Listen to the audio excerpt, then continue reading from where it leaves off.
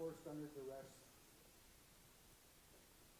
I just want to share that much, and thanks, Cam, for allowing me to speak, and I hope I didn't offend anybody, but it's not for me, and I asked for some words, some guidance, from the higher power as we speak for our children here today and tomorrow, that we have a good meeting and that we're able to get some answers, and we're hoping to have a willing partner that is going to work with us, not just say all these fancy things and leave us walking alone, and not trying to trick us or because that's been going on too long. Our people are suffering. We have poor housing. We're barely allowed to educate our people.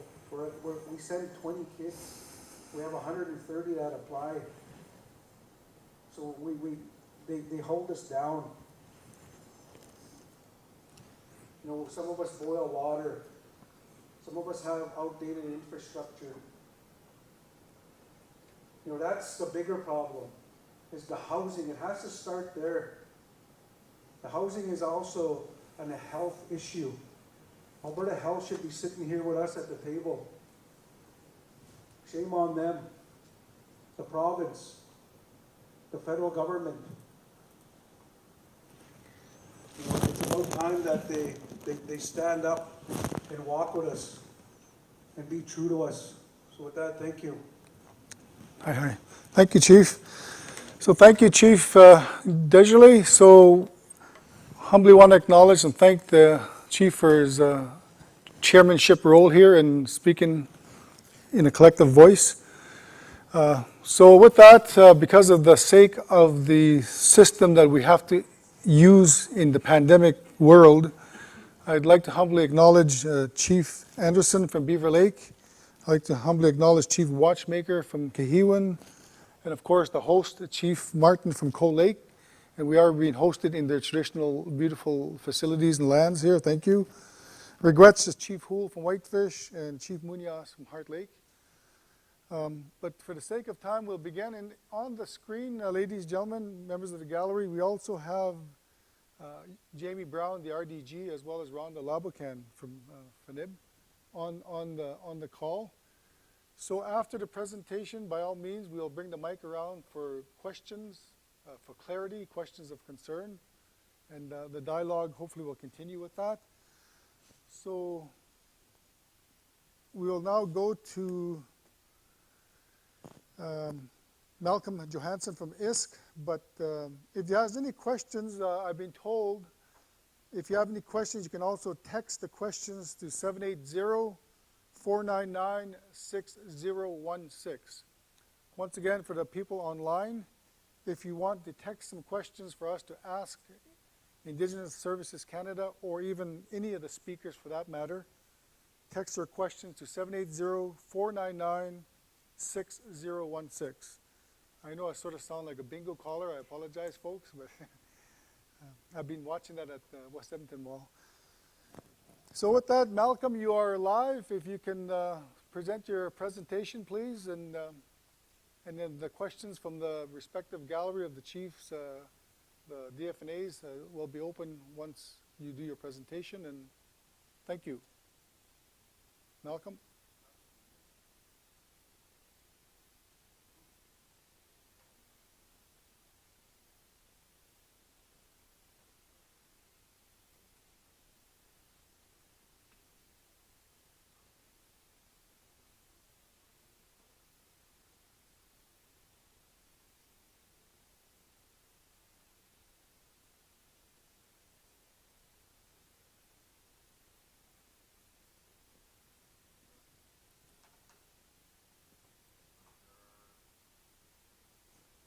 First Nations and organizations, including tribal chiefs and Confederacy of Treaty 6, who have access, capacity development, funding, and funds to engage in exploratory conversations.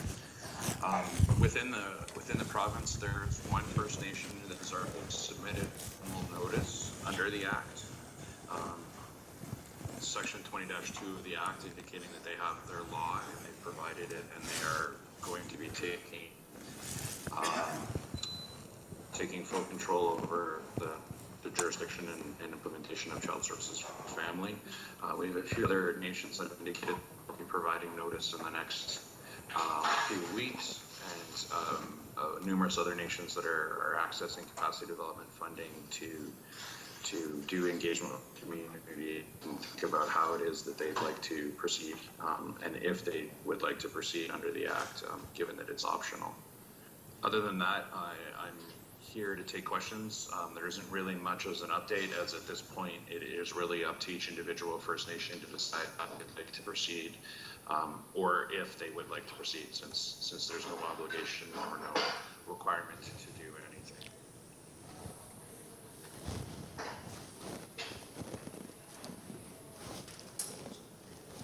Malcolm, I don't know if you can hear me, but Did the mic moved around? Daniel, the mic. So Daniel, Malcolm, we didn't hear the first part of your presentation because our mic system is acting up on this side. And there's lots of noise happening behind. I'm not sure if somebody's doing dishes or what. Okay, so is this a bit?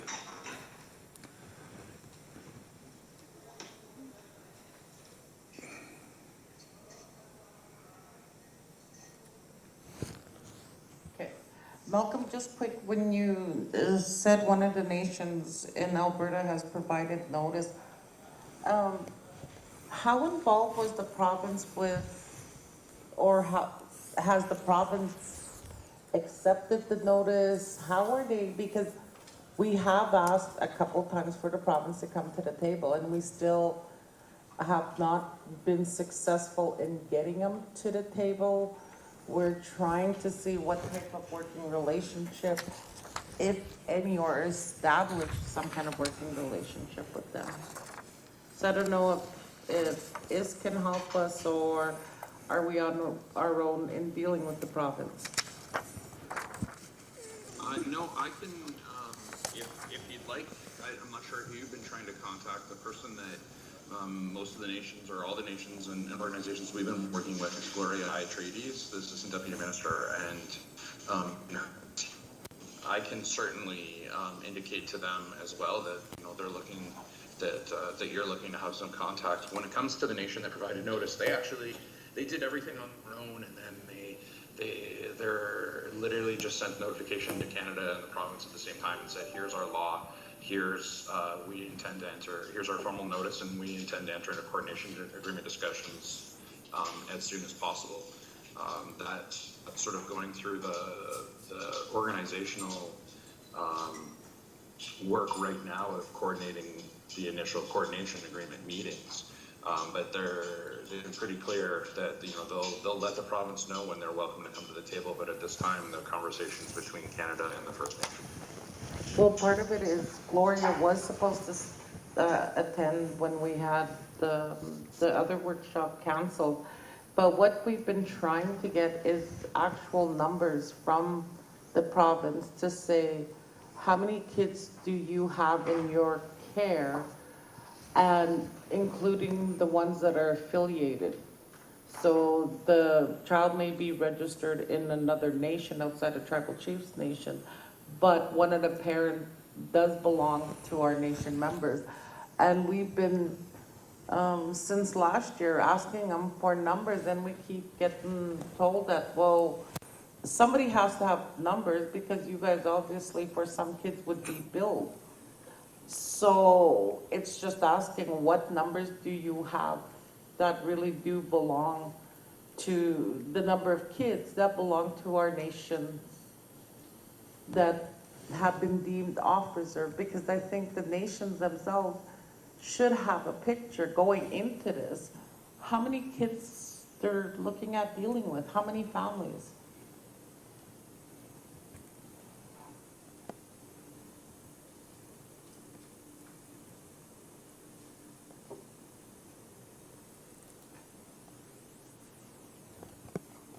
I understand that's frustrating, and I know the province does have some pretty good data around child counts. So I'm not sure how how to sort of push them into that. What I can do is I can sort of make sure that I keep mentioning it, and I can mention it to the RDG as well, because he has meetings every month with the Deputy Minister from Children's Services of the province. And we can have that sort of conversation and say First Nations are feeling like you're withholding information. We are, as far as the information we have from Indigenous Services, we're more than happy to feed that back. I have information from the last few years for the nations that are served through DFNAs, but the information is limited to those children that are on reserve that chiefs and DFNAs are already aware of. We don't have access to the provincial information unless the First Nation is told the province specifically to share information with us. But if they're not sharing with you, then I don't imagine that they would share with us. Okay, I guess what we'll do on our part is just follow up again with a letter. I think going into this and looking at researching and collecting data, that's the one piece that we would really need, is looking at total number of children that belong to our nation that are in care. I've had several again come back and people saying that their child has not yet been registered. I'm not sure what the delay is. And then the affiliation ones.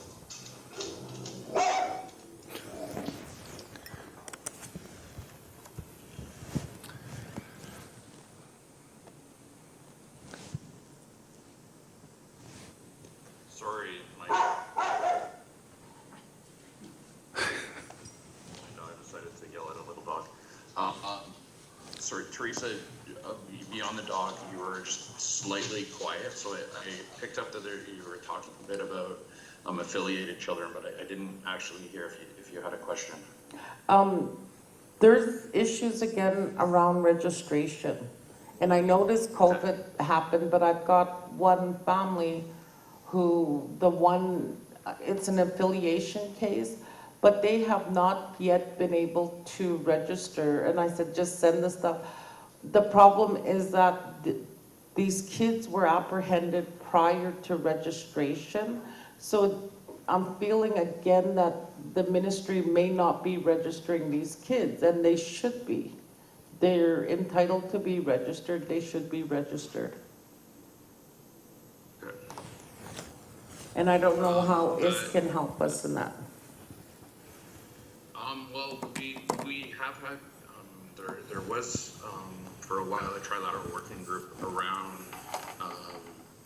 registration. And so what I can do is, if you'd like, I can connect our registration folks with you so that you can sort of explore that, and they've usually been very, very helpful about tracing whether or not the province is registering a child and working with them to get the children registered. Okay. So, that's fair. So is the, oh my goodness. Is the, how much time do you have, Malcolm? Because it was touched on earlier, we always seem to be strapped for time. So is the RDG on the line as well right now, or no? Teresa? They're not on the line? So just Malcolm right now? So questions for Malcolm, maybe from the chiefs, if we'll pass the mic around. Is there, just for the elders' sake, Malcolm again is the lead for Indigenous Services Canada on the Bill C-92 process, I guess, if you will. And if you have any questions of him, please ask, because that's the Bill C-92 basically is, again, to allow nations to take control of their children. The biggest thing I mentioned earlier in my opening address, and Chief Greg Desjardins also mentioned it, is the fact that, it was great that the federal government rolled out Bill C-92 in January, but again, there is no funding attached to it. So where are we now? So we're going to go to Chief Vernon Watchmaker from Kihiwin, please. Thank you. Good morning. Malcolm, I guess just wanted to thank the elder for the prayer this morning. Also, our chair, Chief Deserle for his comments.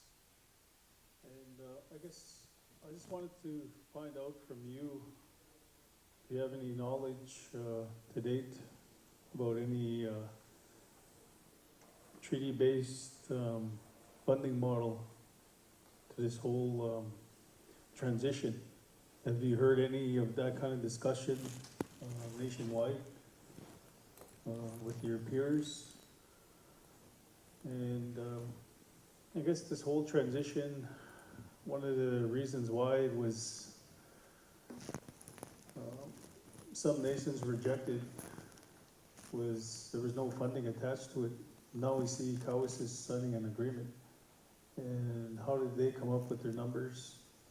Were they provided any funding to do a feasibility on how much it was going to cost to run their agency?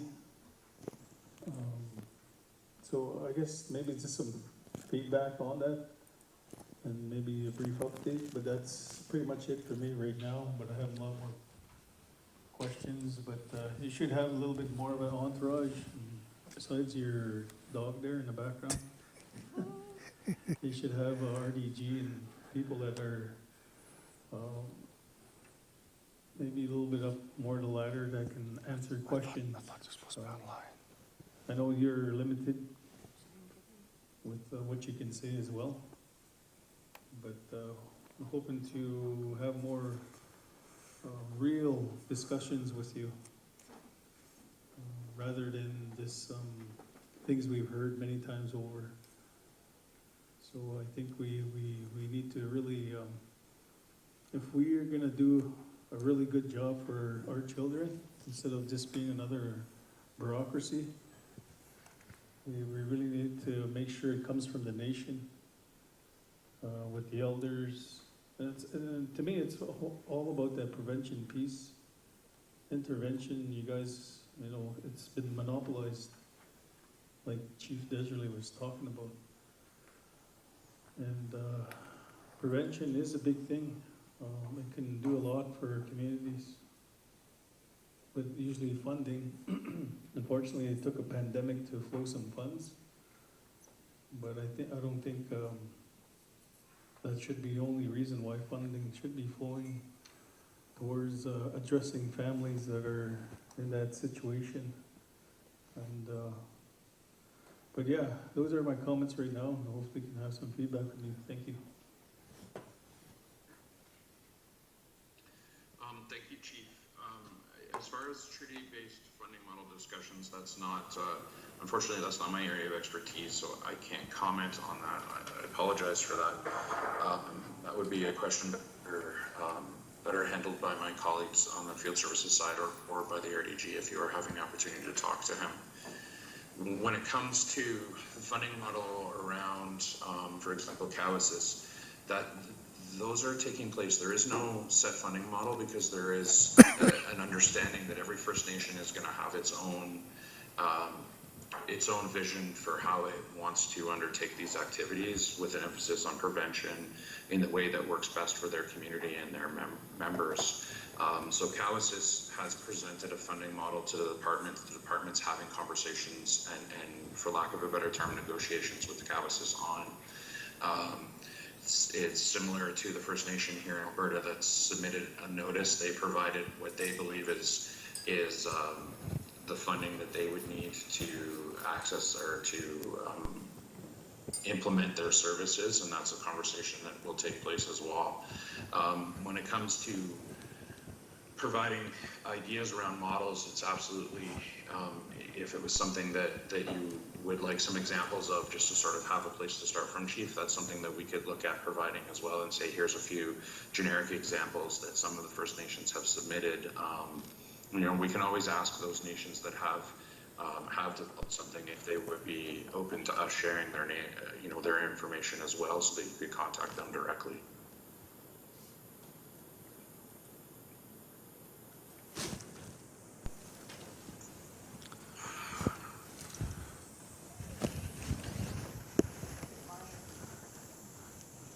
Bend is a good of Coal Lake, and we're one of the province that we work directly with the province.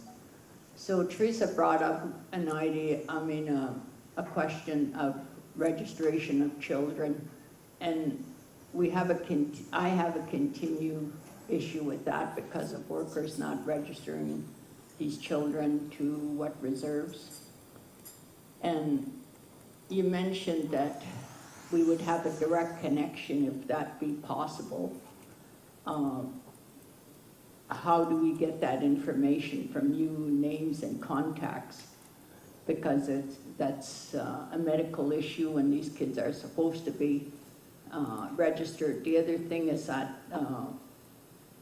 kids that are 10, 12 years old that are still not registered, and the province is not doing that because that is their responsibility to register these kids, but they're not. So is there a way that that can be resolved in one way or another through your office or something?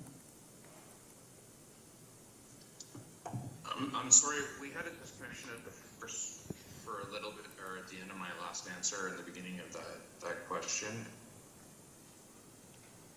in having some medical conditions that aren't registered right now. And I believe you're asking how we can support you in getting information and getting connected with medical services. Is that correct? Well, medical services, some children do come up on a medical service because they're not registered, and then we have to do emergency cover.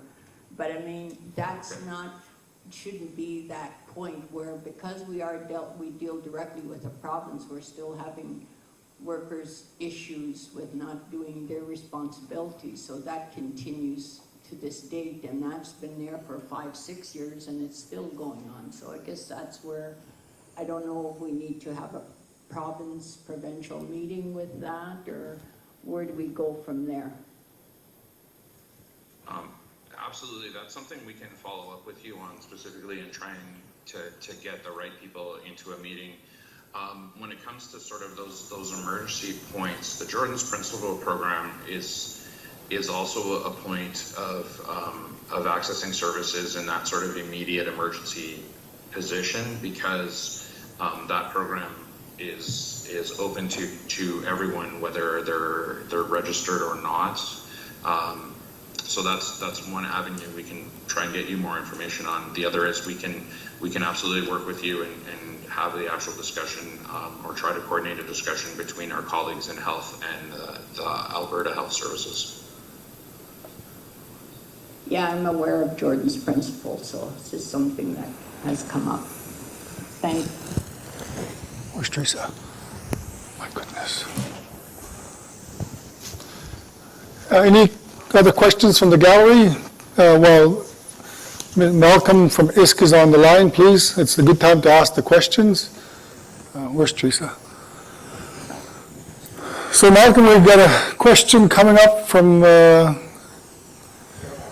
Pierre Lamoureux, legal counsel for Travel Chiefs East.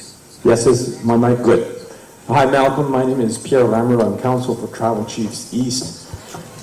Thank you, Cam. My question is about process, a little bit about the funding. I mean, clearly that's on everybody's minds. Malcolm, you've heard that. From my reading of Section 20 of C-92, I'll cut right to the chase. And you've heard, I think Chief Watchmaker has said something about feasibility funding, the fundamental importance of funding overall.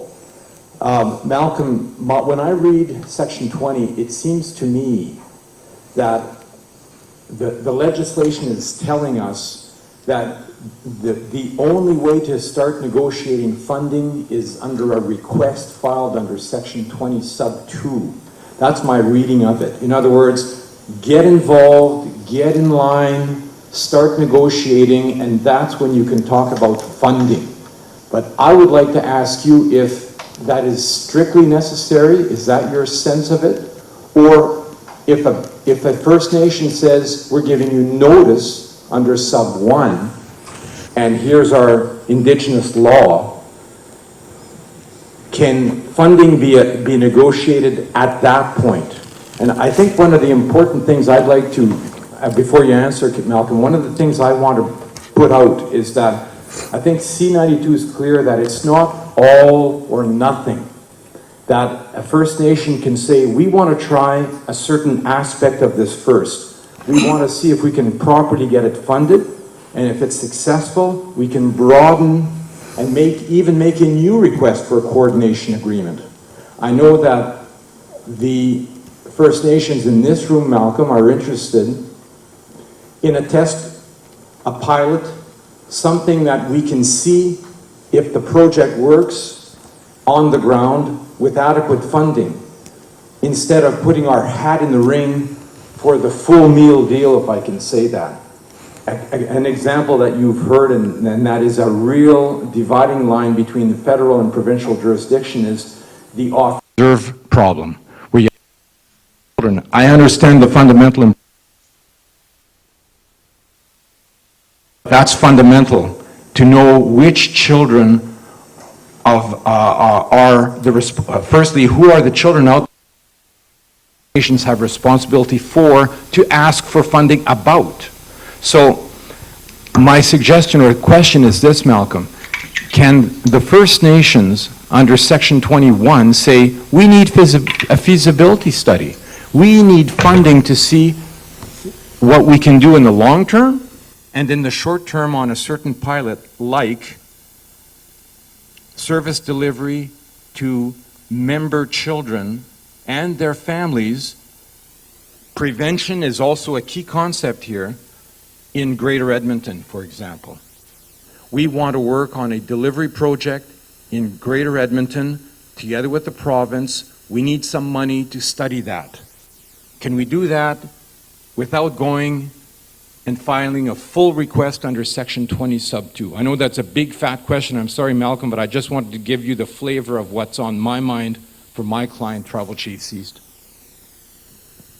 Well, absolutely, and actually that's a very easy question to answer. And when it comes to accessing capacity development funds, there's no requirement to provide full notice. It can be as simple as the nation or its governing body telling Canada essentially that they intend to give notice in the future, or they intend to explore the possibility of giving notice in the future, and they would like to access funding to explore whether or not they do want to give notice, which is very similar to how the funding has been received for this venue for Tribal Chiefs. Confederacy of Treaty 6 has already sort of accessed that as well, as have other First Nations. They've sort of put notice to Canada, submitted a proposal and said, we'd like to explore the possibility of giving notice. We would need to access funds to do engagement, community engagement, exploratory conversations, hire researchers, what have you. And then Canada's worked with them to fund that proposal. Thank you, Malcolm. Has that been the case for a few projects in Alberta already that you're aware of? Yes. Right now there are 5 projects that have been funded. We've just over the last couple weeks, as businesses returning to normal following the height of the COVID situation, a few more have been submitted as well. They're not funded yet, but they're working their way through the process. Malcolm, you said earlier that, I think in response to one of the audience's questions, that you would ask certain of these applications or First Nations if their information could be shared.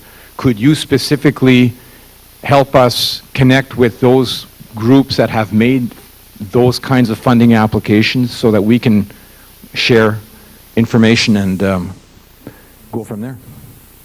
Absolutely. I'll ask them if they're comfortable with me sharing their information when it comes to the individual First Nations. I can say Tribal Chiefs Ventures has accessed that funding through this method. So is Confederacy of Treaty 6 for the project that Dr. Littlechild will be talking about. I believe he's on the agenda a bit later. Those are both accessed through this. Right. So maybe I misunderstood. I was just going to say, does that information go back to Tribal Chiefs Ventures to be shared from there, or I just want to ask you clearly, where is the information going to flow to? Which information? The information about those different applications that are in progress for feasibility funding. Does it go straight to the First Nations, or will it go to Tribal Chiefs Ventures to be shared from there? the funding for tribal chiefs ventures, that'd be a conversation to have within the tribal council. When it comes to individual nations, even nations under the tribal council, they can still sort of ask for funding and receive that as well, to explore information around their First Nations. Thank you, Malcolm. Thank you. So what we're going to do is, because we have another guest speaker on the line, we have to transition. So while we're going to do the transition to Cowessess, maybe we have one more question, but we have to transition, Elder, because speakers are on the system. So what we'll do is, we're going to get the one more question. Teresa, the mic. So from the Elder. Elder Watchmaker, and then we're going to do the transition to Cowessess. While we're getting the mic ready, maybe a couple of quick comments to Malcolm is, we have some moving parts as we speak as well. One is the AFN's $10 billion class action lawsuit. So is that going to have some effect on how we're doing business as we speak currently? And also, I think it was just last week, the House of Commons motion, a non-binding motion to support the pay of the $40,000 compensation on the children affected on reserve.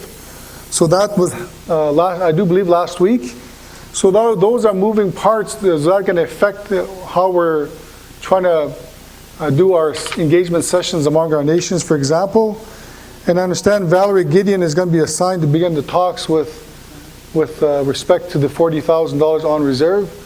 So hold those thoughts, Malcolm, but I hope that doesn't hinder us from continuing our process of engagement amongst the Six Nations on Bill C-92. Elder Watchmaker, and then we're going to transition to our speaker who's patiently holding, I do believe, Chief Delorme from Saskatchewan. So one quick comment, Elder, and then we have to transition to the Chief. Yeah, good morning. My name is Harold Watchmaker. I'm more than happy to be here and talking from our nation. I guess mainly elders, we always talk about things that are very important, like the treaties. Treaty 6, that's one treaty here, and then you divide it into 2 provinces. And I think that's not right in our nations, because through our ceremonies, that's one treaty. Someday they'll be together, and which province is going to try to come and dictate us? So many things that we talk about, and also we don't give us the say or anything in our nations, and I think that's not right. The say should come from the community, because we don't go to your culture and dictate you how to live. Many things that we look at, and I think you should stop and listen to Native people and work with us, because everything you write down, it comes from you, and we don't agree with these things. I don't agree with the act. It's not from me. It's not for my children, my grandchildren, because we don't know what's happening out there. You're hiding everything from us. Come out and sit down with the chiefs and the people so we could work together. You divide the Treaty 6 in half, 2 provinces, 2 governments, but someday it's going to change. So there'll be always changes as time goes. You make acts, we'll change them. Hi. Thank you, Elder. So with that, Malcolm, thank you for joining the call, and if you wish to stay online, by all means. If not, we're going to transition to our brother from Saskatchewan, Chief Pimatisowin Delorme, Cowessess First Nations, to speak on their experience with respect to Miyo Pimatisowin Act, the processes and benefits.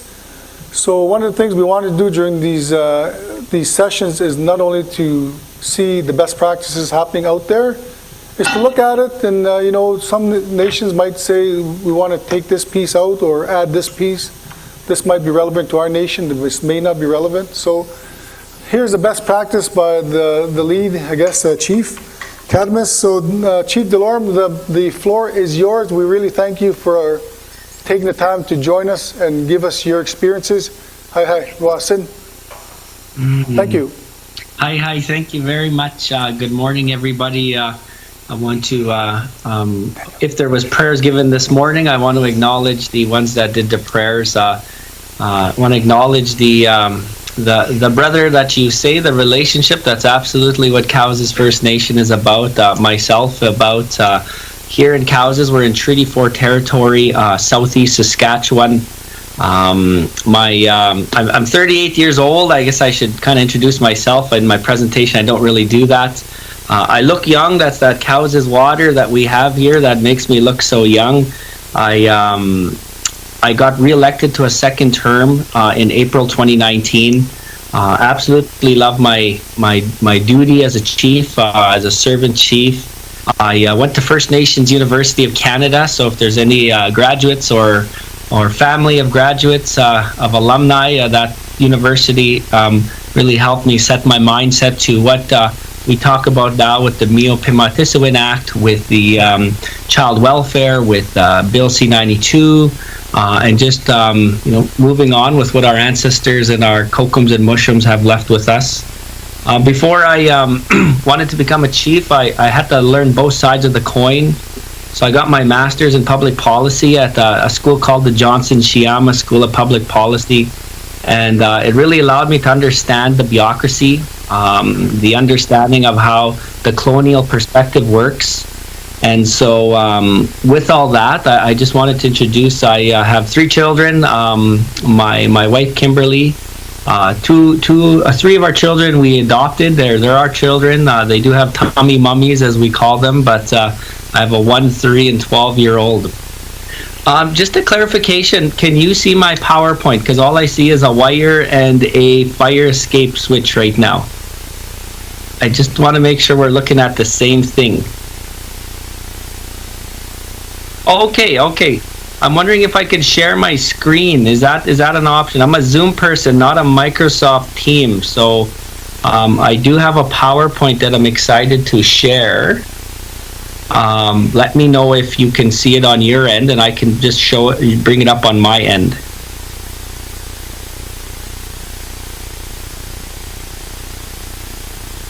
Okay.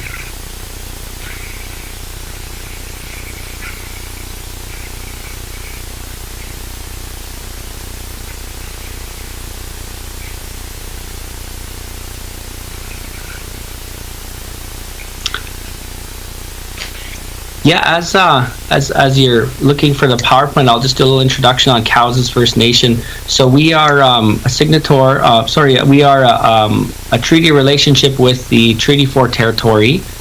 Chief Quinwizance was our chief's name. Cowessess is a misspelled name that we're proud of today. That's still our name today. In 1874. We have 3 diversity backgrounds here on the First Nation: Cree, Soto. Some call it Ojibwe, it's Soto, and Nakota, and as well as Métis heritage back here on Cowessess. We are a Section 35 of the Constitution rights holder, and that's going to lead right into my presentation on how we approached Bill C-92.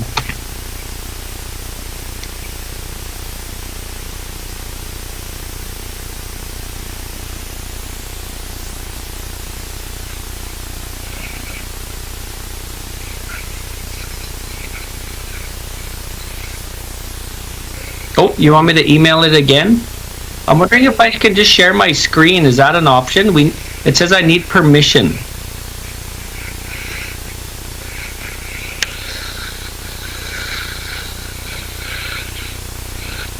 Okay, I'm gonna send it to Therese again. I sent it at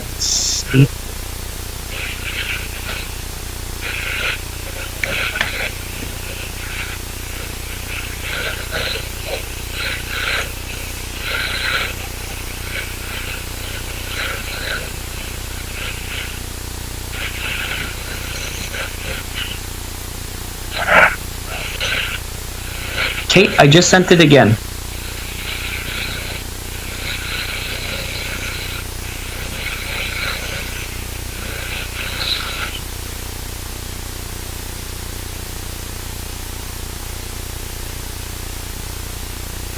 I sent it in a PDF file.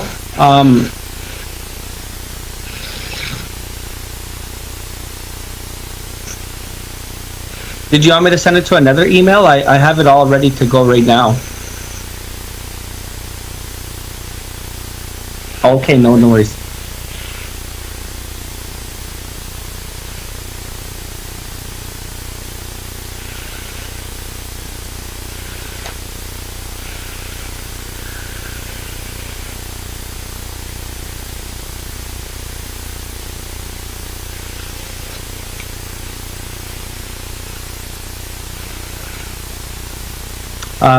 If you're talking to me, yes, I can.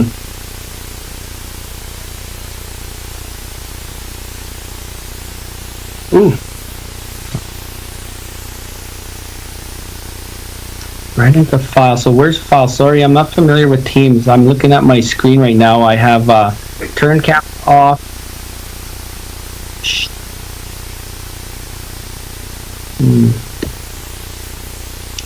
Okay.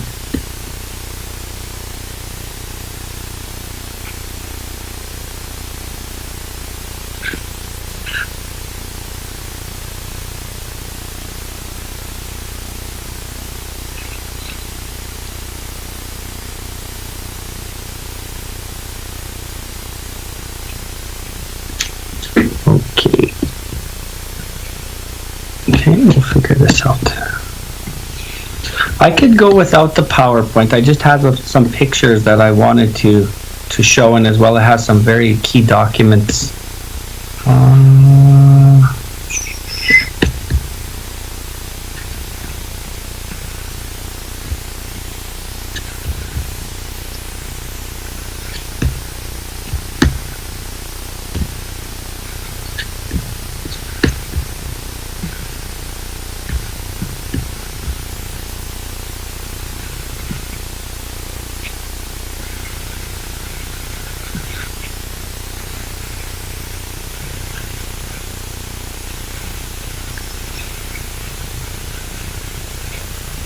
I'm just not sure where to drag it. I dragged it onto the screen, but it doesn't really give me a place to drag it.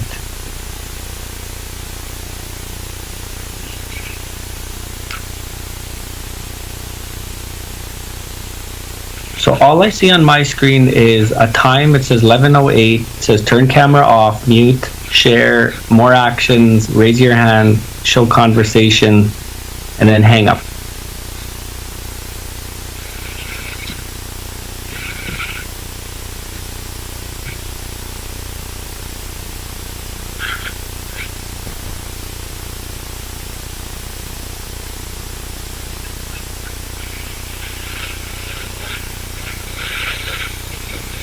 So when I hit the button share, it says I need permission to share my screen. Is that my side?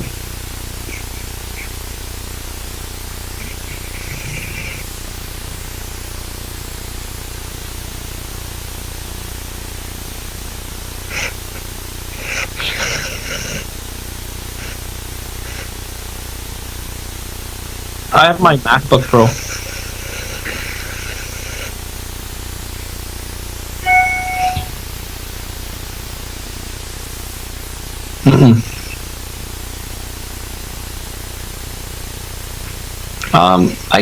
I could present without the PowerPoint. I don't want to.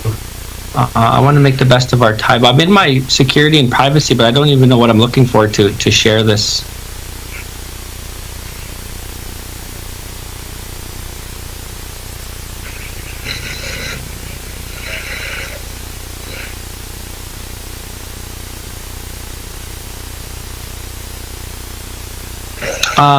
I did email it twice already, and it did say it was to Therese. I can email it right now again. Okay, what's the email?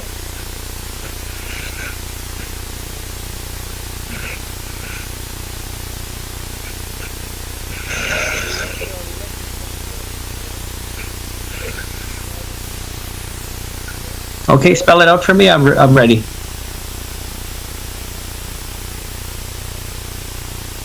Oh, sorry, I can't hear you. I need someone to speak closer to the computer.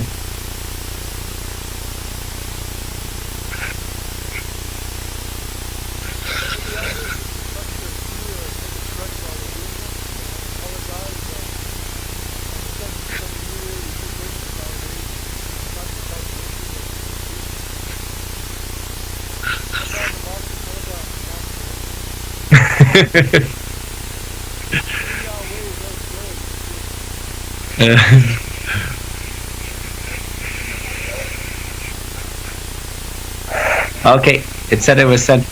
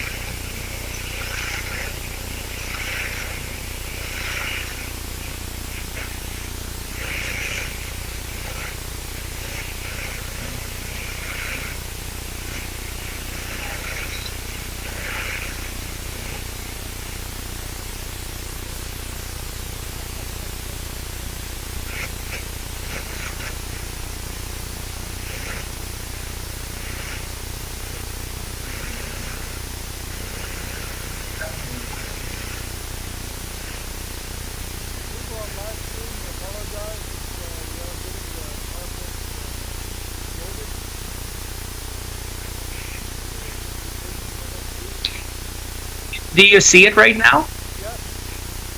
Did I just switched the slide? Do you see the next slide? Okay, good. I figured out my security. So I can control it on my end, and everybody should have a copy. Whoever I forward it to, you can forward it off to everybody else. Okay. Someone give me the green light to go ahead, and I'll continue.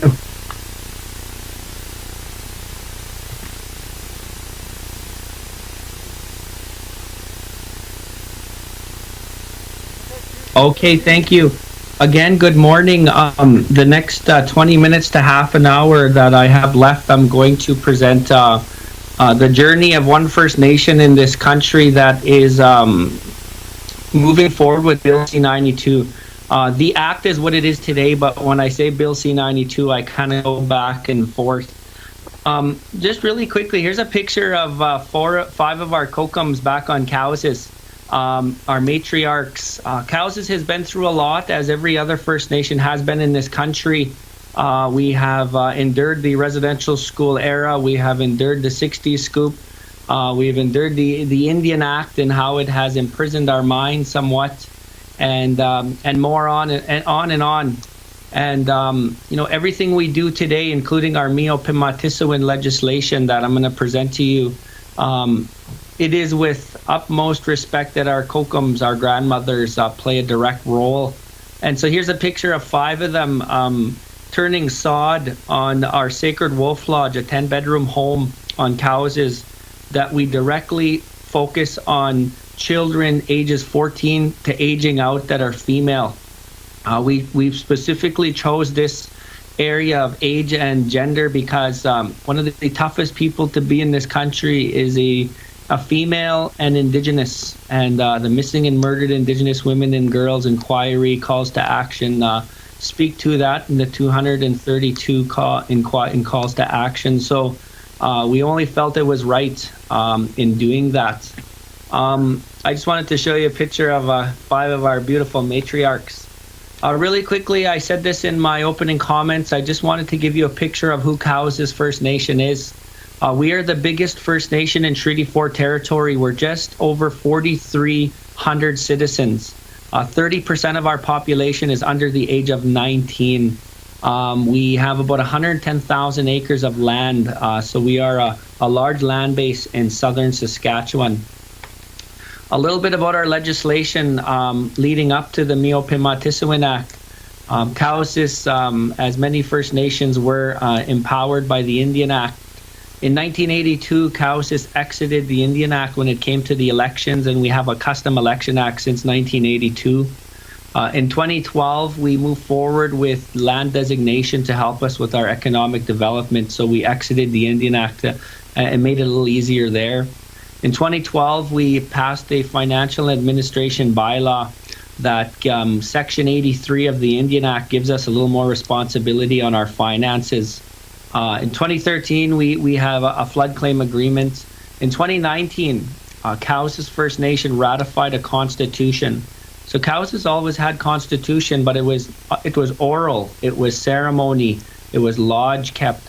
And so in 2019, we realized that we needed a written constitution. We have a young generation that is very education-wise, mindset, fifth generation from the treaty agreement.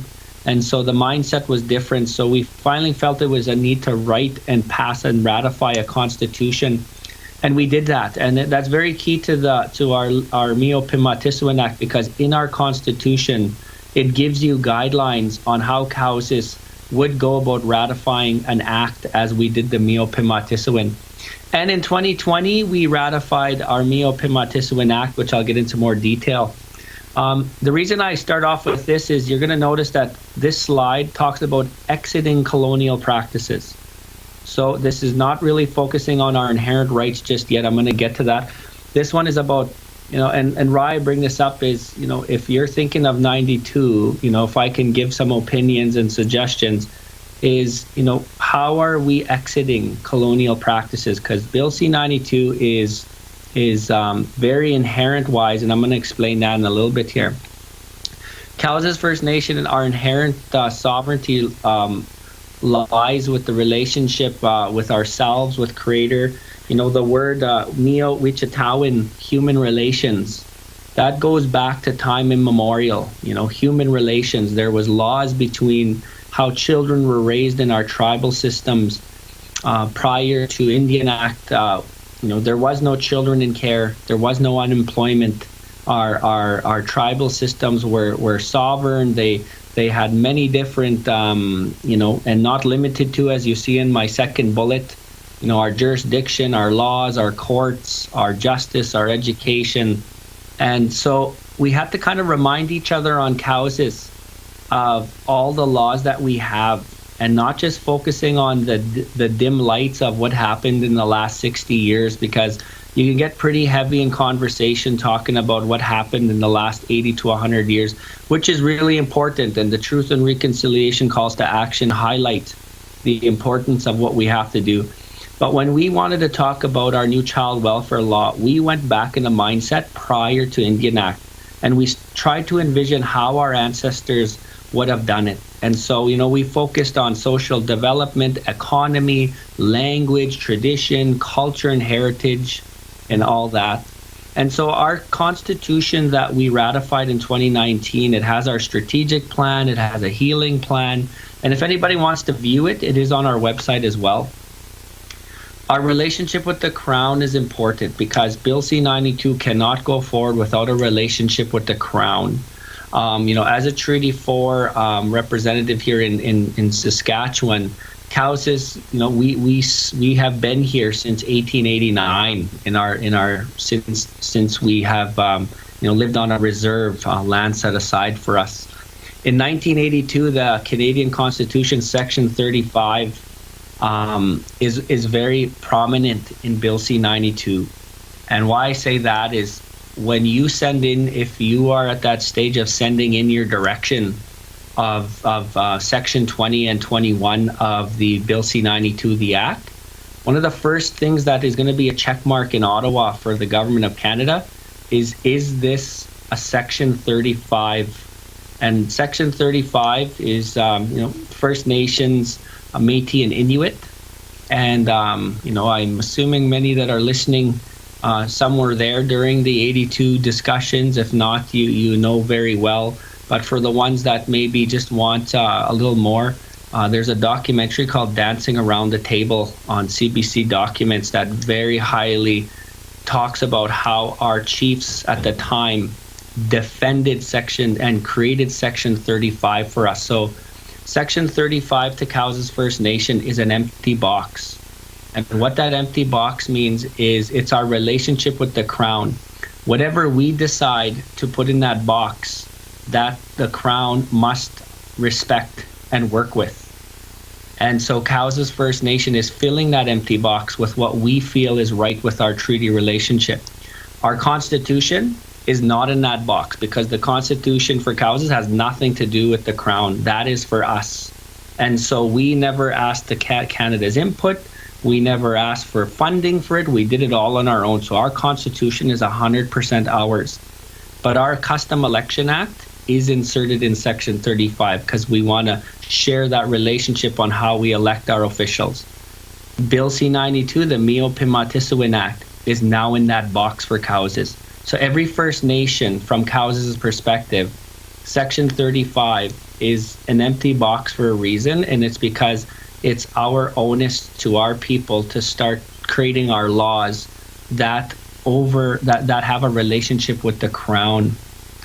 So what happened is why are we in the state we're in? This was one of the key questions that we asked ourselves before we even move forward with the Bill C-92. We had to understand that Cowessess is on a healing journey from government initiatives. The Indian Act imprisoned our minds as if we kind of have to ask for permission. The pass system was a part of that. The residential school time, and I'm not a residential school survivor, so please, in no means do I disrespect all of that feeling. My mom and dad did go, and I am a child that they taught to think confident and to show this world that First Nations can succeed out there. But the residential school time we understood on Cowessess, it tried to brainwash us to not know who we are as Nehiyawak people, as Anishinaabe people.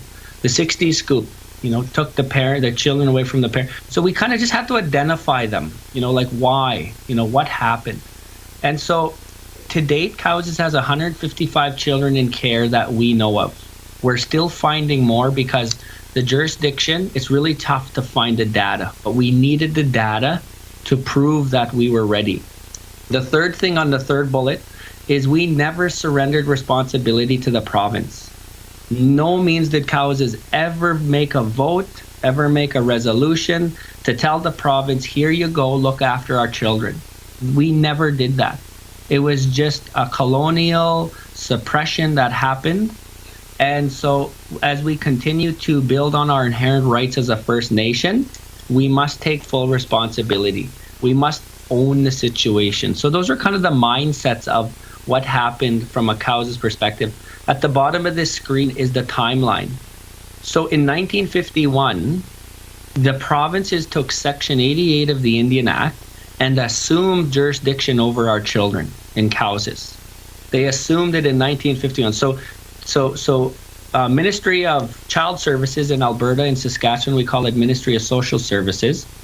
Since 1951, they have had jurisdiction by just enforcing the Indian Act. And so it was done somewhat illegally without Cowessess's support or our direction. In 1991 in Saskatchewan, the Federation of Sovereign Indigenous Nations, that's our provincial unity as chiefs, they signed an agreement with the province letting First Nations create their own agencies, still under the jurisdiction of the province, still under the umbrella of the province. But and so in 1995, Cowessess signed with Yorkton Tribal Council ICFS, YTC ICFS. So we've been with them since 1995. In 2020, so as of today, Cowessess has not signed a coordination agreement or a funding agreement with the Government of Canada. I'm going to get to the story of what we're doing right now. So we exited YTC come April 1st, and we work directly with the province. But just want to let you know that we can assess legally all the agency jurisdictions. At the end of the day, we all still fall under the province's umbrella. We assessed it many different directions. The only way to get out of that umbrella is through Bill C-92. So I'm going to explain that in a little bit. So why now? Then we have to ask ourselves, why now? Are we actually ready? Because there's a lot of responsibility. You can pound your fist, you can act confident and all that, and say our children are coming home, but were we really ready to take on this full responsibility? And we said yes. Our children must remain believers. Many of our children in the system become survivors because of what happened. And when you're a survivor, it's hard to transition to become a believer. Many do it, and I give it up to them. But some of our children, it takes 2-3 trauma situations, and they will try and overcome that for the rest of their life. So we said no more survivors, let's create more believers. Our Indigenous ideology is fundamental. Every child should have a cultural plan. I go visit many children in foster homes, and we have parents that are Italian, Caucasian. And so when I go visit these homes with Cowessess children, I tell the parents, listen, it's not like we're just going to pick up our children and move them home. That is not what we're intending to do. If you're providing them with the basics and, they're getting a good education and you're showing them what the word I love you means, we're with you. But, let us do the cultural plan. Let us help them know where Cowessess is, how proud they are to be from Cowessess, what it means to be from Cowessess, so the culture plan. We inherited the situation and we didn't want to pass it on to the next generation. And so I'm just going to continue here. This is our timeline of what we did as Cowessess with Bill C-92.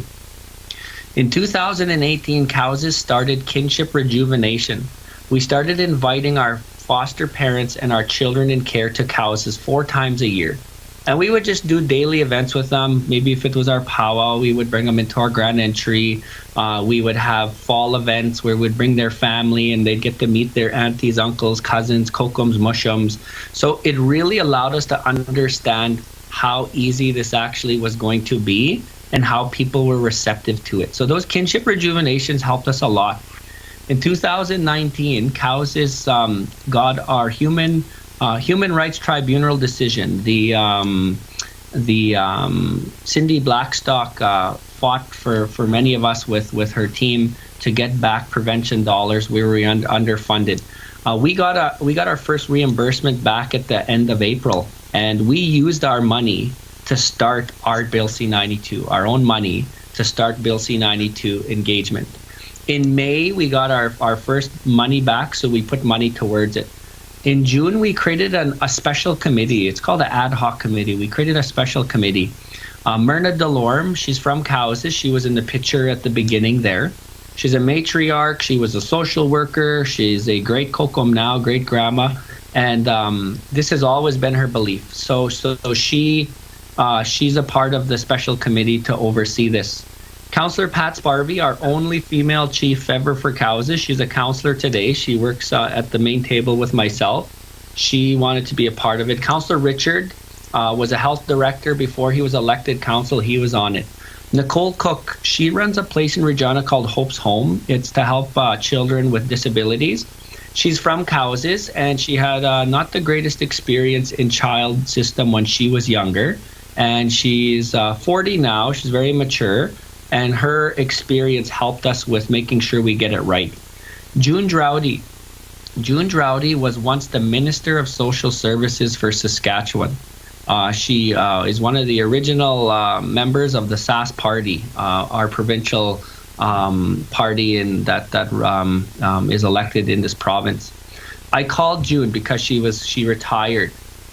And I asked June if she would like to help recreate child welfare. And she was game right from day one. And, she is not afraid to say she has a colonial mindset. She's not afraid to say that she is a Caucasian, white person. But when you want to create something, you have to understand all aspects. And June has been an asset to us in understanding how we want to view it. And her being a minister at one time of child services, she gives us stories that help us. So June has been a part of our journey since June, and she still is today. And myself. June 21st, Aboriginal Day last year, the Act was given royal assent. That really gave us motivation to kick it up a notch in what we were doing. We're starting to create momentum. In June 2019, we created our internal tribunal called Eagle Woman Tribunal. This one is really key because we're not in our act, if you read it, we don't go to the courts. We don't go to ministry. If there's a dispute, we go to our internal judicial system. And so Eagle Woman Tribunal is a Cowessess judicial system. It's our first court that we have in contemporary times. In July, we hired a lady by the name of Marcy Large, and she was our project lead on this. She actually comes from Alberta. She's in your backyard. And she was very forward thinking in this, and we contracted her to kind of take the admin lead on it. In September, we got in contact with a legal. We wanted a legal mind that didn't think only the current jurisdiction, but understood what inherent rights means, what understands what Miyo Pimatisowin Act would mean. And Tom Owen out of Edmonton, again in your backyard, became our legal for this. In November, our 10-bedroom home opened. In December, we did our first reading of our act. We got the feedback from our people. They liked it. They liked where it was going. January 1st, Bill C-92 became law. And so within 7 days, 4 rights holders in this country sent in Section 20 of the Act to Government of Canada, letting them know they want to be a Bill C-92. We were one of them. So we sent ours in on January 8th. In January after that, we did our second reading of our act with our people, and then we prepared for our third reading. In our Constitution, you must do 3 readings. And March 3rd, 2020, Cowessess First Nation, we ratified our Miyo Pimatisowin Act, one of our major legislations. In March in 2020, with the Miyo Pimatisowin Act passing, it created our new agency. We call it Chief Red Bear Children's Lodge, as we got the name from ceremony, and we had the board established.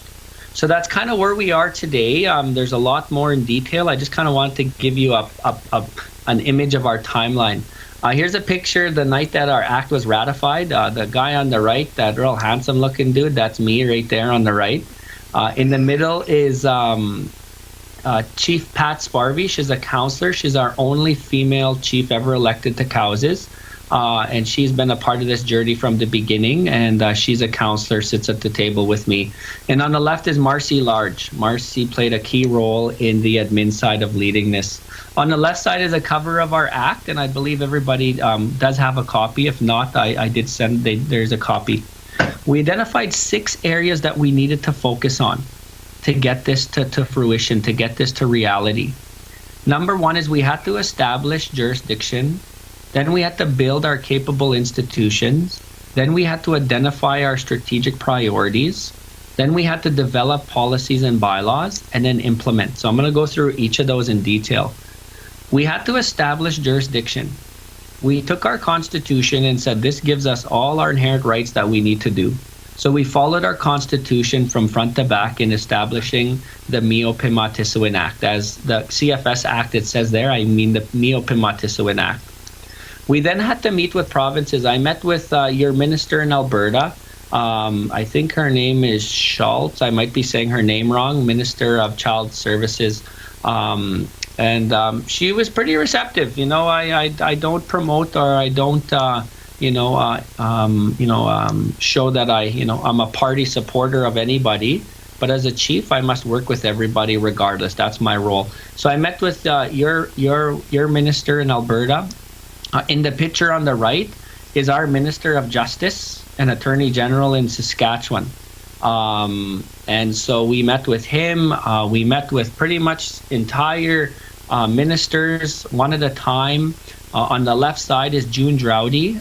She is a part of Team Cowessess, and so she opened doors for us, many doors. So we met with Saskatchewan, Alberta, BC, and Manitoba, where majority of our children are. We had to create agreements with our agency as well as other agencies and understanding what that means and establishing partners and our advocates. So I'm just going to move on, but that's a little bit of the jurisdiction. We then had to build capable institutions. One of the things you got to ask yourself is if you were to be Bill C-92 ready, who is going to be your judicial system? Right now, the courts are. So just to give you an example, the judges and the minister have the most authority of children in care as of right now prior to Bill C-92. Anything that a director does, at any time the minister could move a child if need be, and the judge can overturn. And they're both outside in the colonial perspective. So in our act, the CEO, as we call her, she's the director, if that's a term that you use in agencies, our CEO holds majority of the responsibility. The CEO has guidelines in our act on what to do, but the CEO doesn't have to go ask for permission from anybody above.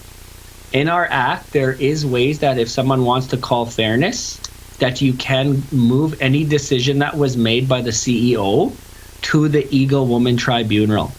The Eagle Woman Tribunal is made up of 9 individuals, 3 that live on the reserve that are citizens, 3 that live off the reserve that are citizens, and 3 non-citizens that have no bias, that just have their total heart in trying to help Cowessess.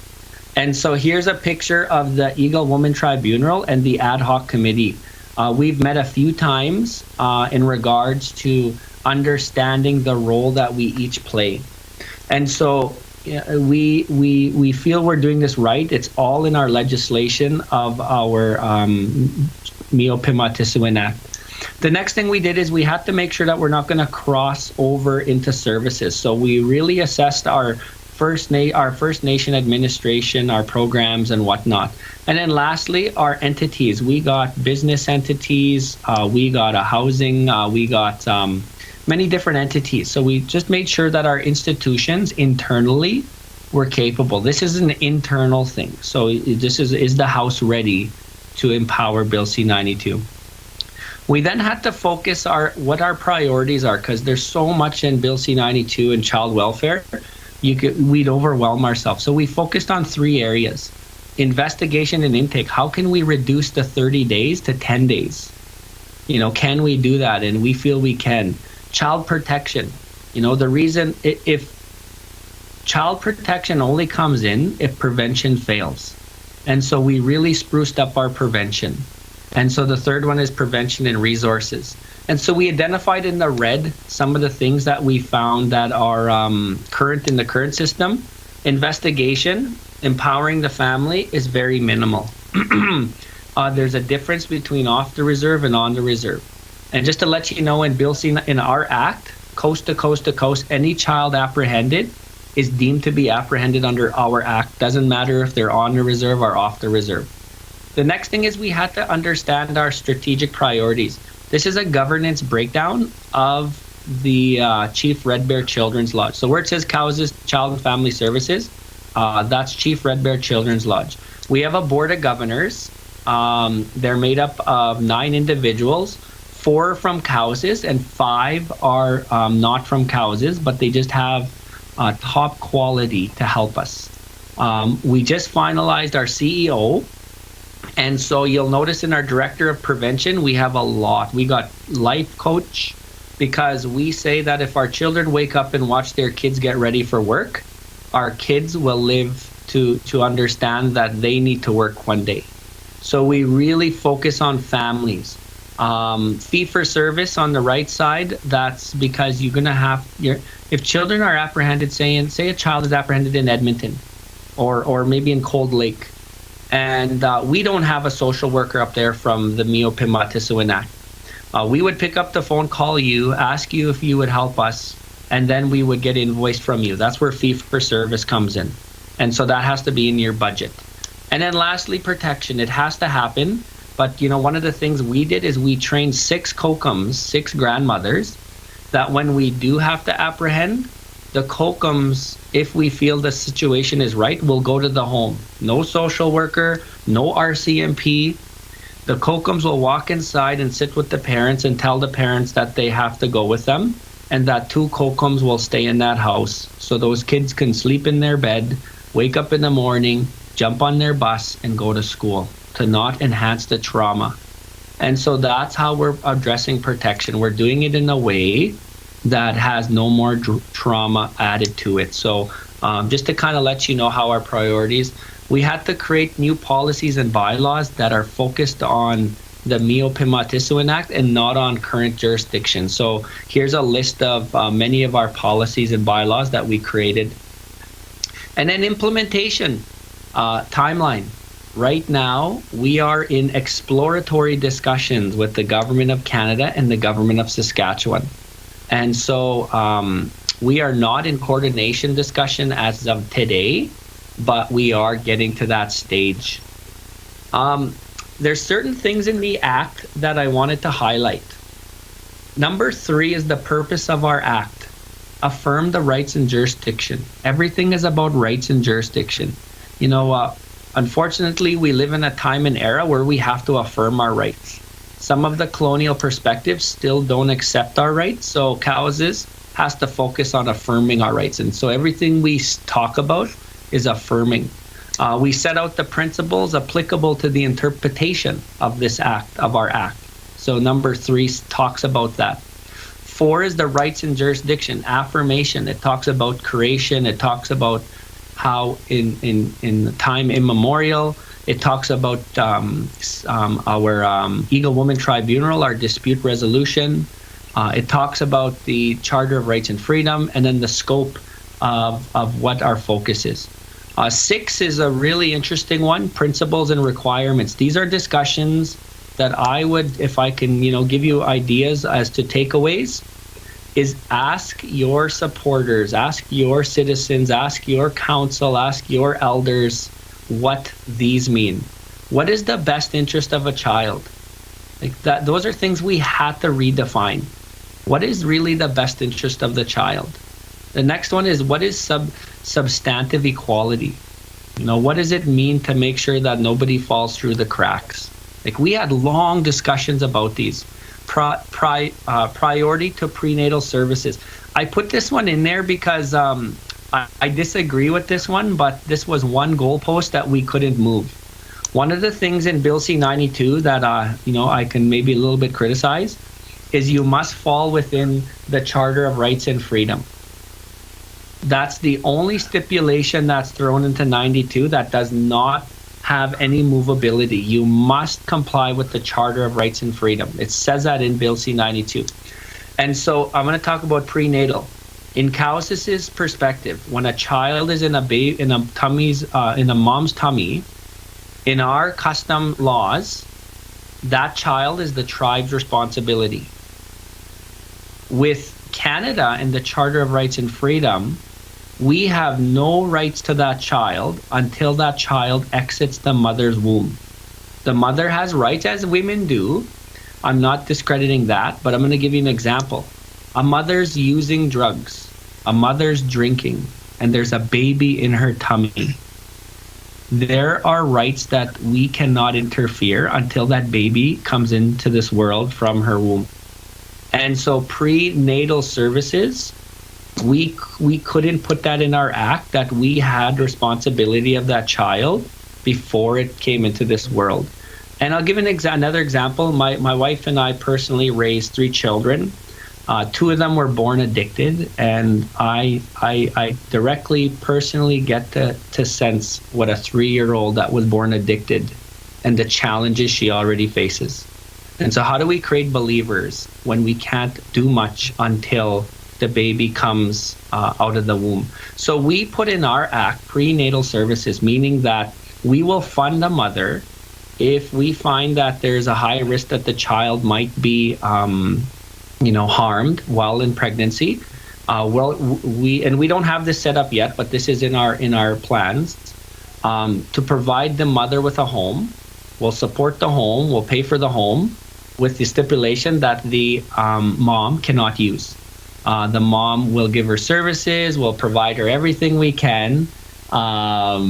And so we put that in there, prenatal services. I focus on 610 a lot because it has a very personal matter to me, and I know we all have our best interests. And, please, I'm not discrediting our beautiful moms out there, that some might have challenges. We are here to support them too. The last 2 that you must ask yourself is socioeconomic conditions. What's your housing like right now on your First Nations or in your cities or whatnot? Because you cannot apprehend a child based on socioeconomic conditions, meaning that, yes, that's in our favor because you can kind of do that right now under the colonial jurisdiction, but are our homes actually ready? Are we putting our children in more harm So socioeconomic conditions you have to assess. And then lastly, reasonable efforts. How much effort do you put in to a child trying to get back with their family? So just to kind of wind down, I know my nose is starting to grow here, so I better wind down here. The partnerships. I've met with Minister Mark Miller a few times, Province Minister Paul Merriman. I've met with our regional in Saskatchewan, here Indigenous Services, Child Advocate, stuff like that. And these are the political task force teams that were a part of this journey with Cowessess. Capitol Hill in Ottawa, Dennis, his name is, he helps us with opening doors in Ottawa and making sure that our message gets to Ottawa. Owens Law in Edmonton, he's been our legal and absolutely gem to us. Our own band lawyer, Al Brabant, has been with us for 26 years. He's been a part of this. Council, have been supportive, and 4 of us have been directly involved. And then, our ad hoc committee. This is a picture of our grade 12s last year. We do inherent rights teachings. That's Senator Saul Sanderson sitting in the middle. And, we make sure that our children understand who they are and where they come from. With that, I'm going to hand it back off to whoever is chairing. I'll take questions. And if I talked, I apologize. I'm just so passionate and happy to share this story. Yep, thank you, Chief. Thank you very much for sharing your journey. And I see the journey continues. It's a beginning, but not an end. And I guess that's the way the system works. So there's a lot of work that was done there for sure to get to where you're at today. So we really appreciate your time and efforts to share your information with us. So from the gallery, do you have any questions of the Chief with respect to their law? Their act? Yeah. So we're going to have a few questions there, Chief, so just be patient. Okay. Yeah, for sure. Got the phone number again for that? Vanna's slowly making her way.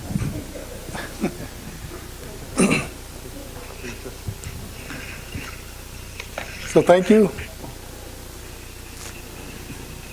Chief, thank you for that presentation. As Chief Greg Degelet from Frog Lake First Nation. I know this issue, I was reading, and I was looking at you focusing on 610. In my mind too, I know, that's a touchy issue, but somehow, we look at human right, we look at the rights of our people and anybody, you hear about people starting to force our mothers. The children are fun to make. Don't get me wrong, I have 3. The intent wasn't to have children at a young age, but I never lost them. But do you guys have any law about the woman having to, if you're going to have the child, you have to look after them? Have you guys ever had anything in that discussion? Thank you, Chief. Absolutely love the questions. So that one we do not have written. So we have lodge, we have ceremonies. And so when it comes to,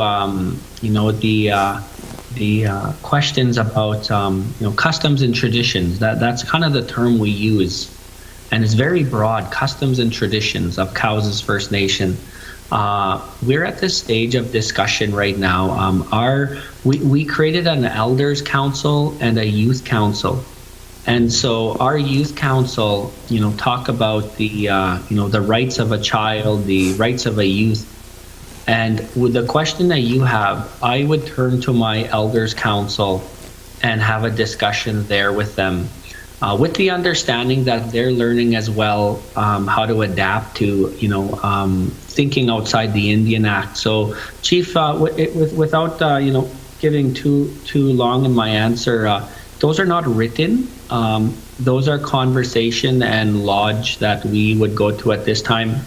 My hope is that we would have them written down. I do believe Cowessess is at a point in our time in history where our laws have to be written down now. So yeah, I hope that kind of give you a little highlight to your question, Chief. Yeah, it does. Us too, we continue to try and practice our ceremony. And one of the elders said yesterday is one of the things that the little girls used to do was look after and play with dolls. So at a young age, they're hugging this doll, they're nurturing this doll, they're feeding this doll. But a lot of these things that we have lost and we're losing that we need to regain.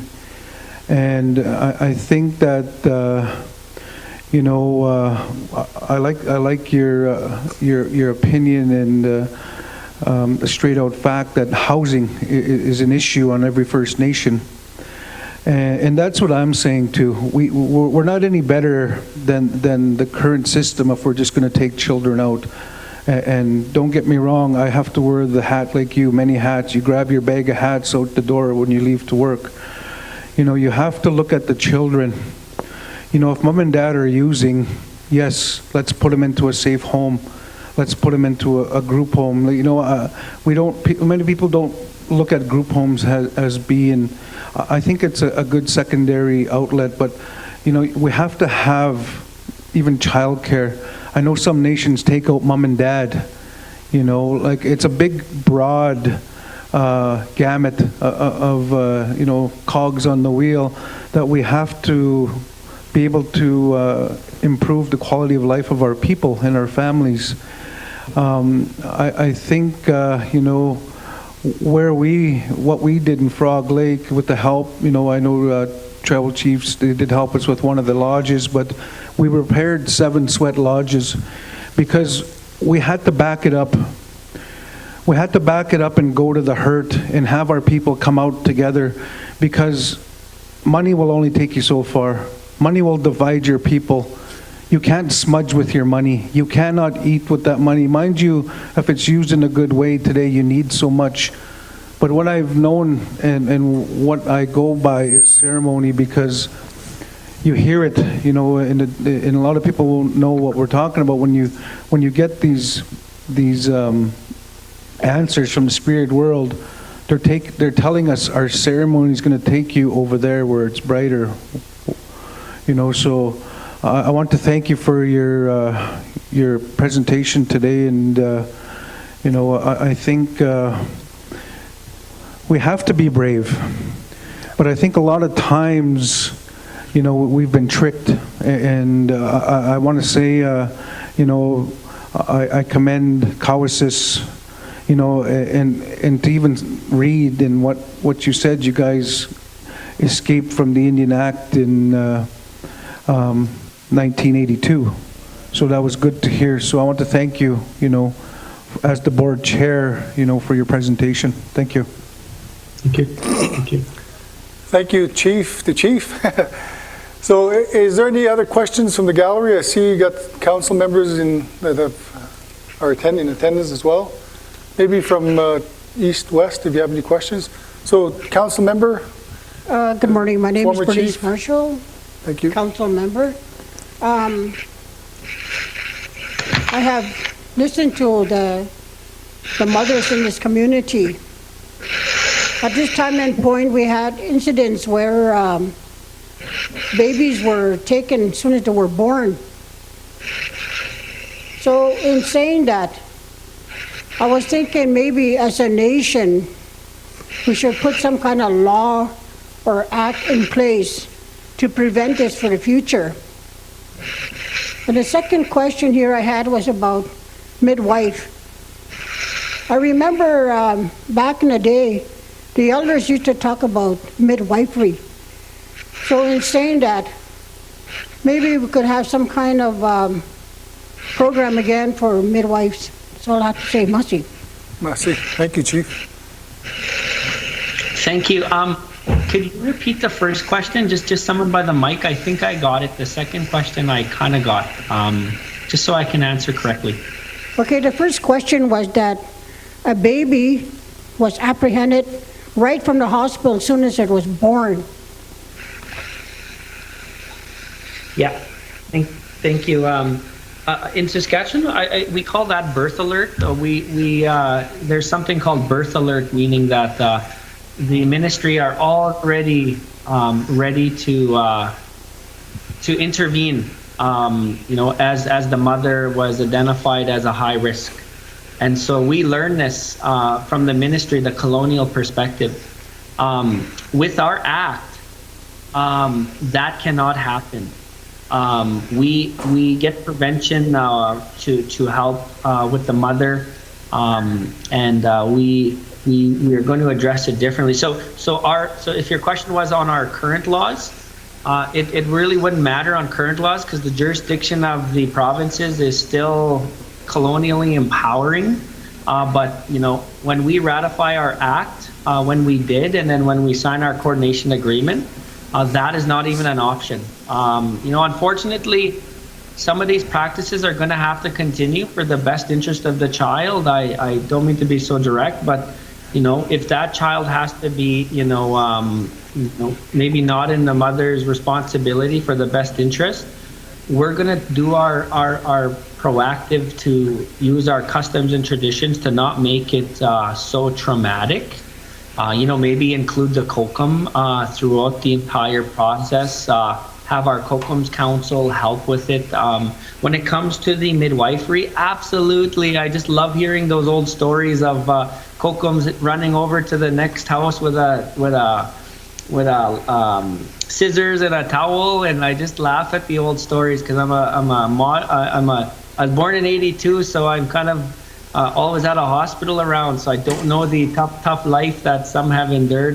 But now when it comes to midwifery, that one of the things I'll share is our COCOM said that the first language our children should hear the moment they come out of their mother's womb is our language. And there was customs and traditions at one time that the COCOMs would each kiss the baby on the forehead. They would each hear that voice. And in hospitals, you don't get that. Hospitals, as safe as they are and they want to be, their focus is to making sure that the baby comes out without harm, but the traditions and customs are not there. So midwifery is something we've talked about, but we haven't really enacted. So thank you. So one more question, council member, please. Yeah. Hello, Chief.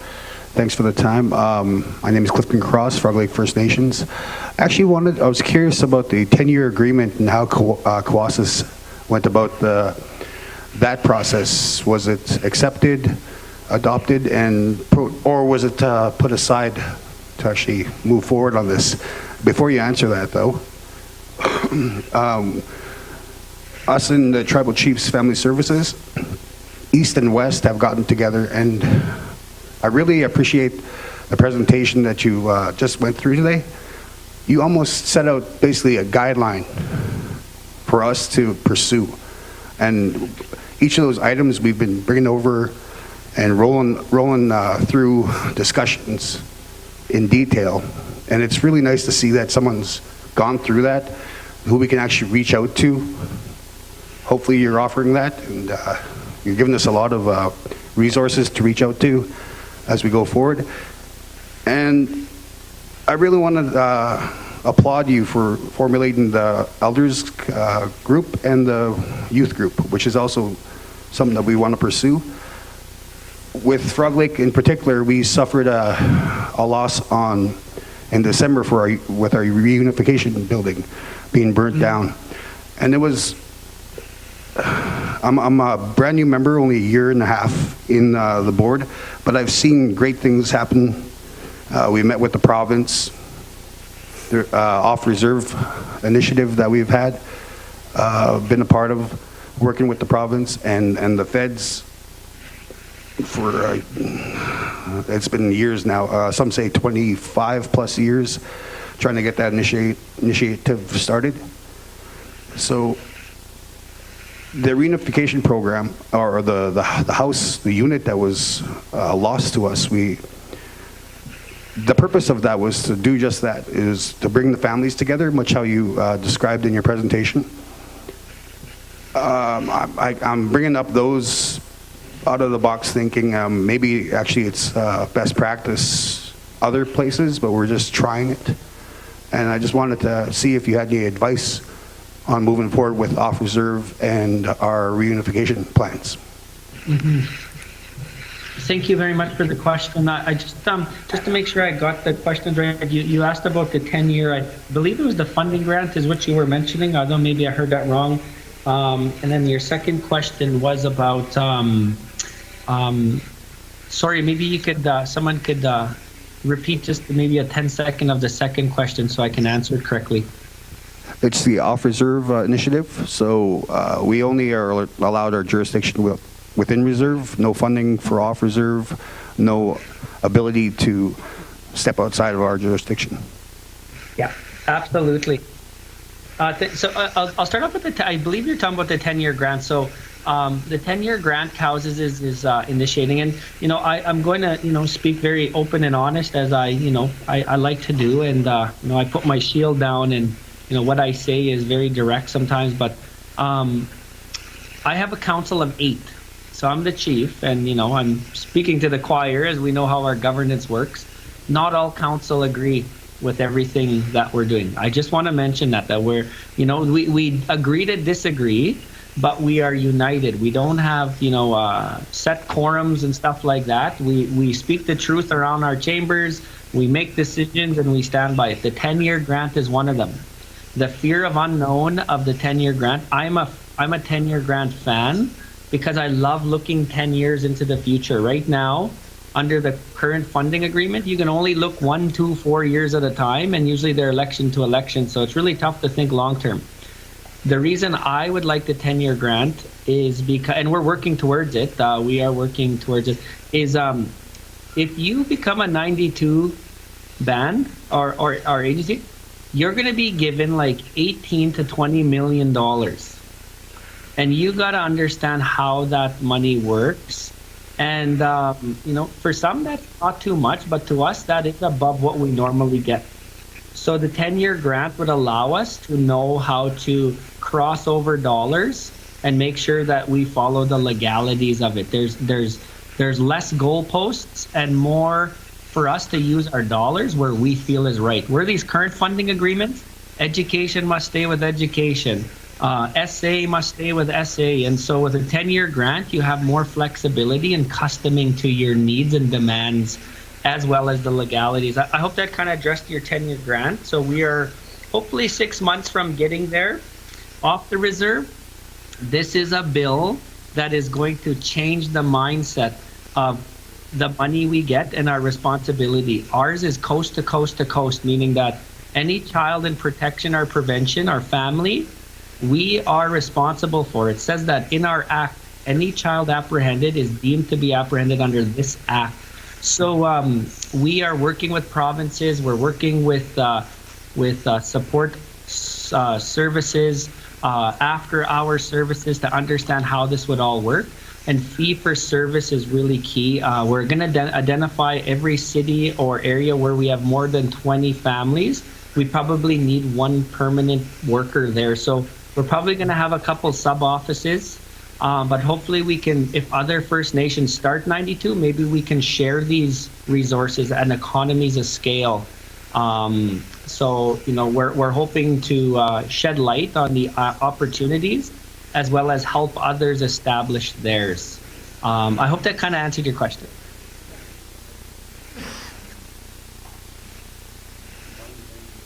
Thank you. Cam, if there's no more questions, I just want to share with the gallery, as a Muslim, what we did when my granddaughter was born eight months ago is we took the placenta. So I have that in my deep freeze. And in the next few weeks, we're going to have that ceremony where we're going to return that placenta back to Mother Earth. The father, the grandfather are going to be the ones that will be digging underneath that tree. And it's the grandmothers who are going to be doing the ceremony. And I just wanted to share for the people listening, also for the chief and for the people, a lot of times that's where we lose. And going back to that midwife and to respecting our children, even even my colleague, Chief Watchmaker, he's trying to bring the birthing back to the nation. So what I did is we took the placenta and we're going to do that ceremony because I want to lift up my granddaughter. I don't want her to be lost. I want her to be grounded to Mother Earth. And this is an open invitation. Whoever's in this room, if you want to see that ceremony, we're going to build a smoke lodge. We're going to have some elders, and we're going to do what we should have been doing. What the government has taken away from us, our right to practice our beautiful ceremonies. So I wanted to share that with the gallery before you logged off, Chief, and I want to thank you again. Thank you very much. It's an honor. Thank you, Chief. So what we'll do is we're going to transition into the next speaker. We want to thank the Chief from Cowessess, Chief Delorme, for your leadership with respect to your nation on the Bill C-92. This road trip, if you want to call it that, has been long and it continues. And it won't stop because there'll be case laws along the way. There'll be issues that will show up and then you'd have to adjust and maybe create different additional laws to appendix to your existing law. Excuse me, that's what I see that will happen. I really appreciate the fact you spoke about the Constitution and that your law has received royal assent. That was good to hear that. The issue about building institutions within, because you have to have that infrastructure ready, otherwise you're going to have to outsource it. For example, you might have to, we talked about this before, members of the gallery, for example, municipalities, do we have to work with them? And even the province, we still have to work with them as well, because institution building is important, and the Chief did mention as well, which is very important. You also have to go outside of the province, because your children in care are not just in the province. So there's still a lot of work to be done here. And I appreciate your honesty with respect to the 10-year agreement, because there's a lot of debate on that as we speak, and that's another thing that through our engagement sessions we're really going to have to drill down in debate, because where do we go with respect even with that. So with that, thank you, Chief, and I know if there's any nation individually or collectively want to maybe perhaps when the time comes with this pandemic being the issue, maybe we can visit your nation and have a face-to-face. Absolutely. So with that, thank you very much. Wasan, Ekse, Naga. Yeah. Hi. Hi. Thank you very much. Thank you. So thank you, Chief. So with that, for those of you that just come in, there's we are on live stream, and we're also asking people to text in their questions. And the number again is 780-499-6016. So we have this next speaker getting ready here to speak. And maybe for ISK, while we're trying to transition here, there was 3 questions from the text messages. And maybe, I know ISK is still online. That's Angela and Jim. You're still on the line. I know that. So they're spying on us, folks. No, just kidding. I don't, brother. Yeah. So they never stop, right? Just kidding. So the questions were, while we're getting former Grand Chief Willie Lilchild on the line, was, and ISK, if you are listening, so the first question was, what is the step-by-step process on what to include in a draft proposal to ISK for our own development of Bill C-92? So Angela and Jim, that is the first question. Please log that down. The second question is request org structure from ISK down in Alberta government on how the independent First Nation works within Bill C-92. So that was the second question from the text gallery. Excuse me. The third question was funding structure based on First Nation population, question mark, based on kids in care, question mark, based on population growth, question mark, referencing section sub 2. So those were the 3 questions from the text from the live stream gallery. So Angela and Jim, I hope that you take those questions down because we are going to be holding your feet to the fire, so to speak. And thank you. And so we're just waiting for Willie Littlechild, who will be the next speaker, and then we'll break for lunch. Maybe while I can fill in some time, it is interesting that Cowessess moved ahead with their constitution. So their child welfare system, Bill C-92, is built within their constitution that they have. So I don't know this. I'm not the legal counsel here at the moment, but the interesting thing is they did reach royal assent. So my question would be is, without a constitution, how quick is the government willing to move to get your laws into royal assent? I guess that'd be the good question to ISK and Malcolm, Teresa. And then, of course, there's going to be, like I said, there's going to be a lot of debate on the 10-year grant system because now Cowessess is going that direction. That doesn't mean you have to, because when you do your engagement sessions, you, the nations, have to decide that, nobody else. So that was interesting as well.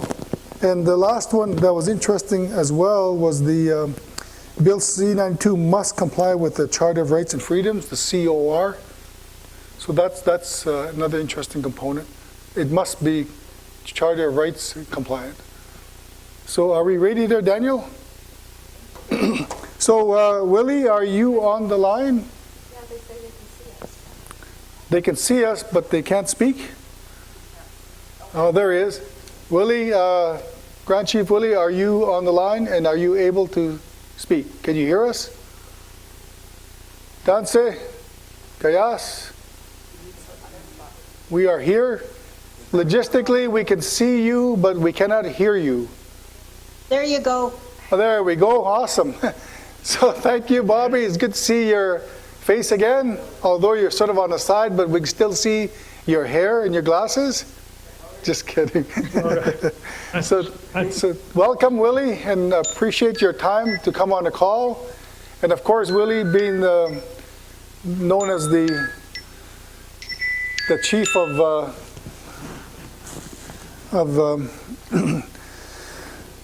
you know, he's former Grand Chief, but he still is working for Treaty 6. And I know previously, during his time there, they worked on a position paper. So I'm sure he'll speak on that as well as maybe on the UN side of things as well. So with no further ado, Grand Chief Willie Littlechild, the floor is yours. Hi, Miyo-san. Thank you. Thank you very much, Cam, and good morning to everyone on the line and also those listening elsewhere. Nigan gakyo katamskat now. Nas muna semina pego stay goyo. Huyutama geton.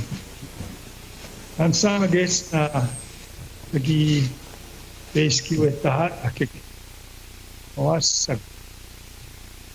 at the famous Cambodia. Go hati mo na gatain pitsuk. Mansan mages na go escape agi totally.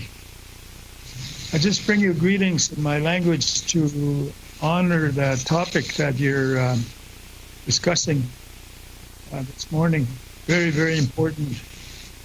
The question being, how do we formalize or unify our work together in the challenge of bringing our children home and keeping our families together, and a desire to have our own laws respected and implemented, along with the implementation of the treaty rights. So what I was going to do, through your permission, Cam and others that are chairing the session, is to give an international legal overview. Because sometimes when we discuss this topic,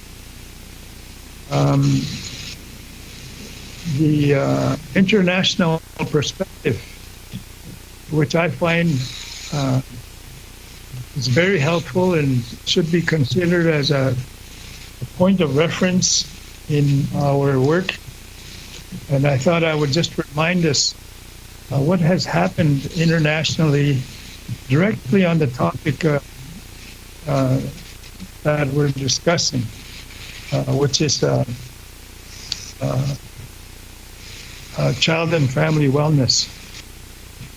So I'm wearing a proud, I should say proud, I'm wearing a hockey jersey here from the Siksika Nation, because recently Siksika, along with Calgary junior hockey team, dedicated a game to honor Indigenous children under the theme of every child matters. And I think it links with the current challenges the whole world is facing right now, although we're specifically focusing on the most important element of it, which is the children. As you know, I think everyone, the Truth and Reconciliation Commission of Canada, which I was blessed to be one of the three commissioners,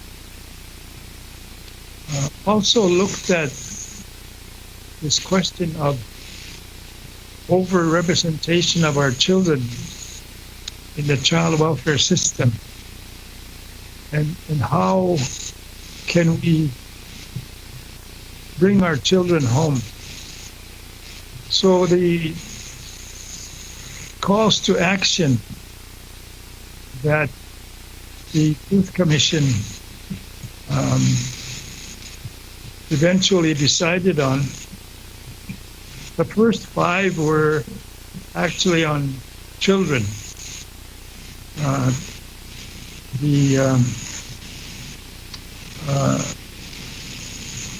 Calling, for example, for national legislation. But I think the point I wanted to make from that perspective in this topic is that children have treaty rights too. And I think it's very important we keep that in the back of our minds when we work, whether it's on legislation or working with other parties, governments, or that children have treaty rights that has to be considered for honor and respect as well. The second part I wanted to talk about a bit is the international laws, the international norms and standards that are there that apply to children as well.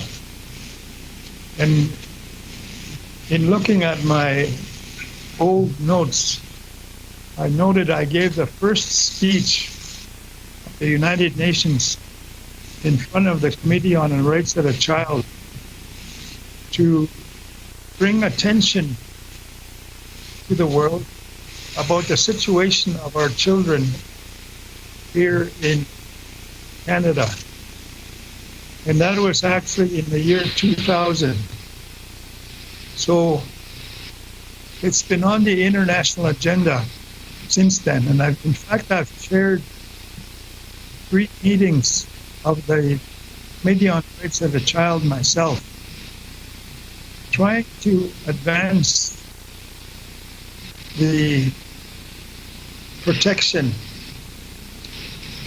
of our children, the promotion of our laws, and also, as I say, the important objective that all of us have, and that's to keep our families together.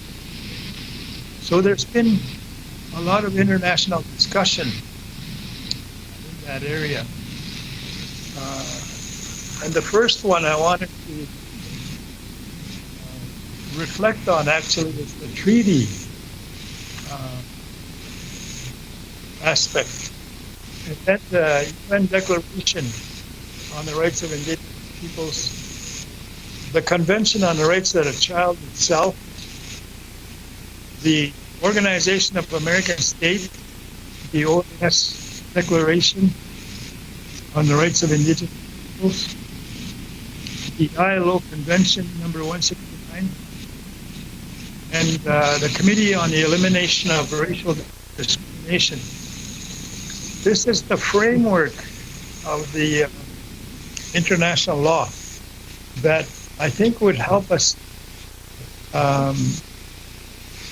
give us more strength in terms of the work that needs to be done at home so that we can indeed bring our children home. So to go back to the Truth and Reconciliation Commission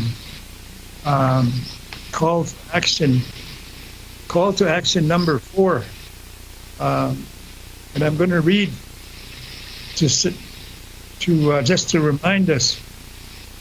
We called for federal legislation, having heard almost 7,000 testimonies about what do we do to advance peace and reconciliation. So we called upon the federal government to enact Aboriginal child welfare legislation that establishes national standards for Aboriginal child apprehension and custody cases, and includes principles that, one, first principle being to affirm the right of Aboriginal governments to establish and maintain their own child welfare agencies. Secondly, to require all child welfare agencies and courts to take the residential school legacy into account in their decision making, and also to establish an important priority a requirement that placement of Aboriginal people into temporary and permanent care be culturally appropriate. So that was the specific call from PRC on child and family wellness and apprehension. And I personally still have a problem using the word child welfare, because I think it's got to be focused on wellness, child and family wellness. In the United Nations Declaration on the Rights of Indigenous Peoples, it states as follows, and I'm quoting from the preambular paragraph: recognizing in particular the right of Indigenous families and communities to retain shared responsibility for the upbringing, training, education, and well-being of their children, consistent with the rights of the child. Recognizing the urgent need to respect and promote the inherent rights of Indigenous peoples, which derive from their political, economic, and social structures, and from their cultures, spiritual traditions, histories, and philosophies, especially their right to their lands, territories, and resources. So, in the UN Declaration itself, it calls on us to be consistent with the Convention on the Rights of the Child. And the purpose of that, of course, is that the Convention is a legally binding law that Canada ratified, I believe, in 1996. And that's stated because people argue that the declaration, UN declaration, is only an aspirational document. So the convention and being linked with the declaration, I think, uplifts the legal status of the declaration. And the most fundamental articles of the UN Declaration itself, the operative articles, are articles number 1 and number 3. Number 1 talks about indigenous peoples finally being recognized as human beings, and therefore the international conventions, for example, on economic, social, and cultural rights, civil and political rights, all apply now to indigenous peoples.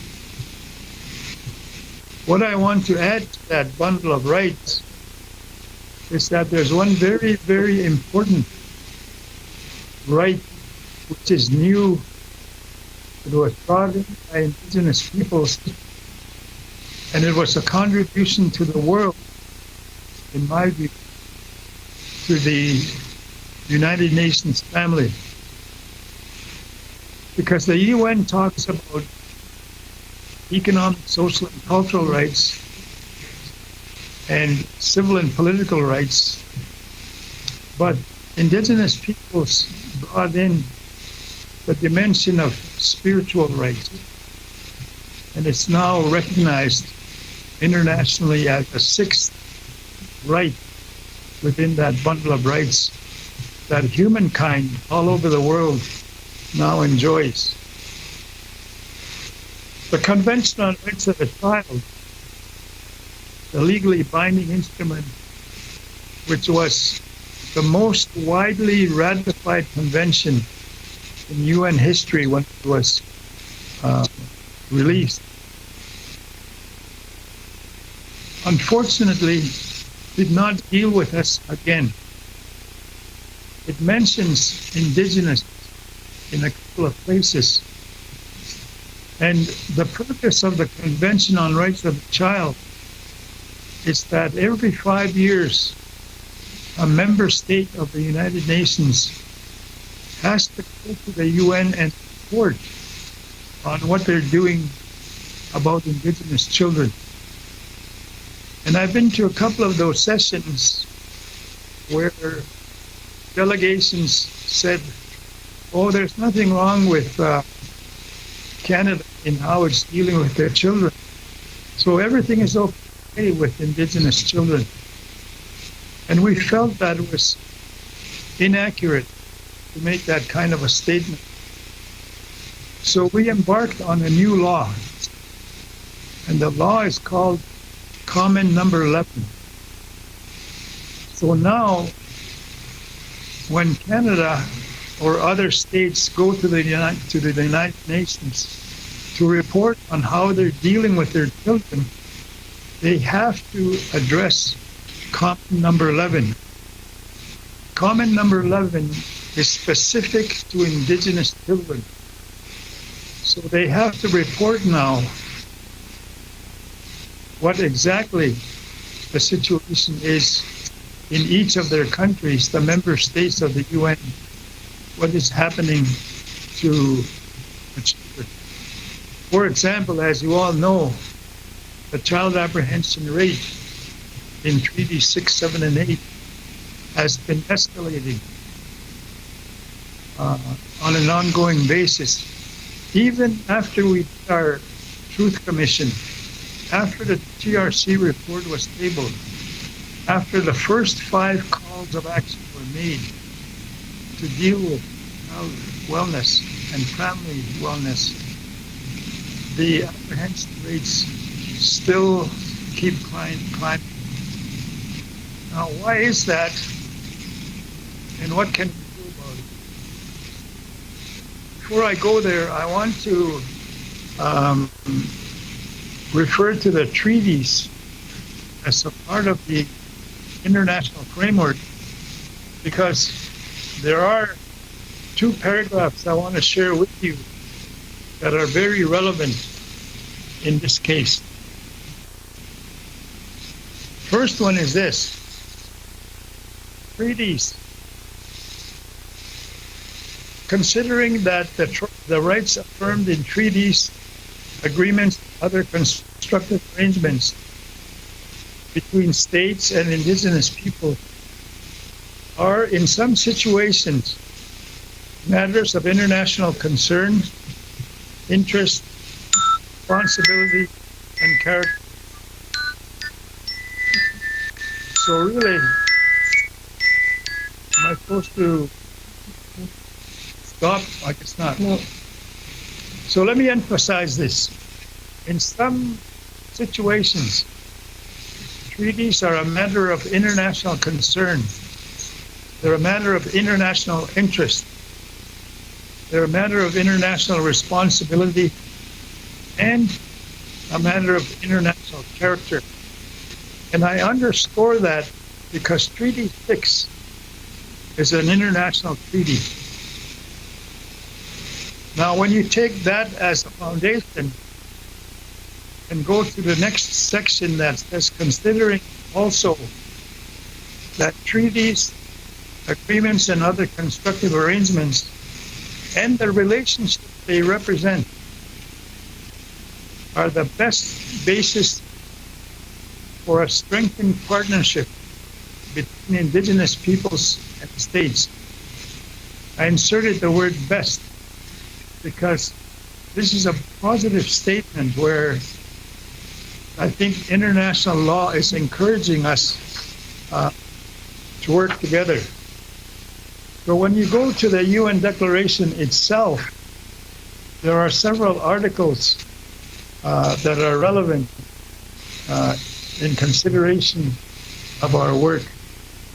So if we're going to, for example, take a sovereignty position and draft our own legislation, there are some articles of the UN Declaration we need to keep in mind. For example, Article 14.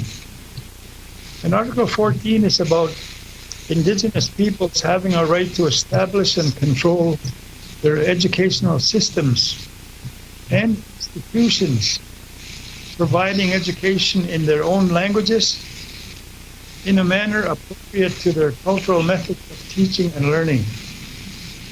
So if we are to take that position of sovereignty, then we need to reflect on this international law in terms of the rights of indigenous peoples, especially children, with regard to education. They have a right, the children do, to all levels and forms of education of the state without discrimination. In other words, there's two possibilities here. One is one with our own law, but also they have a right with the mainstream education system, but to be dealt with without discrimination. States shall, in conjunction with indigenous peoples, take effective measures. Let me repeat that. To take effective measures in order for individuals, particularly children, including those living outside their communities, to have access when possible to an education in culture and provided language. So, in many of our instances, children that are apprehended, we're not only dealing with on-reserve, we're also dealing with off-reserve. And that off-reserve element is very important to deal with going forward if we're going to draft our own legislation. Because they have a right, children do, to have access education in their own culture and in their own language. Even today, children are being apprehended. They have that right because Canada, when it agreed to support and endorse the declaration, said they do so without qualification. So that gives an important support to the right of education for our children. Another article I want to refer you to with the UN Declaration is Article 21.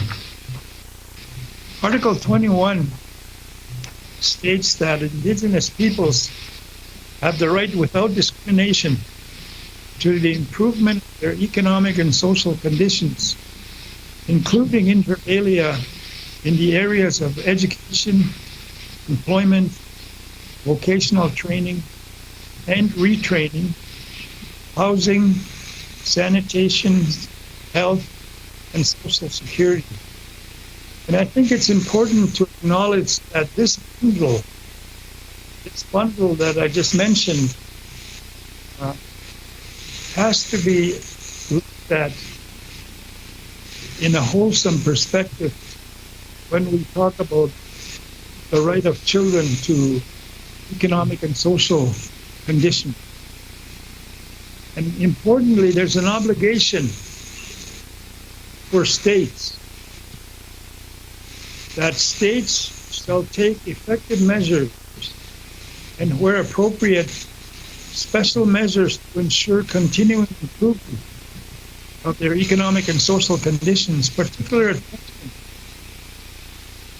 When we talk about economic and social conditions, particular attention shall be paid to the rights, special needs of Indigenous elders, women, youth, children, and persons with disabilities.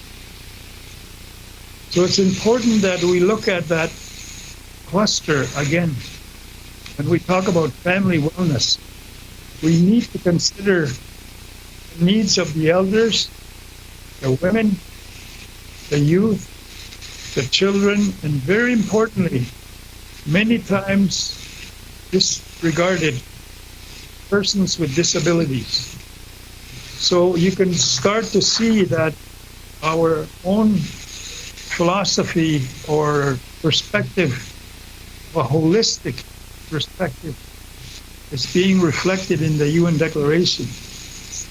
The last one I want to refer to in the UN Declaration, Article 24, where it states that particular attention shall be paid to the rights and special needs of Indigenous elders, women, youth, children, and persons with disabilities in the implementation of this declaration. So there again, it's highlighted that we need to pay special attention when we implement the UN Declaration to this segment of our population. And again, states are called to take special measures in conjunction with Indigenous peoples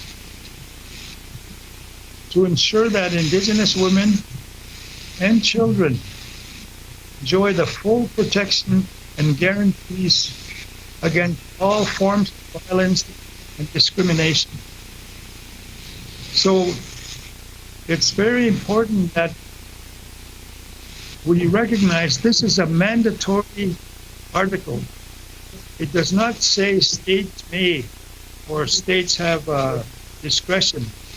It says states shall take measures in conjunction with the Indigenous peoples. There again, we need to be working together on this in terms of all forms of violence and discrimination against our Indigenous women and children. Now there's a new section I want to zero in on, which is the comment number 11 on the Convention on Rights of the Child, which I mentioned before, but it states that Indigenous children are entitled to and should enjoy the same level of rights afforded to non-Indigenous children as outlined in the Convention.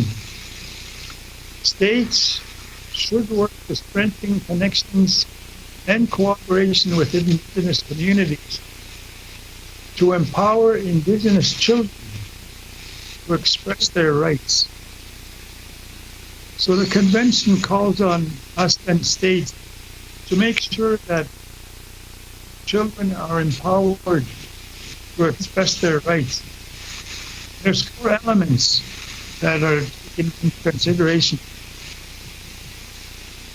One is the best interest of the child, and I'm sure you've heard that many times already. What is the best interest of the child?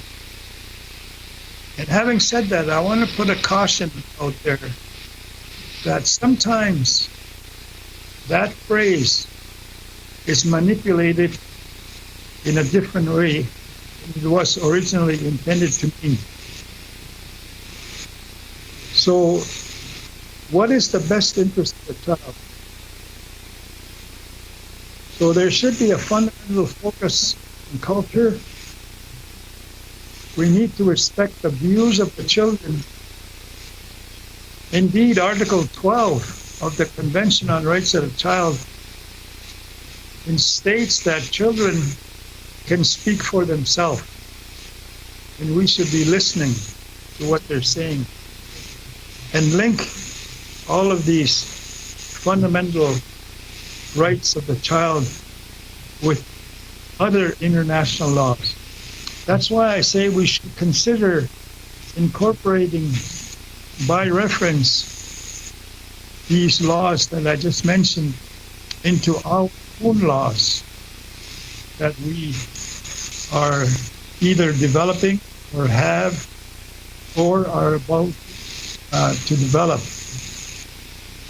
Now there's a new very important element also of international law, which is the OAS, Declaration on the Rights of Indigenous Peoples. For the first time in international law, the family is recognized. We talk about children and family, but the UN Declaration focuses on the child. The OAS Declaration focuses on the family. And here's what it states in Article 17 about the Indigenous family.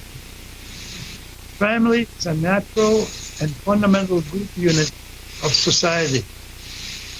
Indigenous peoples have the right to preserve, maintain, and promote their own family systems.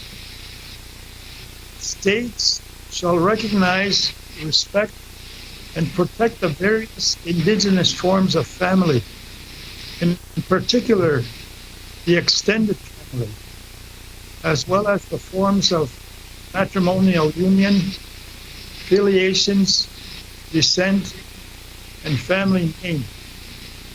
In all cases, gender and generational equity shall be recognized and respected. So there you have a definition of an indigenous family and the rights attached to that status of an indigenous family. You have a right to preserve, maintain, and promote your own family system, and states shall recognize that. So it's important that in the UN, while it's not covered, it's picked up by the OAS Declaration, and you need to put the two declarations together to have a full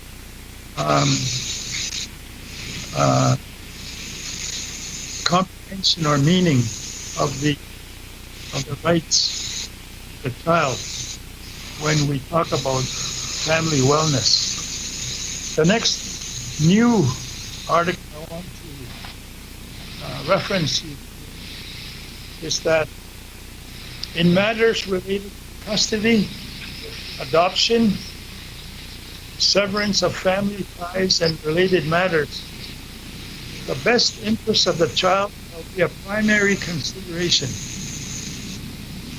So if a child is going to be adopted or separated from family, the best interest of the child shall be the primary consideration. In determining the best interest of the child, courts and other relevant institutions shall take into account the right of every Indigenous child and community with member of his or her people to enjoy his or her own culture, to profess and practice his or her own religion, or to use his or her own language.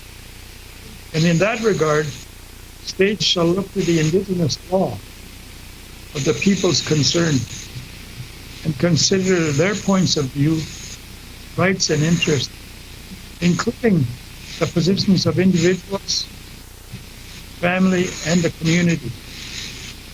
So, the best interest of the child is expanded in this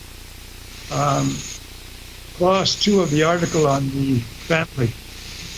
And it's important, again, that culture, language, and Indigenous law are considered in the drafting of legislation. Another new law that's been recognized, and I can say this one took us 12 years to get done, while the UN Declaration took us 27 years. This one took us 12 years, and it's important because of what you're embarking on in your work. And that's about Indigenous law and jurisdiction. Indigenous peoples have the right to promote, develop, and maintain their institutional structures and their distinctive customs, spirituality, traditions, procedures, practices, and in the cases where they exist, juridical systems or customs in accordance with international human rights standards. Secondly, the Indigenous law and legal systems shall be recognized and respected by the national, regional, and international legal systems.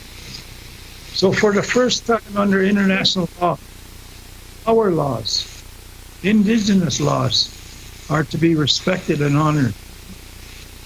So I'm not sure how much time I have left. I'm going to speed it up a bit here. So I'll skip to the next portion, except to say that with regard to Indigenous law, states shall take effective measures in conjunction with Indigenous peoples to ensure the implementation of this article. So you see again, states like Canada are called on to work with us if it's to deal with family, child wellness, jurisdiction, or Indigenous law and the implementation. They have to work with us and take effective measures. They shall take effective measures in doing so. So it's really critical that we consider these international norms and standards. I'm not going to go into the next section on treaties because you all know very well already what the treaties state about children's rights, and that treaty rights are human rights. And when there's a dispute, there's a conflict resolution mechanism that is available to us to use to settle the dispute, whether it's between us or between us and Canada, or us and Canada, or any other international body, for example. There's an international conflict resolution mechanism available. And here's what it says in the final clause, because there's been some criticism about the declaration not being an indigenous declaration, but a Canadian declaration. Here's what the UN Declaration states, and I'll quote it. Nothing in this declaration may be interpreted as diminishing or eliminating the rights of indigenous peoples contained in treaties, agreements, and other constructive arrangements. So this declaration cannot be used by anyone to try to diminish or eliminate our rights under the treaty. Lastly, I'll conclude with the Mayan prophecies that I like to refer to when we talk about the notion of every child matters. I had the honor of going to a ceremony with the Mayan people when the calendar came to an end. The 5,000-year calendar came to an end. And in a sacred ceremony with spiritual leaders, they made 4 prophecies. The ceremony, which was an all-night ceremony. First of all, they said goodbye to grandfather's son. And they said hello to baby son.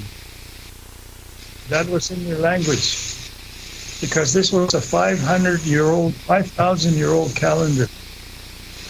But in the new calendar, they made these 4 prophecies. The first thing they said was, things will get better for indigenous peoples if 4 things happen. Firstly, spirituality must come back to leadership. Spirituality must come back to leadership.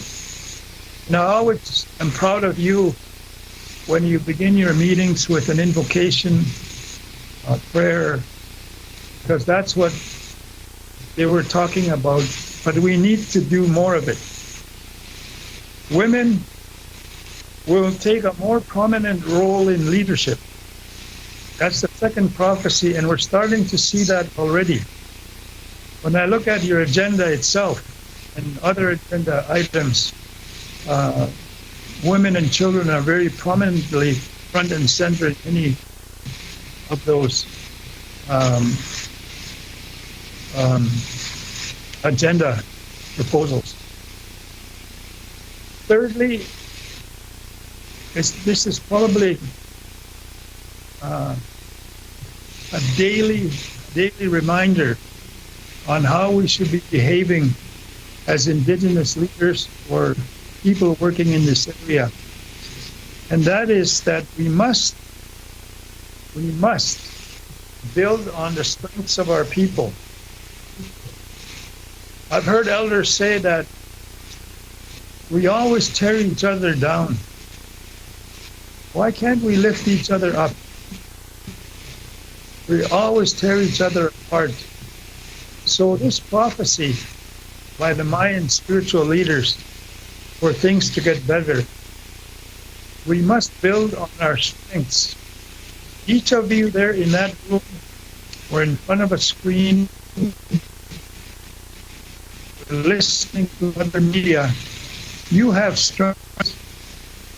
You're born with strengths. We need to build on those strengths for things to get better for our children. And lastly, and in conclusion, this is the most important one. It's the hardest one, but it's the most important one in my view, in my experience, that we must work very, very hard on unity. We must work very, very hard on unity.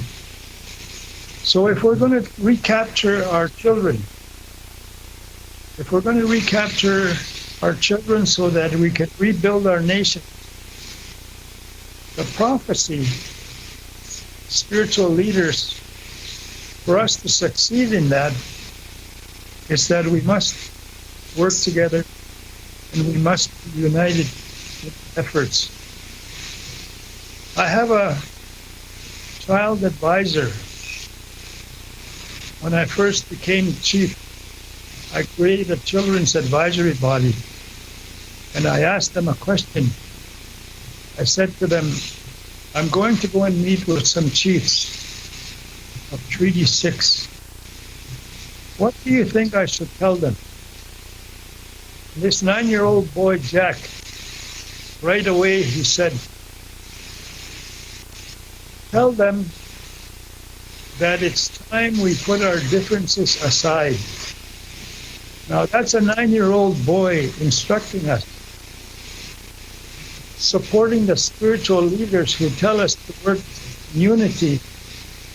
A child is telling us we need to put our differences aside. And I think those are the keys to any legislative drafting, whichever way you're going to climb that mountain. There's 4 opportunities I see. One is taking the sovereign route. Secondly, drafting our own legislation and implementing our own legislation within this framework I just gave you. Thirdly, a framework where you can build your own, from your own cultural and language perspective, all the elements of what a law needs to have. And lastly, to deal and consider properly how to bring our children home from outside our communities, outside our province, outside of our country, outside of Canada. And the message comes back, same. We have to do it together. So thank you for this opportunity to address a component of building on C-92, if that's the route some are going to take. I know some are opposed to it, but those that are agreeing to follow that path, keep in mind these international laws that will help you strengthen your approach to building a law that brings our children home. Thank you very, very much. I'm sorry I took so much of your time. Hi. Hi. Thank you very much, Willie. Appreciate your presentation from the international level and your experiences relative to the bill. It's always good to see the United Nations position on the rights of the children, but more importantly, the rights of the indigenous people. So it's great to hear that, and also some of the comments on the UN, for example. We've seen a few of these documents put together, but I did see no reference to UN, so it's good to get these catches. So if there's no comments to Willie, you can still text in your comments, and we can always get those questions later. One question? Yep. So just maybe in closing, Willie, if we could get a copy of your presentation so we can reference it as we progress in our engagement session amongst ourselves, I guess, if you will, the 6 nations of TCVI, because we are looking down this path and we don't want to leave no stone unturned, that's for sure. So with that, I know your time is valuable. I know you're going to get more calls on this as we progress, for sure. So once again, my friend, I know both you and Bobby may be in the room. We want to thank you for taking the time to speak to us, and we may call upon you once again, my friend. Hi. Nuwasan. Exa. Thank you. Thank you. Keep up the good work. Hi. Thank you. So with that, we will take a break for lunch, and Elder Watchmaker is going to do a prayer for the food, and then we'll reconvene at 1 o'clock. And then we have 2 more presentations, and then we will conclude at that point. So while the elder's getting ready for prayer, you gonna do it here, elder, or out there? Here? Okay. So, thank you.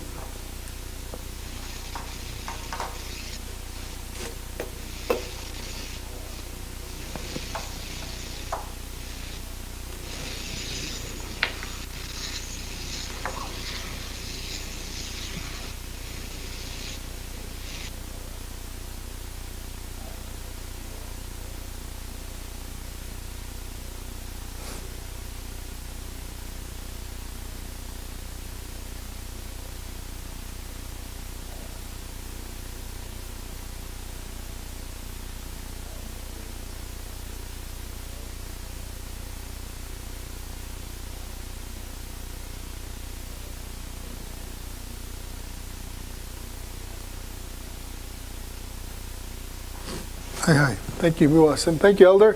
So we'll break for lunch. We'll reconvene at 1 o'clock. I want to thank the Elder not only for coming here to do his, join us, but he's just finishing off his Sundance and praise for all of us too, and it's great to see that. Thank you very much, Elder Miyo.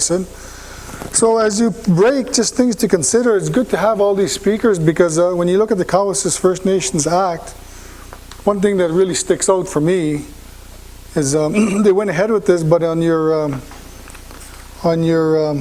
interpretations and definitions, this is my own opinion now, but things to consider if you go forward is he mentioned the Charter of Rights was very important, but there's no definition of the Charter of Rights in it.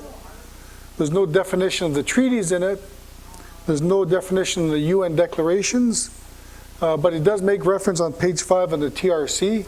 So those things are some things you got to consider as you go forward, because you got to have your foundational, your foundations got to be set in stone, and those are foundational, especially the treaty.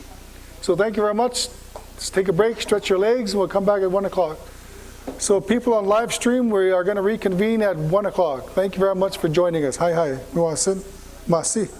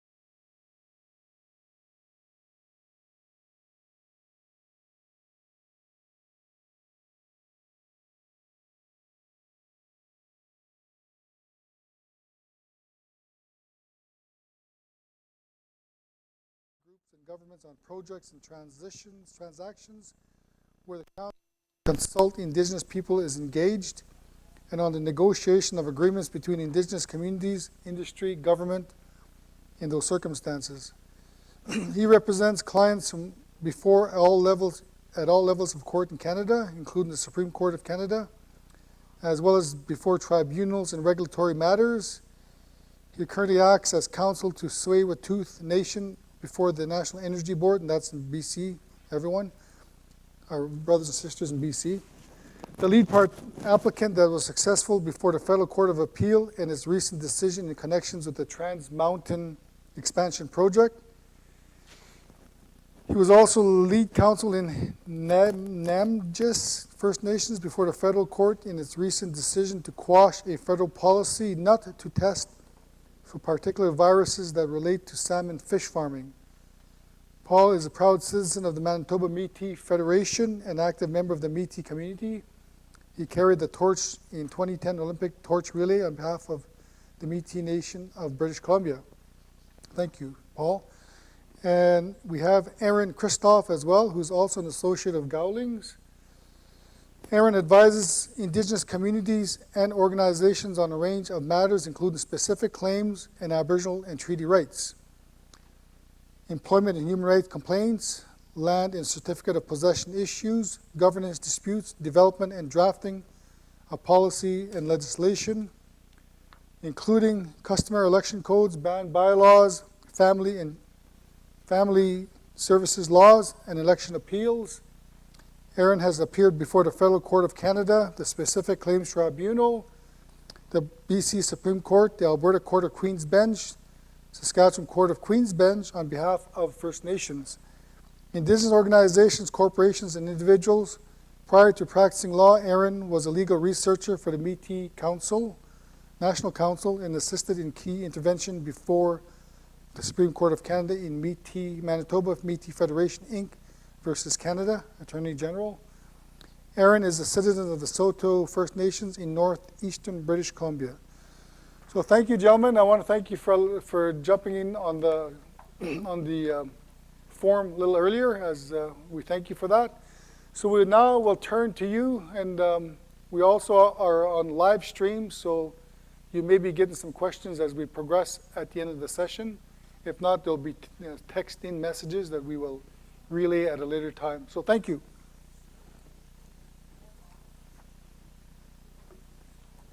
Thanks so much for that very kind intro. It's ultimate here. Are our slides available to you?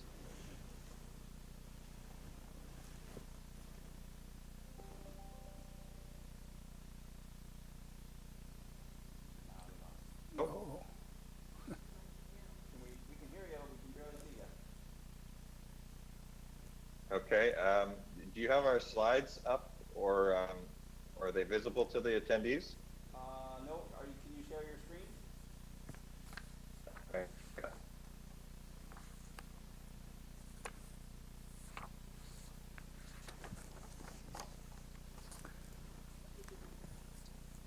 They have printouts,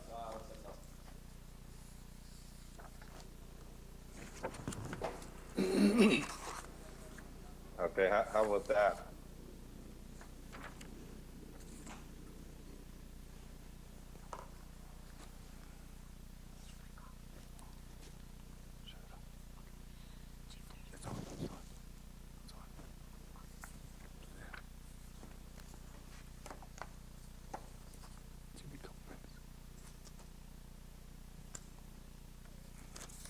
It looks like we're just having some logistical problems again, so just bear with us here. Are they? Canada didn't pay their Wi-Fi or something? You can shut me off, Daniel.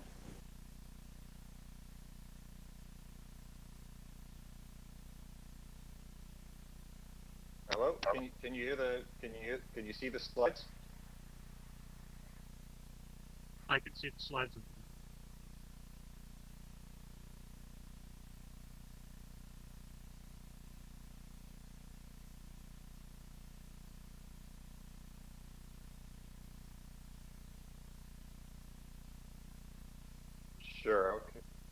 Okay. So why don't we start then? I'll start with our agenda.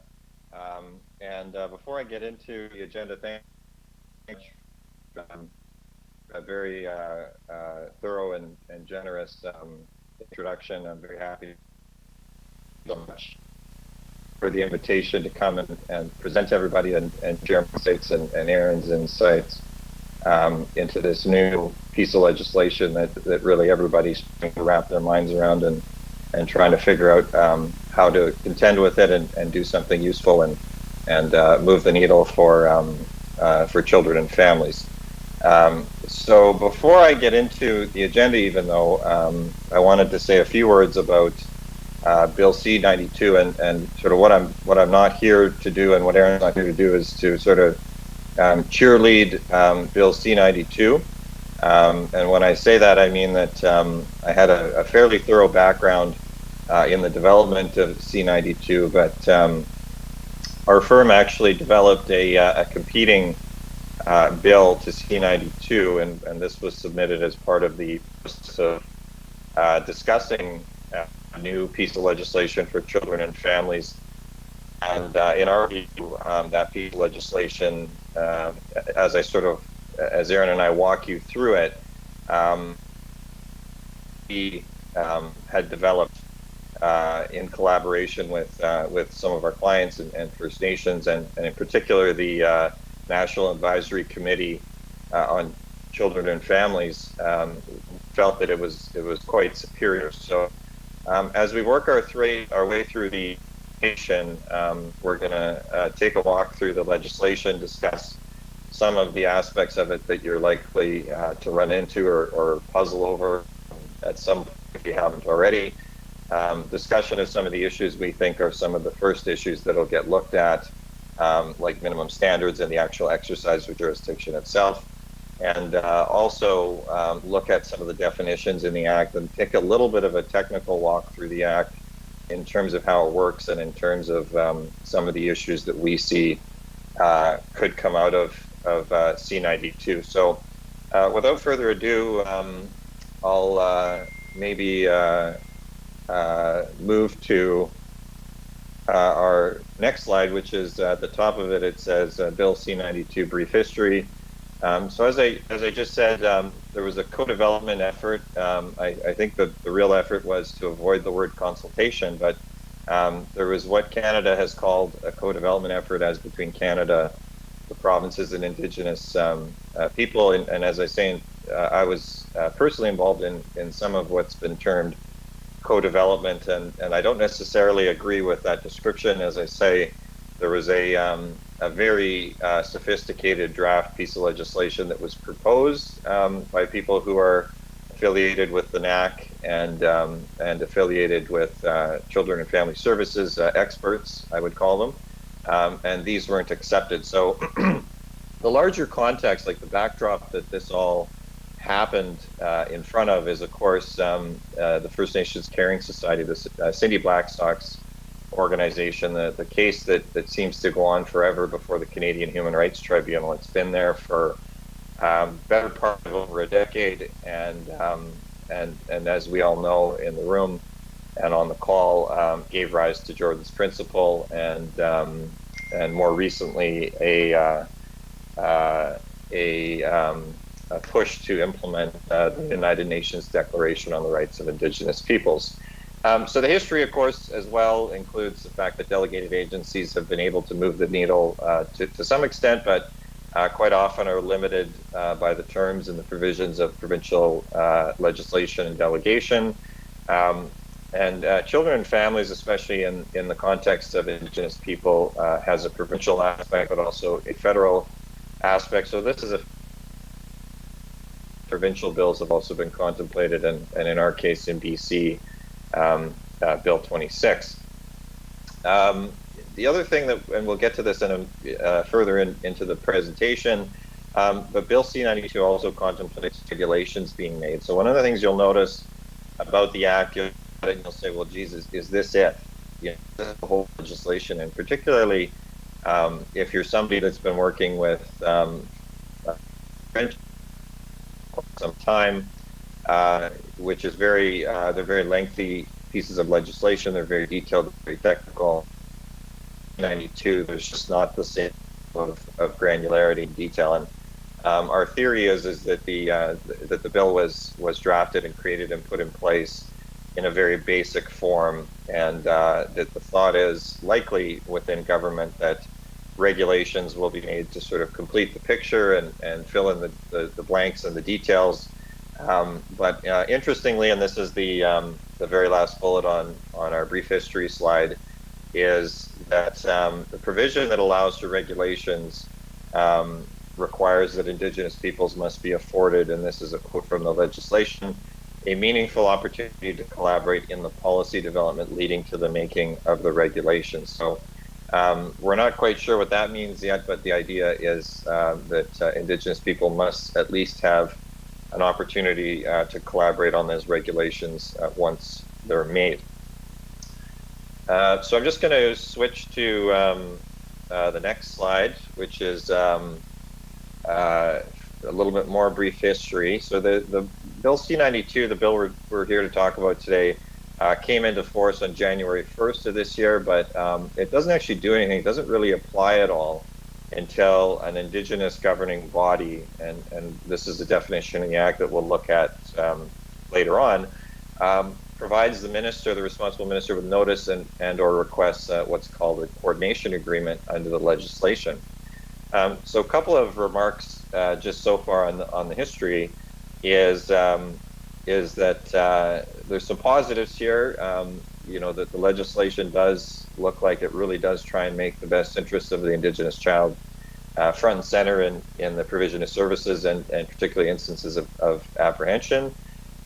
It also prioritizes placing a child that needs to be taken into care with their own family and their own Indigenous community. But as you'll see, and as we'll emphasize in our presentation today, the legislation has also been criticized, and I would say rightly, for funding arrangements that are unclear, and unclear doesn't even capture what they are. I think they're extremely opaque. It's not evident to us, you know, what's going to be funded and by whom and when. And there's also another sort of gotcha, and I'm not here to scare you too much, but I'm trying to give you a bit of a heads up in your own practice as children and family professionals and others involved in the community, that there's a potential to make things even more complex than they were, where you could be required to have multiple levels of government and multiple laws to apply at once. So when I say that, I mean federal, provincial, or territorial, plus Indigenous laws, which are what Bill C-92 allows communities to enact. So get there shortly, but those are the types of topics that we plan on covering today. So I think maybe, Aaron, this would be a good time for you to chime in. Sure, thanks, Paul. And yeah, if you could keep those slides up, that would be great. My screen doesn't seem to allow me to share. First of all, can you guys hear me and or see me, or at least hear me right now? Okay, great. Awesome. All right, so first of all, great to meet all you guys. I'm very sorry that I actually can't see anyone right now other than Paul, so we'll have to save that for another time. But again, echoing Paul's comments, very pleased to be able to speak to you guys on this issue. So what I'm going to discuss a little bit right now, just giving you an overview of what the Act contains, and then I'm going to talk a little bit about the minimum standards before passing it back to Paul to talk about exercise of jurisdiction under the Act. So as you can see on the slide, which I hope you guys have in front of you in one form or another, the Act C-92, and I think we tend to call it C-92.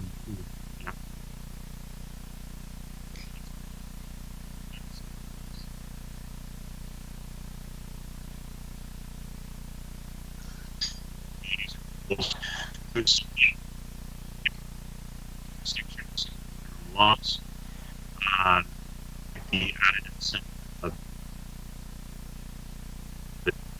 And then it does, of course, is it sets out minimum standards for all providers of child and family services to Indigenous children under a set of federal rules, which are contained for the most part in sections 10 to 17. That on the next.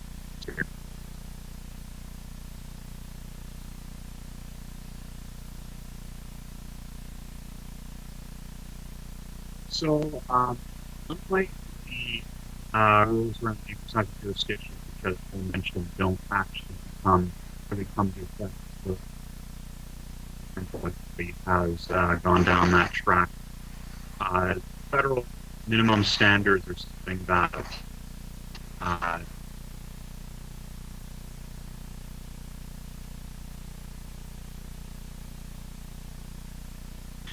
and these so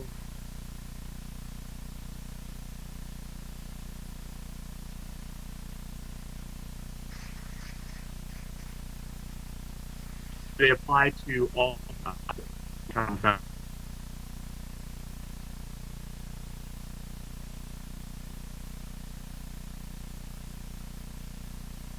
families, including protection services, services, and Indigenous also describes a First person, a next person, or a Métis person when the Act refers to Indigenous persons, including Indigenous children. So there's going to be talking quite a bit about jurisdiction and conflict of laws here, because this is major issues that has been that comes into play when we talk about this Act. So specifically, when we're talking about the minimum standards, how it works is a little bit complicated, but I will just say briefly that the federal rules, the so-called minimum standards, overlay existing provincial laws as well as Indigenous laws. So, you know, depending on the situation, as I say, it's a bit complicated, but both are all free to apply unless there's a conflict or inconsistency between the different orders of laws. So essentially, the federal minimum standards are going to apply. They're going to prevail over existing provincial laws. However, many of them will prevail over Indigenous laws too, where there is a conflict. But in fact, not all of them, only some of them. So if this sounds confusing, it's because it is, and hopefully we can clarify a little bit of that as we go through the slides. So with that, I'll move on to the next one here.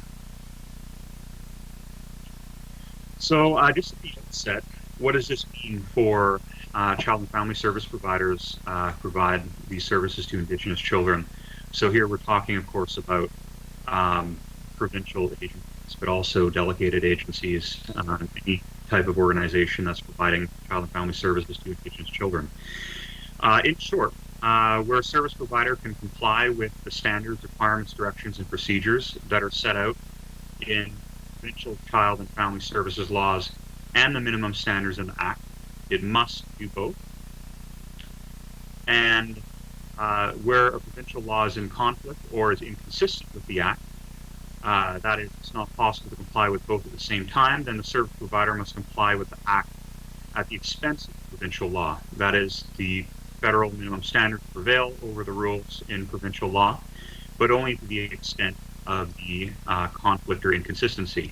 And of course, this is only with respect to the provincial laws. When we get into talking about Indigenous laws enacted pursuant to communities' inherent jurisdiction, there's an added layer of complexity there too. But just to say briefly again that the federal minimum standards, at least those contained in sections 10 to 15, will prevail over all other kinds of laws, including the Indigenous laws, at least as far as this Act goes.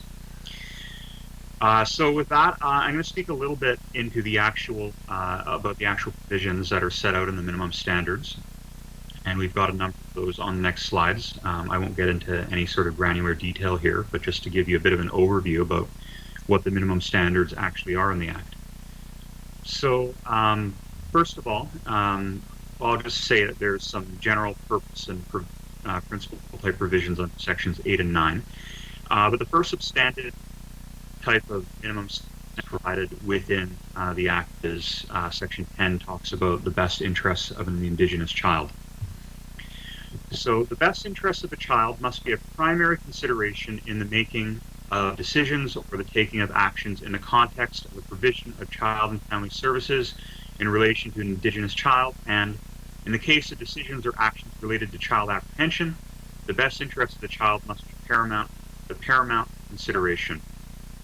So the Act provides under this section 8 factors that are listed to determine what are the best interests of the Indigenous child, and this includes pretty prominently some cultural factors and connection to community, alongside a number of other factors.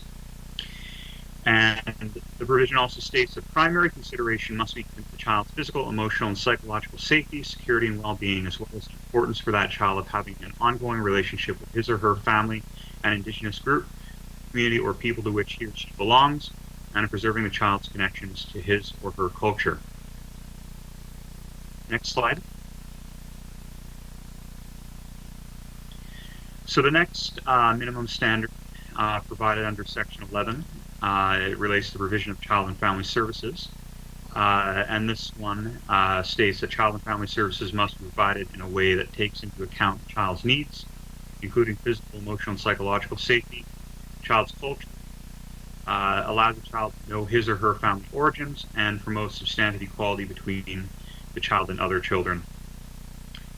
So, I mean, obviously, this is something that's going to, what this means exactly and how this is going to play out is something that's going to have to be developed further, I think, as service providers look at applying these standards, and obviously as this maybe gets developed in cases as well. But those are sort of the basic parameters for the provision of child and family services by all service providers for Indigenous children in the country. Next slide. So here's an interesting one as well. So Section 12 provides notice requirements. Basically, that service provider must give notice of quote-unquote significant measures to the child's parent or care provider and the Indigenous governing body of the child's community. So the purpose of this, obviously, is to ensure that when a significant measure is taken, for example, a child protection measure, that this is something that the child's parent care provider, obviously, as well as the child's community, so, you know, they're the chief and council, or whatever form the Indigenous governing body might take, has to be kept in the loop for all these decisions. And this obviously comes into play in the next provision, which provides that these parties, that is the child and parent, the child's parent or care provider, as well as the governing body of the community in which the child lives, have the right to status in legal proceedings involving the provision of child and family services to that child. So again, basically providing a procedural protection to ensure that the community is notified, as well as the child's parent or care provider, and that they have the opportunity to be involved in legal proceedings on the subject of the care of that child. Next slide. Another minimum standard under Section 14, priority to preventive and prenatal care. So preventative and prenatal care are to be given priority to other services. Under Section 15, provides that a child must not be apprehended solely on the basis of socioeconomic conditions. And obviously this is of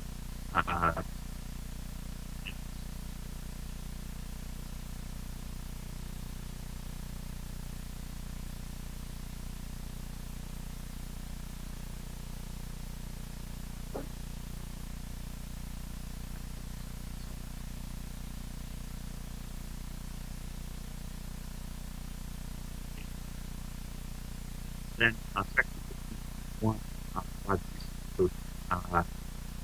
made to ensure to reside with the parent's family and providing protection,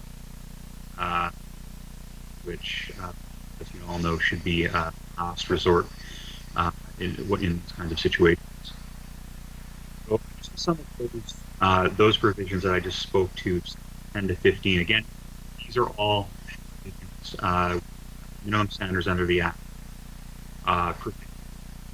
over provincial and potentially Indigenous well letter enact the Act is a form where in the hierarchy of laws. All right, so go to the next here.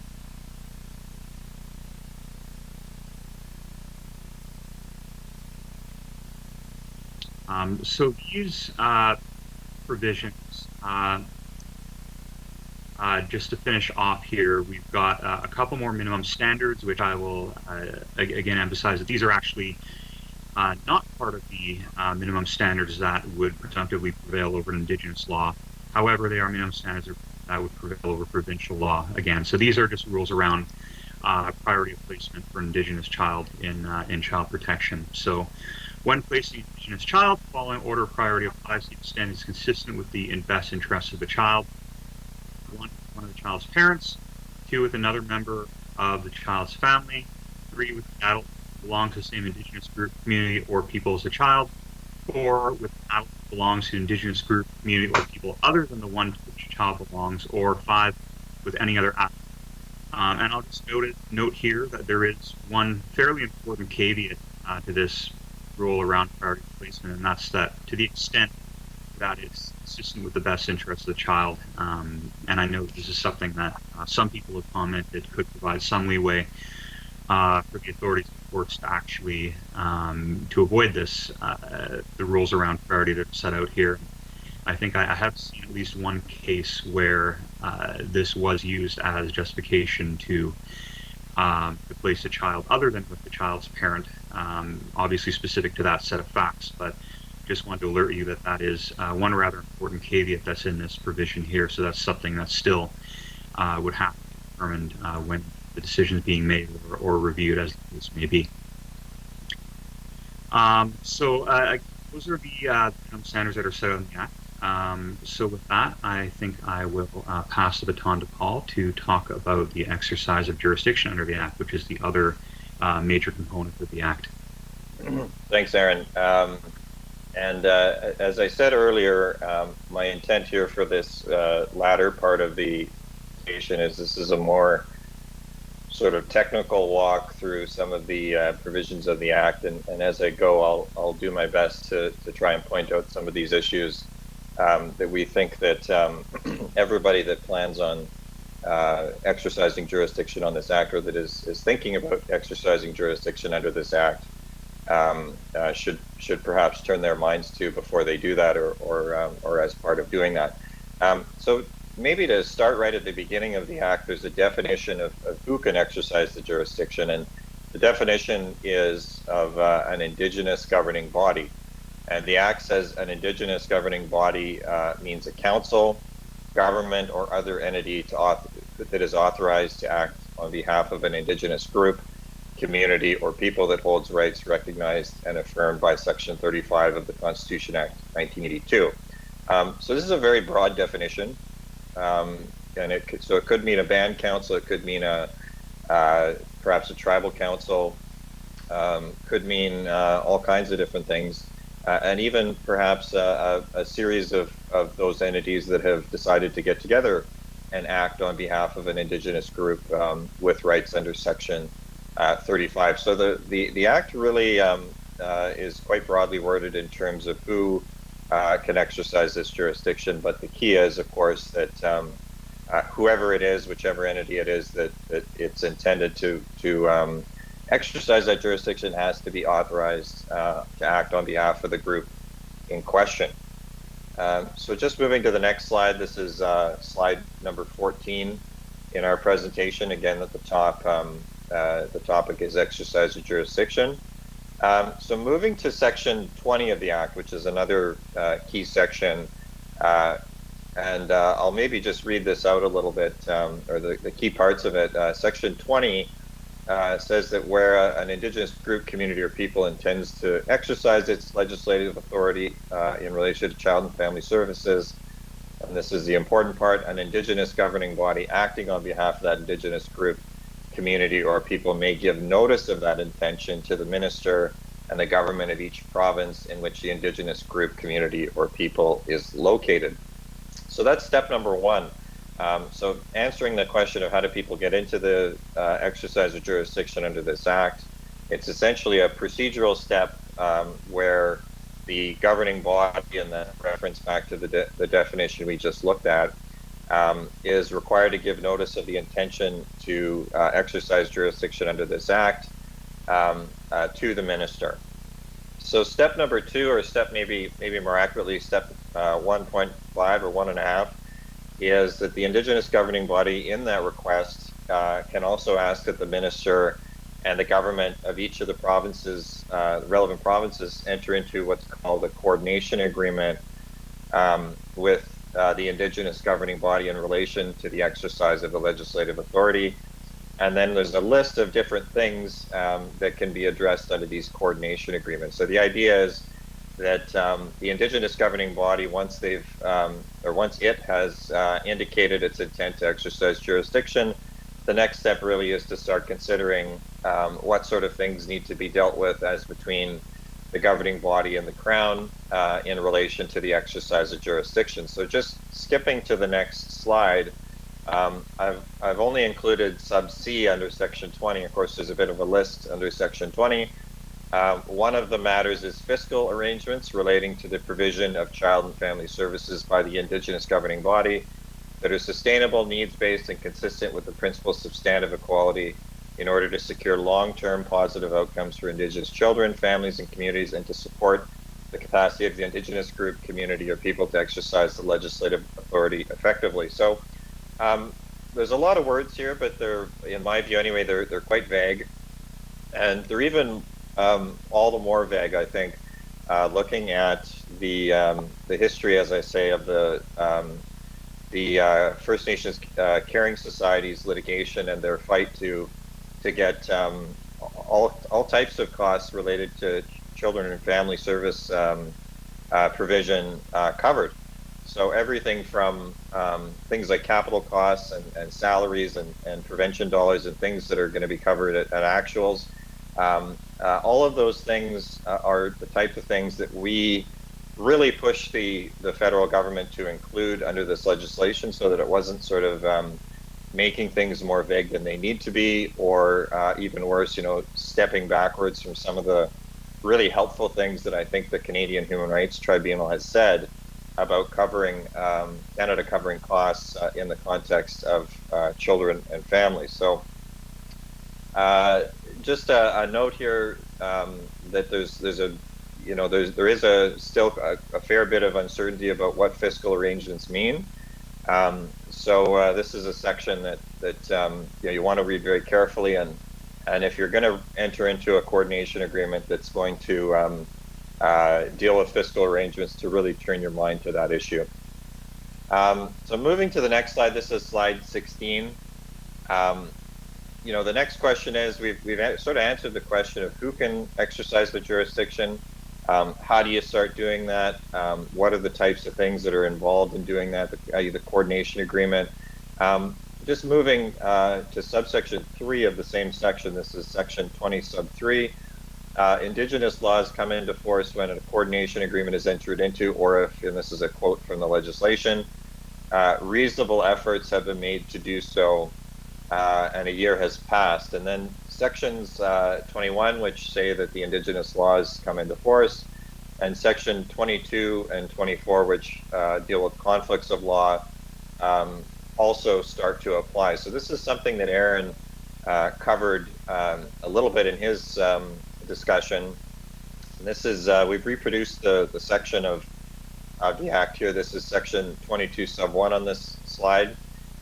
So if there's a conflict or inconsistency between a provision regarding child and family services that in the Indigenous laws that have been developed, and something in federal act or regulation, then it says that the provision that's in the Indigenous laws prevails, and then there's an interesting qualifier, to the extent of the conflict or inconsistency. So there's a bit of good news here that it says that the law of the Indigenous group is going to be paramount, is what us lawyers would call it, that it's going to apply over and above the federal law. But then there's an interesting qualifier at the end here that it prevails to the extent of the conflict or inconsistency. So in Canadian law, we see this sometimes, especially between the federal and the provincial laws, where you've got one law telling you to do one thing and another law to tell you to do another.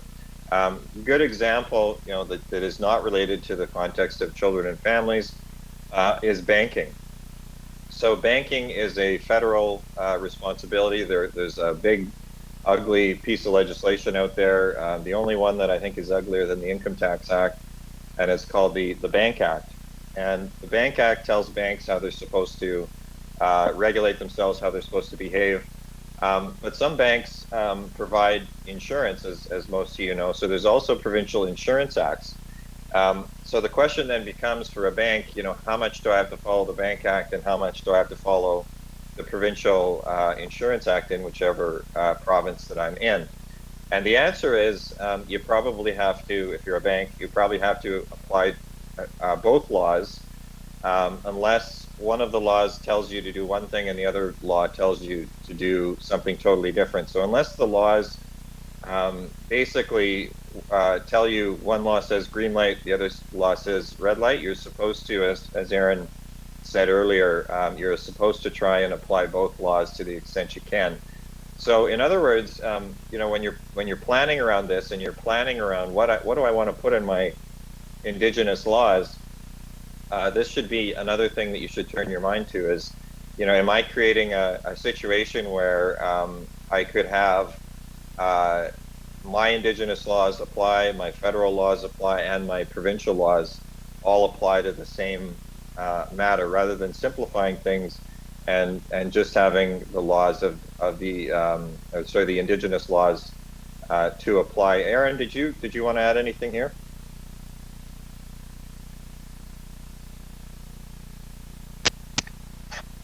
No, I don't think I could really explain it any better than that.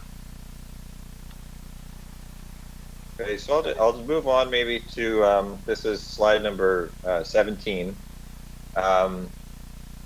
This is a continuation of these provisions, and you'll see at the top, sub 3,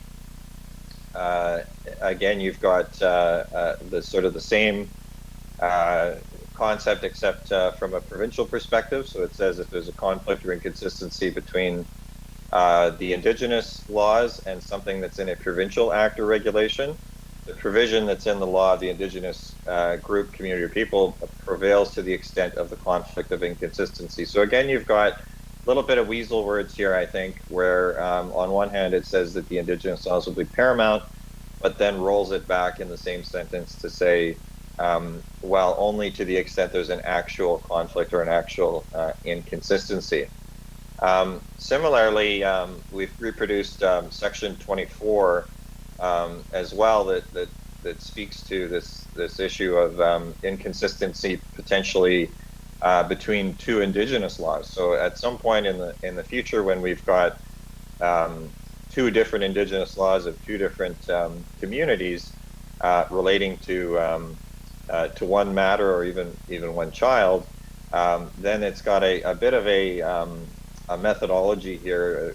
As lawyers, we'd call it a conflicts of laws analysis. It says the provision that's in the law of the Indigenous group, community, or people with which the child has stronger ties, taking into consideration his or her habitual residence as well as his or her views or preferences, giving due weight to his age and maturity unless they cannot be ascertained, and the views and preferences of his or her parent and the care provider, prevails to the extent of the conflict of inconsistency. So again, you've got an interesting situation where you could have the provisions of multiple Indigenous communities applying, and again we see that you can do an analysis of which one should apply to the person or the thing that's at issue, and it'll take into consideration various things in the case of a child, how to decide which law is going to be paramount. But again, you've got these words at the end that we've underlined, prevails to the extent of the conflict of inconsistency. So in other words, even if, the way this is worded, even if the laws of one community should probably apply to the child, the laws of the other community may also apply unless they are, as I said earlier, giving rise to a sort of a red light, green light situation where you could comply with one but defy the other. So if this sort of further ingrains this idea or this rule that appears throughout this act that rather than sort of trying to find inconsistencies and conflicts, the way that this seems to be contemplated to work is you apply all the laws if you can apply all the laws without, as I say, sort of defying one law to comply with another. Aaron, did you have anything to add there? Yeah, I mean, to that point, I think you've already basically said it, but I had emphasized that potentially up to 3 or 4 different orders of laws could apply to the provision of child and family services. You've got, because of all this overlap, you've got the federal rules, you've got the provincial rules, you've got Indigenous communities rules once they've enacted child and family services law, then potentially another community Indigenous and child and family services laws in the future, as Paul has said. And all of these would potentially have to be observed if there's no conflict or inconsistency. And then, of course, there is a conflict or inconsistency, you have to decide which one comes out on top, I guess. But all that to say, it creates a bit of a jurisdictional quagmire that I think child and family service providers will certainly have to be alert to in the future, and now even. Thanks, Aaron. So moving to the next slide, this is slide 18, and the title at the top is Bill C-92, Legal and Practical Issues.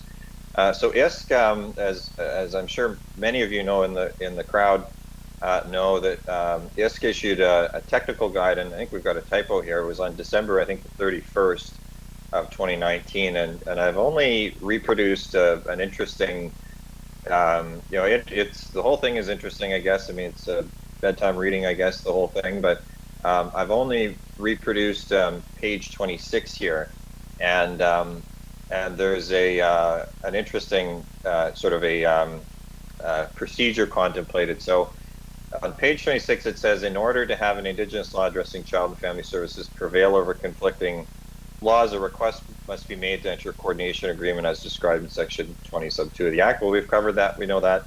And then it says a checklist for submitting a request per section 20 sub 2 of the Act. Before, this is very key, before submitting a notice or request, Indigenous governing bodies can choose to continue dialogue with ISK to explore options for the exercise of jurisdiction over child and family services. And then this is very curious. It says before submitting a request, you have to develop a child and family services law to determine the scope of the child and family services law, define how services will be delivered by whom, authorize the Indigenous governing body to act on behalf of the Indigenous group, community, or people, and confirm the mandate of the Indigenous governing body. So just to sort of cherry pick one thing out of this list, actually maybe before I even do that, at the beginning of our presentation we made the point that the Act actually purports to require Canada to develop regulations in, with the input or with the involvement of Indigenous people, and because there just isn't a lot of detail in this Act. So here's the interesting thing, is that this technical guide almost seems to try to mimic a regulation, but it's not a regulation under the Act, and nobody was, as far as I know anyway, consulted about this technical guide. So that's my first point, is that even though the Act sort of says what it says about involving Indigenous people in the development of regulations, there still seems to be a bit of an attempt here in this technical guide to put in a bunch of requirements as though they're regulations under the Act, or they're almost under the Act itself, but without any consultation with Indigenous people. And just to, as I say, cherry pick one item out of this list that is probably problematic, that before submitting a request, you're required to develop a child and family services law. Well, as we said earlier, this is perhaps putting the cart before the horse, or creates a bit of a chicken and egg situation, because of course there's all this uncertainty about funding. There's a number of ambiguities regarding how to how a community is going to develop a law, particularly without funding. So it really raises the question or the issue of the extent to which communities are going to be able to comply with this technical guide without some greater certainty around around funding. Aaron, did you have anything to add on this slide? No, I'm good. So just moving to our final slide and wrapping up. Slide number 19, legal and practical issues is the title. Just a couple of bullets to kind of sum up what we're trying to communicate today about our views on this act, and the good, the bad, and the ugly. There's new principles. There is certainly a recognition of self-government and jurisdiction in federal law and in relation to our own children and families. One of my biggest concerns, and this has been a concern as long as I've been involved in things relating to C-92, as I said, funding uncertainties still remain. And I could probably extend this issue of funding uncertainties not just to the last slide that we talked about in terms of getting off the ground, having enough funding to do that, and having enough funding to sort of to sustain the provision of child and family services. But this is, I think, all the more important given some of this uncertainty about laws. And as we say in the third bullet, the potential for an uncertain application of federal, provincial, and other Indigenous laws. And as Aaron said, you could really have four laws applying to one thing at one time. So obviously that's going to be more intensive, more labor intensive, more sort of data collection intensive, and it's just going to be more expensive to have to administer and apply 4 levels of laws, potentially 4 levels of laws to one single matter. So that could really complicate things and really make things more expensive. And the last thing, the last sort of insight, as we've said, is that we suspect that the Act is going to be very regulation heavy because there's just not a lot of detail in the Act so far. And as I say, the degree of further consultation on regulations is unclear. And as I say, the current approach from ISC, at least with the technical guide, sort of calls that into further question. But Aaron, did you have anything to add on sort of the wrap-up issues on this slide?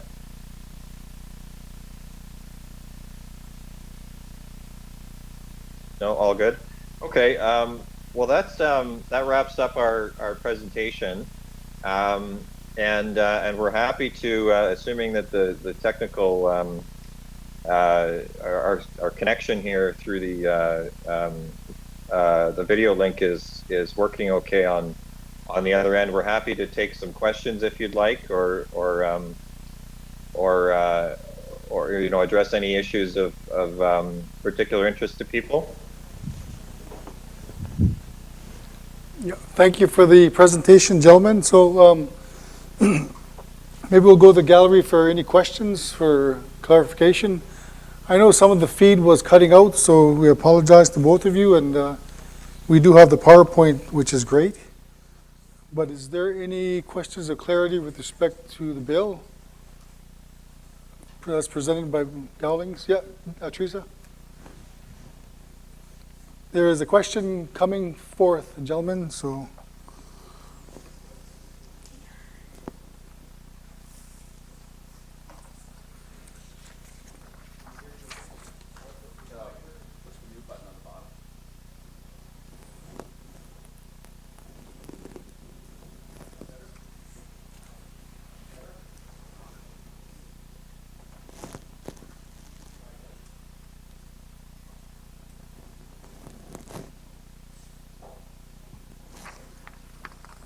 Thank you. Hi, I'm counsel for one of the agencies hosting this, or one of the hosts here, Paul, Aaron. Given your comments on how opaque the provisions are for funding, I'd like to ask you guys what your advice is to your First Nations clients or Indigenous governing body clients when it comes to, hey, we want to figure out if we can get some funding to explore this further. So I noticed the technical guide that you're referring to says, in that checklist, it says before submitting a notice under 20 sub 1 or request 20 sub 2, Indigenous governing bodies can choose to continue dialogue with ISK to explore options for the exercise of jurisdiction. Are you gentlemen advising that before you even give notice, you can entertain negotiations on how we're going to fund any future exploration of jurisdiction? Or are you guys saying to your clients, well, listen, you negotiate funding as you go by filing your request, because under that section it says, as you pointed out, subsection 3 of section 20 says, then you work out fiscal arrangements, but only after you've given your request. What do you fellas have to say about the best advice to clients on how to explore funding? Mm-hmm. Okay, yeah, that's a good question, and I think you put your finger on it, exactly what we were saying. I think really what we're saying is it sort of depends, and you know, it would depend even from our perspective, you know, on you know, our clients' capabilities and their stage of readiness. But I guess the real point of caution here, or the piece of advice that I would tell people to consider would be, you know, before you're submitting a notice or request, as we saw, you know, this really, it sort of starts the clock under the Act. And I would really encourage people to make sure that they are in a state where they can actually follow up with that at that point, because, you know, on one hand, this sort of tends to suggest that you can't start the clock unless you've done all these things. And on the other hand, nothing in the Act sort of suggests that you have to do these things before the clock starts under the Act. So in other words, there's that section in the Act that says that, you know, if there's a coordination agreement entered into, or a year if reasonable efforts have been made, the last thing you would want would be to have, you know, sort of a half-baked situation where, you know, you're really far down the road in trying to exercise this jurisdiction, and you just find that that not enough fiscal sort of certainty exists to continue on. So my suggestion is, as I say, there's an obvious sort of logical issue here in terms of you know, being able to actually exercise jurisdiction and submit a request, and being able to fund the processes needed to engage with community and to develop a law and those types of things. So I guess my point would be that ISK, I don't think, can have it both ways. You know, either they're going to help people to some extent in ensuring that they have that funding before doing this. Like, in other words, they have the funding to develop a child and family services line, carry out these steps, and not require them to enter into a coordination agreement to get those fiscal arrangements. Because if you can appreciate what I'm saying, if the requirement is the coordination agreement, then that gets you really on the rails towards you know, your CFS law applying before you've actually engaged with community and done these things. So I don't think that there's a right answer to this question, but I think that really a lot of this falls in the lap of ISK, to tell people exactly how they expect them to have these steps unfold before they've got any kind of funding arrangements. Thank you, Paul. Aaron, did you have anything to add? I'm sorry, I missed that? No, thank you for that, Paul. I'm just wondering if anybody else in the room, I'll give the mic back to the chair. I had one brief follow-up, Paul, and that was, since it's not all or nothing on this, what would your comment be if you say, well, listen, we're going to enter if you want to go down the request route for a coordination agreement, we want to narrow the scope of a program to something like a pilot project in a certain area or for a certain type of service delivery. And depending on how that goes, we'll sign a later coordination agreement for a fuller scope of jurisdiction. Yeah, I consider that reasonable. I would consider that a reasonable request. And again, I come back to the issue of readiness, you know, in a particular agency, or the readiness or the desire of a particular community. Different communities, as everyone knows, are in different stages of assuming jurisdiction over children and families, and this is just not a one-size-fits-all exercise. So, to answer your question, yes, I do think that that is a reasonable compromise if you find yourself in that type of situation. Thanks, Paul. I'll pass it on to Chief Watchmaker.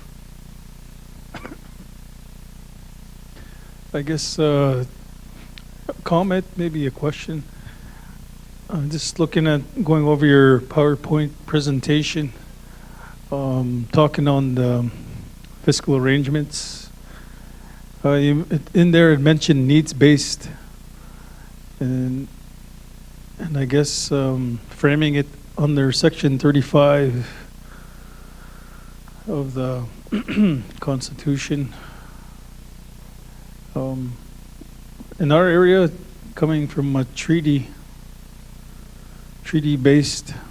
and also comments being, I don't know, said in courts, treaty trumps Canadian law. And that for us, that means a lot. And basing it on the treaty, in there you speak about inherent rights, Indigenous law, but all the benefits and promises coming from treaty. To me, it'd be more fitting, and you mentioned Indigenous governing body. Those are the First Nations. Right now, we're situated with DFNAs, agencies that take care of our child family services. But I guess that transition piece of the nation's the Indigenous governing body, that transition, to me, I think that's where we need to focus on how that's going to look. Because when you start talking about treaty-based needs, that's where I see it.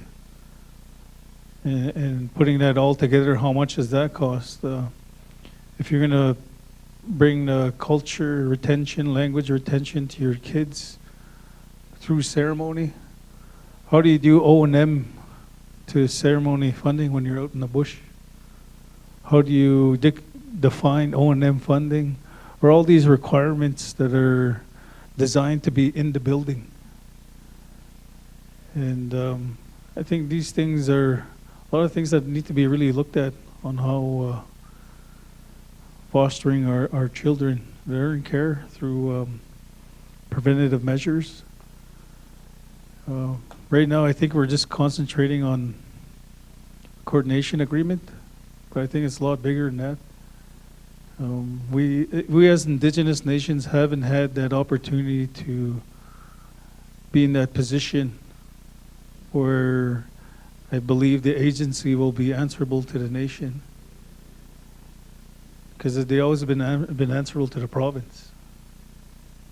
And the only time in my experience where Child and Family Services came to the Chief and Council was just to give notification that somebody was going to PGO. They didn't ask for our permission. They just asked for, we're just here to give you notice. And so that's what I mean, that important piece on how leadership and the people that are gonna, technicians do a lot of work, and legal. But I think we really need to focus on that transitional piece. But I just wanted to ask, do you guys have any knowledge of treaty-based arrangements on CFS? Are you familiar with that scenario? And I'll just leave it at that. Thank you.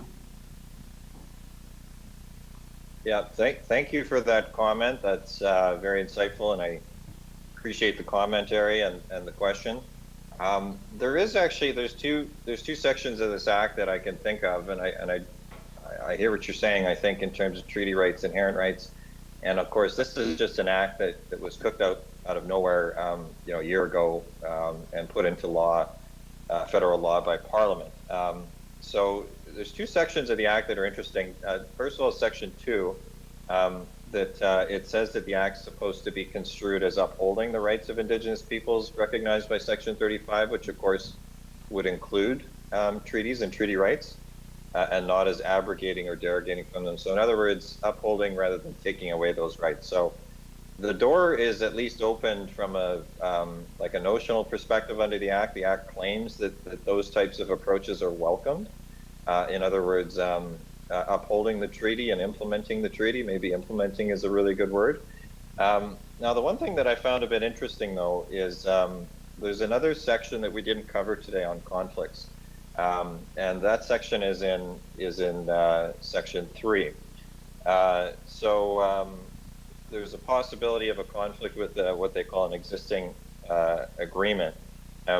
Included in that definition is a treaty or a self-government agreement. And if there's a provision, this is important, if there's a provision in that treaty or agreement regarding children and families, then there's another sort of analysis that has to be done. Now, you get into an interesting situation, comparing, the so-called modern treaties, like the things you'll find places like BC with the, Tsawwassen or Nisga'a, in the Yukon, some of the self-government agreements there, or the Manulf Treaty on Vancouver Island, is they're saying if there's a provision in one of those agreements that's at odds, then there's another analysis. So one thing that it sort of raises the question of, though, is that what about the numbered treaties? The numbered treaties, as you know, I mean, there are differences between them, but by and large, the terms are very similar. And they don't have anything in those treaties relating to children and families, at least not in the text. It's another question whether anything of that nature was discussed at the time of treaty. But really, as a historic treaty, of course, it can't be forgotten that really those treaties were put in place back when the government was in the business of trying to assimilate Indigenous people and actively engaged in really taking children away from Indigenous people. So it is a good question, and you've put your finger on a really important issue. But from my perspective, I would be of the view that we're here to, as you say, uphold inherent in treaty rights, and we're here to implement those rights. And I think at all times, things do have to come back to inherent rights and treaty rights. So hopefully that answers your question. But again, thanks for your comment. Thanks for your insight. Hi, my name is Teresa. I've just got a question. I know Quebec was challenging this bill, saying it infringed on their right, infringes on provincial jurisdiction. Do you know where that sits, or did they pursue it? I know they were saying that essentially this bill took away their power to determine, I guess, First Nations children in care. Sorry, I didn't catch the first part of that comment. It was cutting out. Do you mind repeating? Quebec challenged this bill, basically saying it infringed on its jurisdiction over children in care. Not specific to First Nations, but just generally children in care. So do you know where that is? Because we wouldn't be wanting to start the process if you've got the provinces saying that it's their right to control First Nations kids or Indigenous children, because, and you got a question like Section 88 allows them, because there was nothing that alludes, like you said, in treaty or anything in regards to child welfare. But I guess the question is, how much jurisdiction, because the province itself cannot sign off an adoption agreement for First Nations children. Only the leadership can do that. So how much right do they really have in imposing their law when they cannot even sign off for a First Nations child? Right. Just a question. Okay, I think I understand your question, and I think your question might be at least partly rhetorical, and I think I agree with you if it is. But I am familiar with the, to answer your question, hopefully, I am familiar with the Quebec challenge. I'm not sure exactly what the status is of that challenge. But you're right. I mean, basically what they're saying that the federal government is eroding provincial jurisdiction with this act. Now, I would say, quite differently, that this act, as we highlighted, I mean, really it tries to, almost accommodate everybody, the provinces, the Indigenous laws, and the federal laws, and even, a fourth order of potential Indigenous laws, potentially to the detriment of the agency or the Indigenous community organization that's administering the laws. So I first of all, I don't see really the point that Quebec is making, either from a technical perspective or from a sort of constitutional perspective, because Canada, as some of you may know, is our constitution is one of the most uninventive ones I've ever seen in the world. Essentially, it divides things. We've got this thing called the division of powers. It divides responsibilities between the provinces and the federal government, and that was enacted in 1867. So basically, it says, it's sort of like assigning chores to your children or something. It's saying the federal government has to do the ironing and the washing and clean the floors, and the provinces have to do the grocery shopping and clean the bathrooms, and never the two shall meet. So Quebec has really, I think, taken a really technical kind of a hardline view of that, saying that this is a matter of provincial jurisdiction, and they almost ignore that it's sort of two things. First of all, as you say, it's really relating to an Indigenous people's ability to govern themselves, and I think this is what you're saying, and as I say, if it is, I quite agree. It's stay out of that business. If you're the province, that's the thing that this is trying to remedy.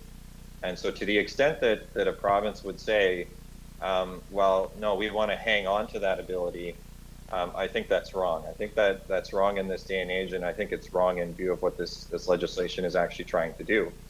The second thing I was going to say, and you touched on this, is Section 88 of the Indian Act.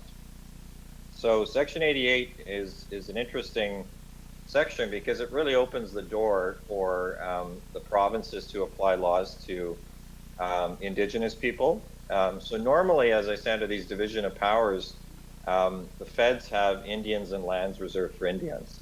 And this is Section 9124 that I assume most people have heard of.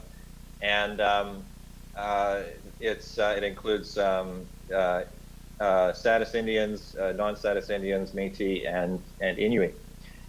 So Section 88 of the Indian Act says that the provinces nonetheless can have laws that apply, laws of general application, in other words, that don't sort of target Indigenous people, can apply. And Section 88 says that these provincial laws apply. Now, the interesting thing is, though, is that Section 88 of the Indian Act has, it's prefaced, or it's conditional. It says, subject to the terms of any treaty and any other act of Parliament. So Section 88 of the Indian Act makes clear that if there's a treaty or there's another act of Parliament that deals with the issue, then it comes first before provincial jurisdiction.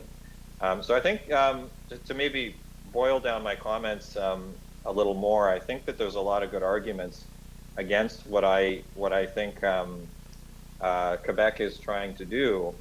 But I guess we'll have to see how this unfolds. We'll have to keep tabs on the court case and see if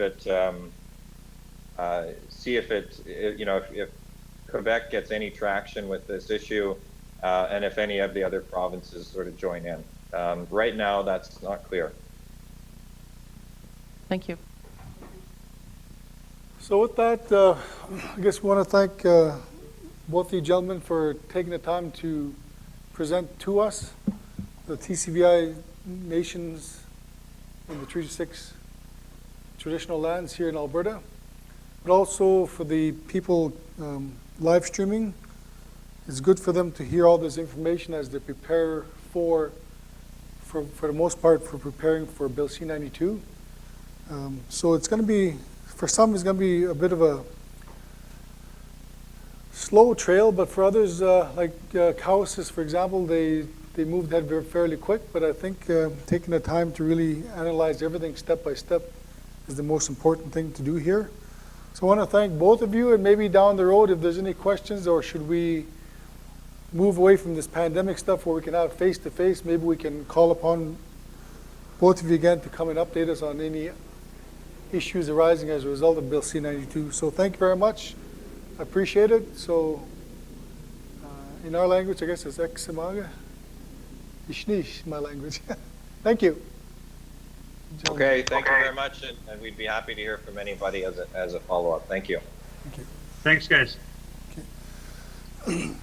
So with that, members of the gallery, we just have one last presentation, and ask Teresa to come up when she's ready. And I know that it's afternoon and all that, but we have to finish this, and then we'll. Maybe the work that we've been doing as mandated by the chiefs thus far through a TCR, Tribal Council resolution, and then maybe it'll help answer some of the questions Mr. Lamry raised about funding. We did receive funding from ISK to do this work, and this is part of the work right here. And our job is to give you all the information possible for all of you to make an individual or cohesive decision at some point. And that door, that path, is really your domain. 5 minutes? So we'll take 5 minutes? Sure. 5 minutes. I know some of you have to take a smug break. Is that what it is? Just kidding. Now stretch your legs, get the blood going. Let's take 5 minutes, and then we'll finish off with the closing presentation. Thank you. So 5 minutes there, Mr. Daniel.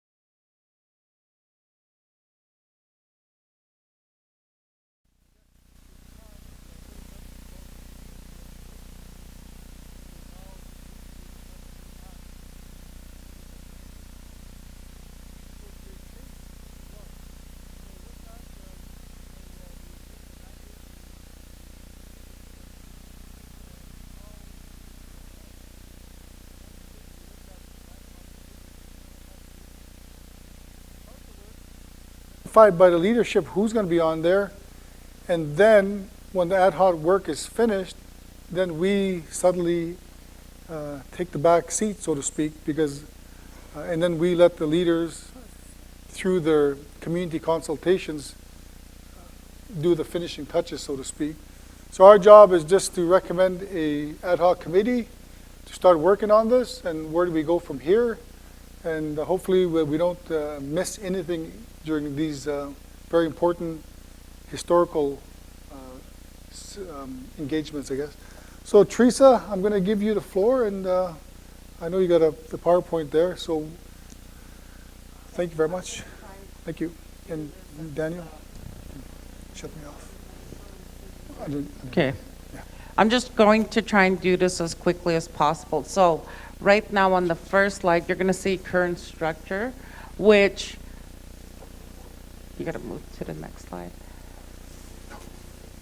Okay, so you have the children and families. Then you have board members for the DFNA. You have the DFNA directors. You have the DFNA frontline. Then you have community resources. You got to keep pushing it.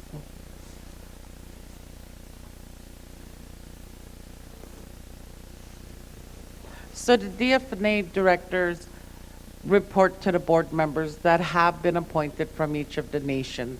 You have the DFNA frontline who report to the directors, and then you have the community resources who do not report to the directors, who are in some cases not utilized.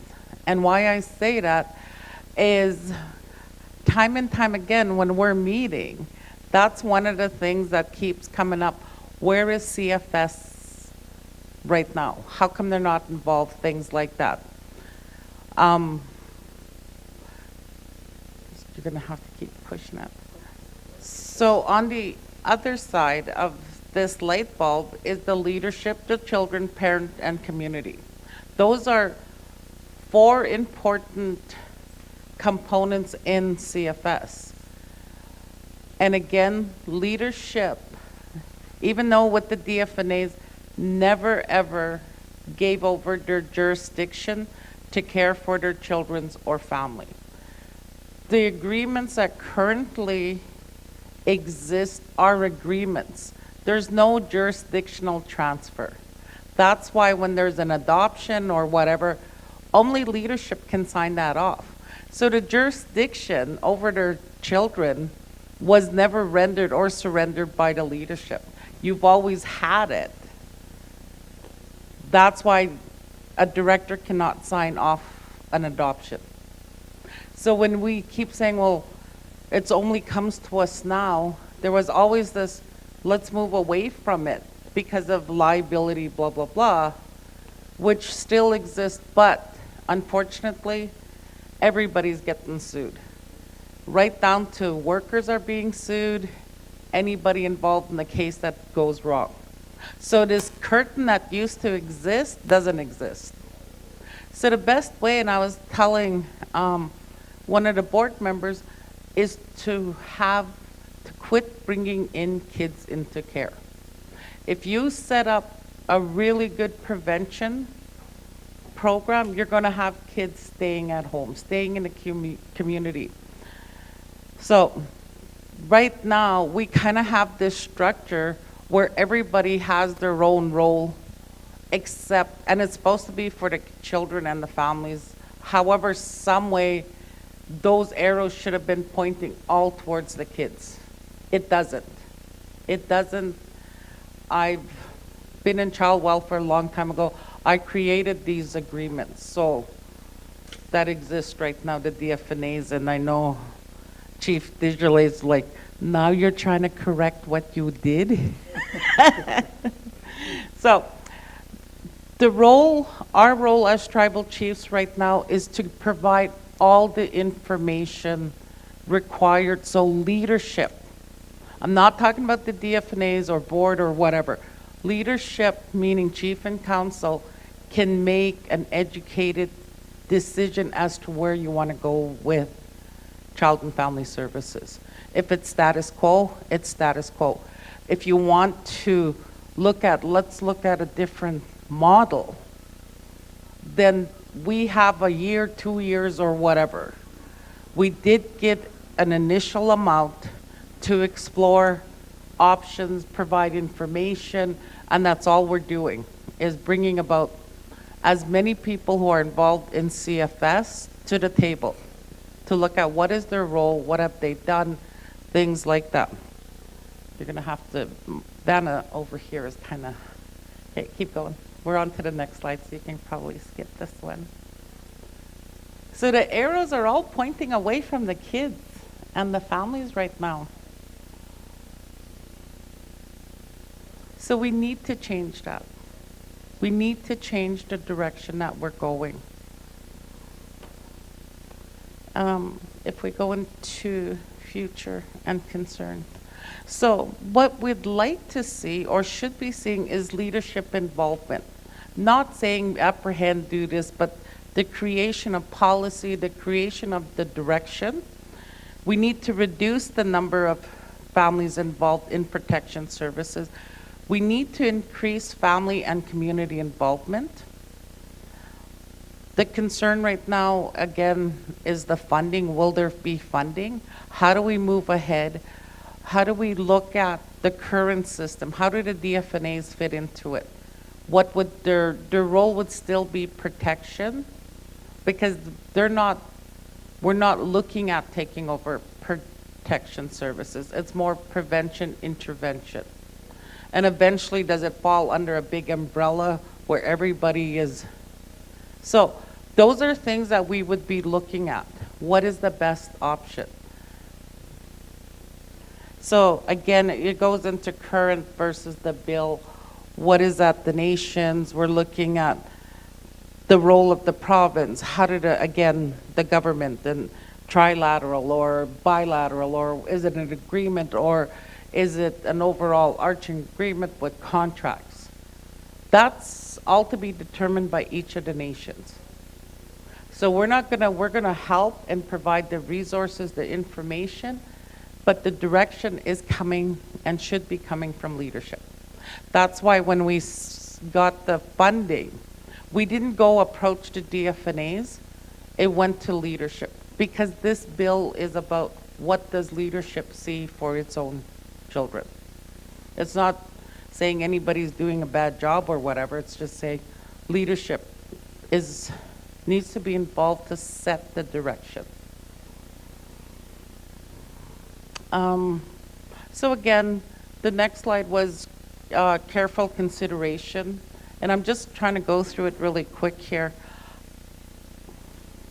So again, nations involvement versus provincial involvement, DFNA involvement, community involvement, and it's looking at those things. What is the role of everybody in this, and how will it look like?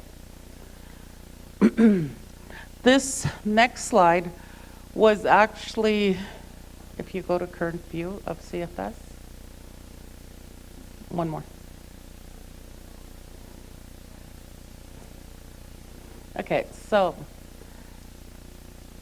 this current view of CFS, basically what I did was did a diagram that shows what it looks like right now. So you have the province who has their own act, which is the Child, Youth, and Family Enhancement Act, who give delegation to the DFNAs. The DFNAs use the Provincial Enhancement Policy Manual to determine what happens to children right now, our children. The funding is provided directly from the DFNAs to, from the feds. The bill is proposing that it comes from the feds to the province to come down to fund First Nation law. What this is saying is that, no, we don't need the province to be the middleman when funding comes, right? It would be then province the feds directly funding First Nations law. And First Nations law is developed and delivered by the First Nation.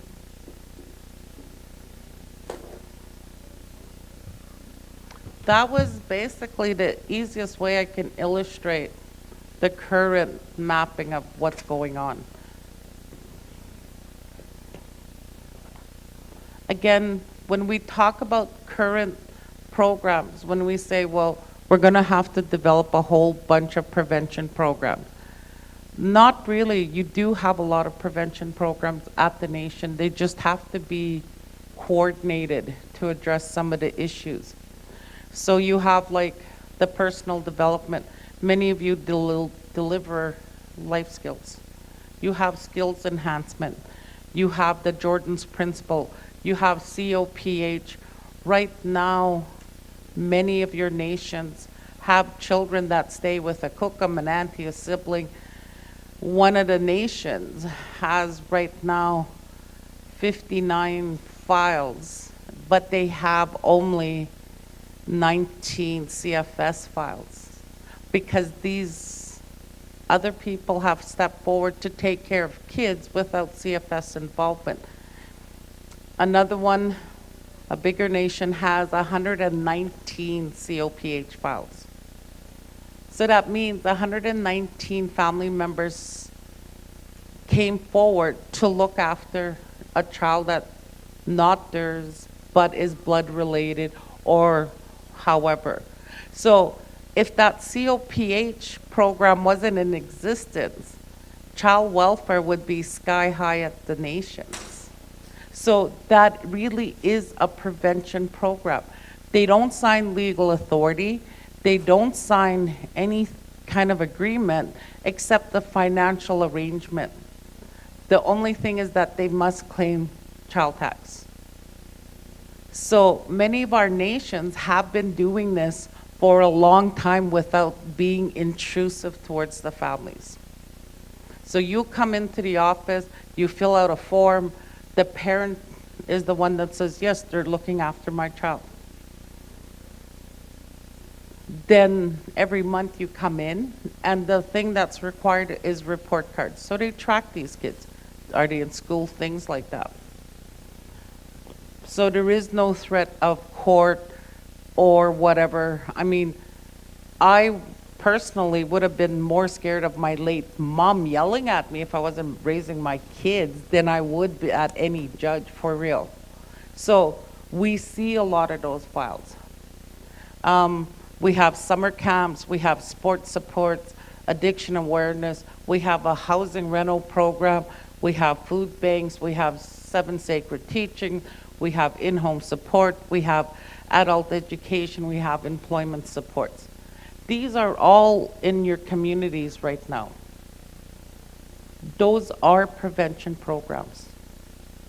So it's not like you would go, we get this, and in some cases you would have to build on some. But generally, these programs already currently exist within the nation. If they didn't, your numbers would be a lot higher at the DFNAs. Again, going back to our role is just providing the education, documentation, coordination, making sure documentation is in place, bringing in resource people, looking at everybody from elders, children, community members, because you have to have engagement with everybody at the nation to get where a direction, a sense of direction as to where that nation wants to move with CFS. And that's what we would be doing, is a lot of the coordination of this, documenting it, again, bringing in resource people.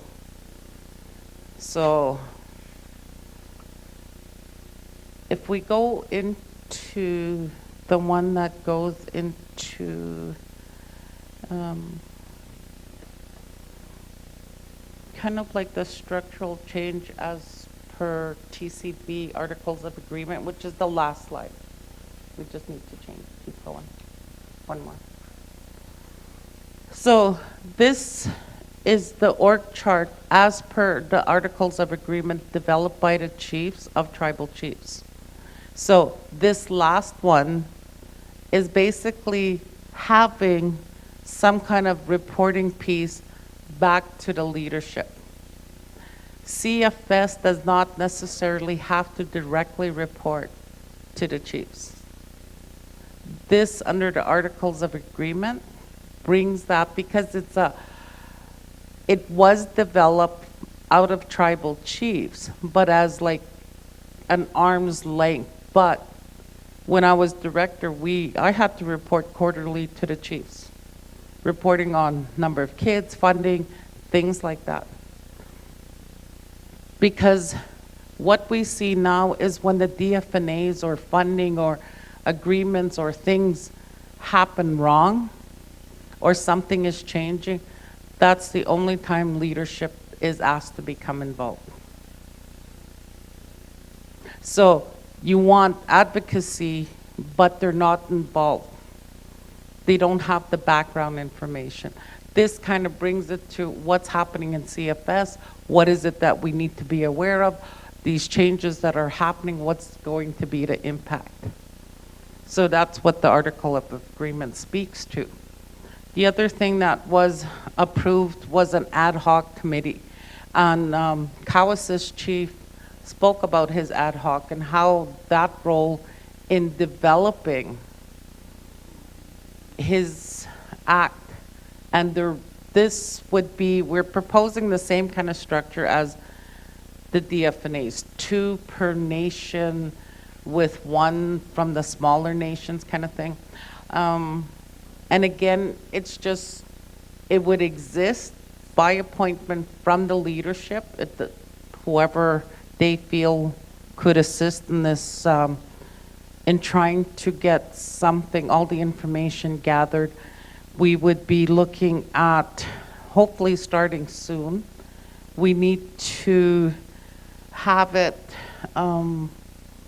we would start and it would end immediately once whatever came into force. If the chiefs all of a sudden decide, okay, we're not moving down this road, then the ad hoc would disappear. So really, the powers within the leadership to determine what the next steps would be. So we would be looking at some appointments immediately to the ad hoc so that we can look at community consultation. Or not so much, I don't like the word consultation, but having discussion with the elders, with the youth, with families, with parents, and looking at how do they envision CFS happening. I think that's it. Any questions? Clifton, I knew you were going to ask.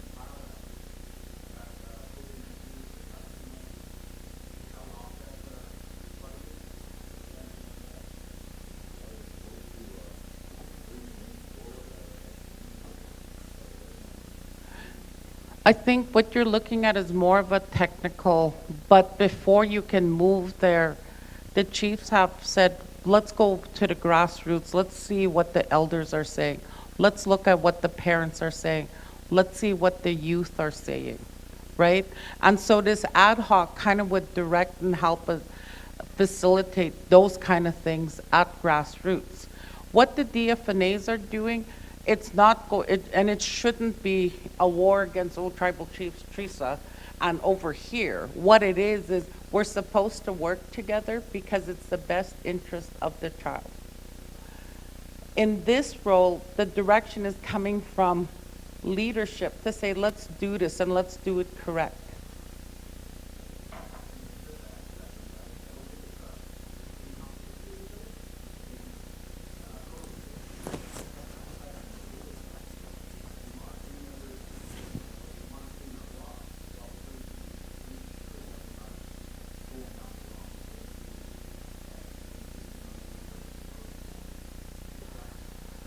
And I think that's what we were looking at. What did he want? Oh, okay. I guess I got to repeat the question, or I'll give you the mic, because apparently people online can't hear. So, having what Clifton said and developing the act, what we're trying to do is, I think before you can develop an act, don't you need to look at the people it's going to impact and having their say also, right? Here, you need to speak into here and I need to answer because apparently we can't hear online. Thank you, Teresa. Sorry about that. So just to kind of briefly reiterate, the two existing bodies, one being a technical group assigned by the DFNAs, and the other being a grassroots movement ad hoc group assigned by the chiefs and councils. They should be able to simultaneously work for the same objective. And I do agree, yes, you have to ask the community members what they want to see in there. But you also have to refer to what's prior existing in the legal, because in the legal formats, the provincial government is already facing right now a movement against defunding child and family services, if you guys haven't kept up with that in the news. So, as you mentioned earlier, all of the services are somewhat provided that intertwine with child and family services. So to justify your call for funding, you can already identify the intertwined services. And I think it's just important for us to take that step back, look at what Alberta has already provided. There's no federal document that's in direct correlation with what Alberta has. And what Cowessess has just mentioned to us is you want grassroots to guide you, but you want to be able to, if you enter the court of the Canadian Human Rights Tribunal, then you need to know that background first. And everything that they've done, the 19 cases that what was the last name again?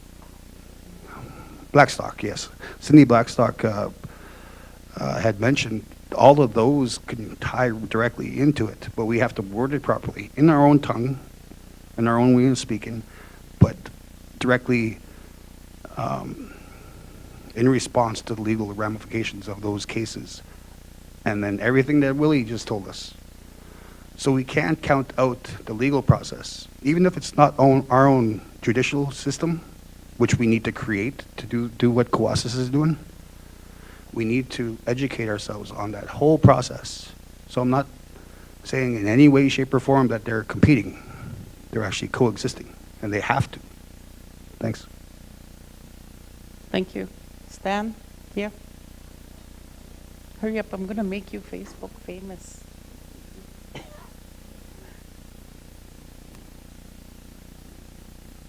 No, there we go.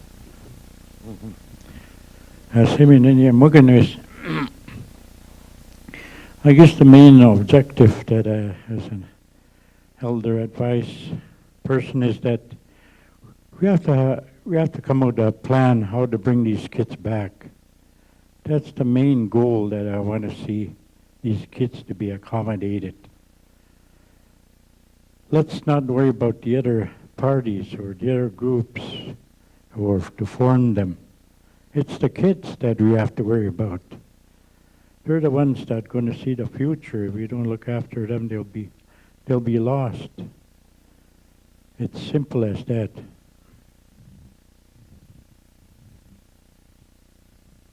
Thank you, Harry. Does anybody else have anything to add in? I know I rushed through it, but it's just, I know it's late and you're back, the Chiefs are back at this table tomorrow, so.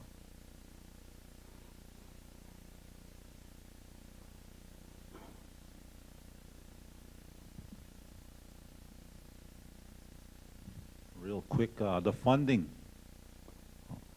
We've been doing this for over a year now, and we've been having these little meetings, these think tanks and whatever, and are we gonna get reimbursed for them?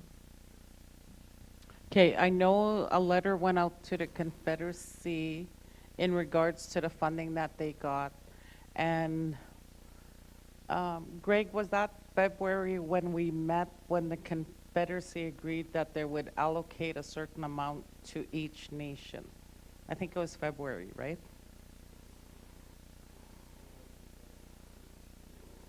So, and there was a follow-up letter in requesting that because, yes, I mean, like Stan was saying, they've been having their meetings and their technical stuff for a while, so, and reimbursement back to them.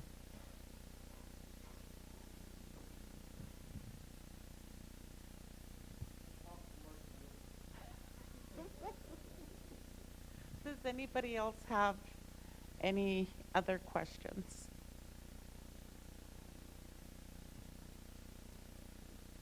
So I guess what we're looking at is moving that ad hoc, having people appointed so we can start working on gathering more information, having the appointments made.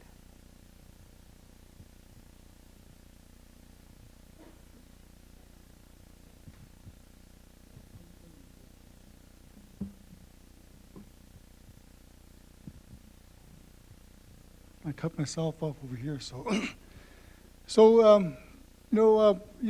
I guess on this note here, everyone will go home to deliberate and think about this carefully. Like a lot of you, and like council members have mentioned, the DFNAs have been doing a lot of great work already. Cold Lake has already been doing some of their own work. And I think what the chiefs wanted to do is come together and see what Bill C-35 all looks like and how is it that we all going to come together to work together.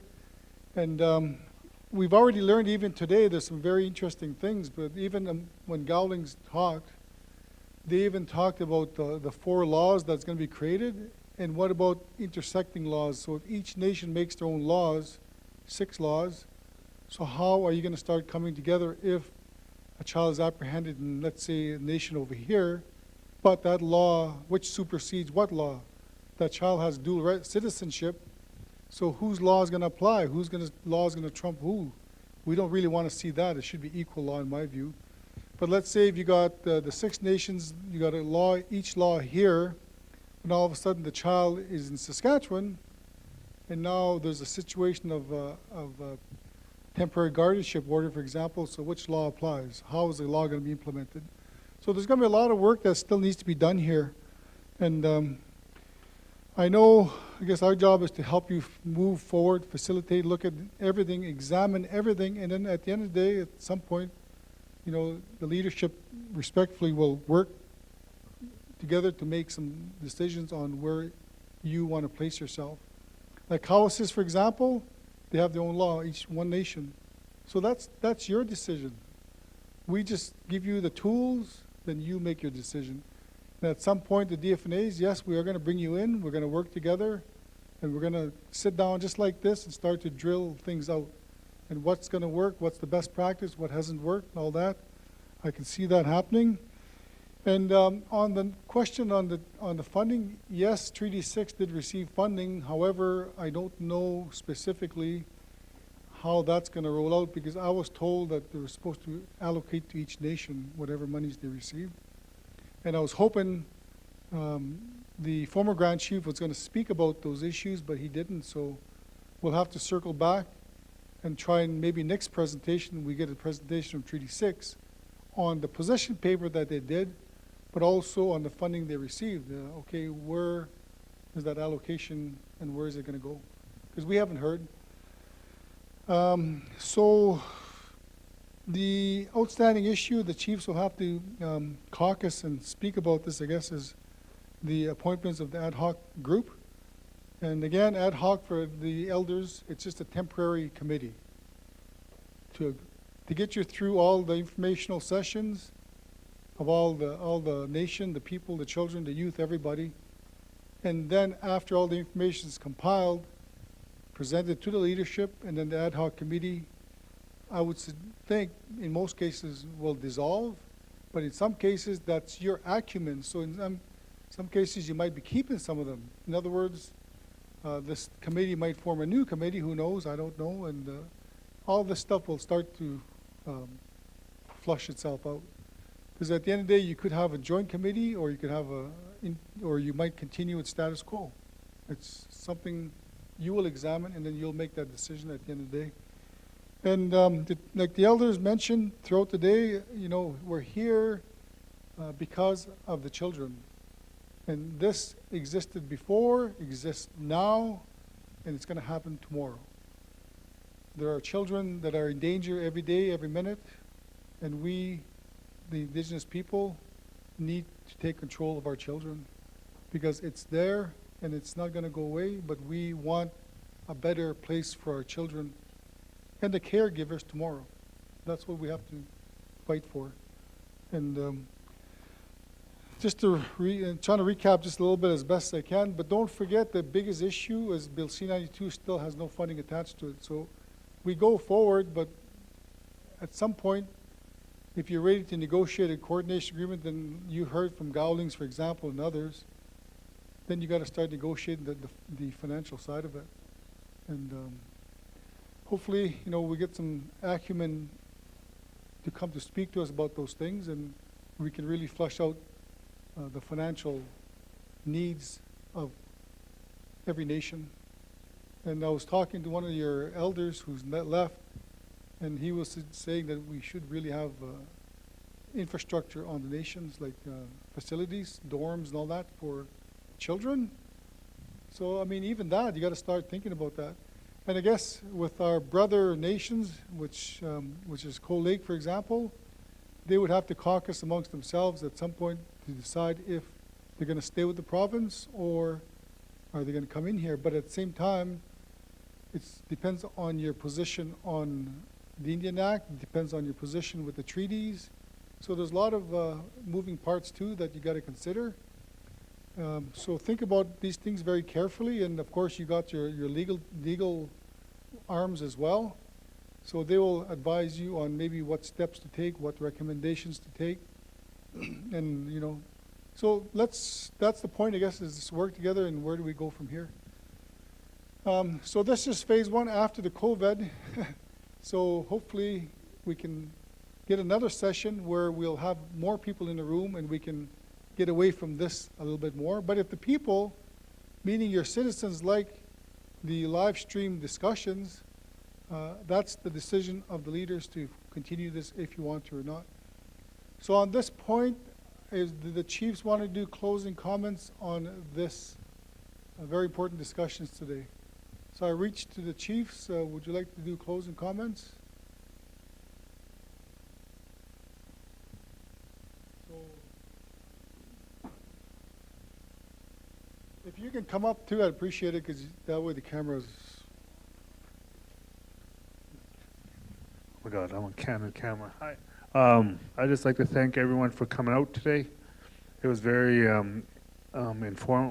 information, a lot of information out there. A lot of stuff to take in, a lot of work moving forward. Like I said, I like to consult with my team and my membership, see which way we're going to go moving forward. But other than that, I want to thank everyone for coming out to Cold Lake. Thank you.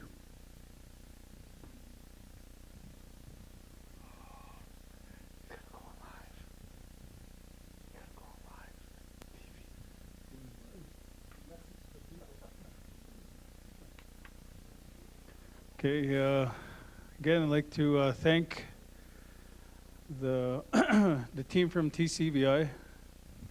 Also like to thank the chiefs, proxies, council, elders, Teresa for putting up the forum. And for the people that are online, I'd just like to thank you as well for taking the time to hear leadership, technicians, all the invited guests that shared their information. Very important that we come together and discuss this important item, children and family services. I guess in closing comments, we know now, and we always knew that the First Nation always had jurisdiction over our children. It was not once discussed that we gave it up or gave it over to anybody.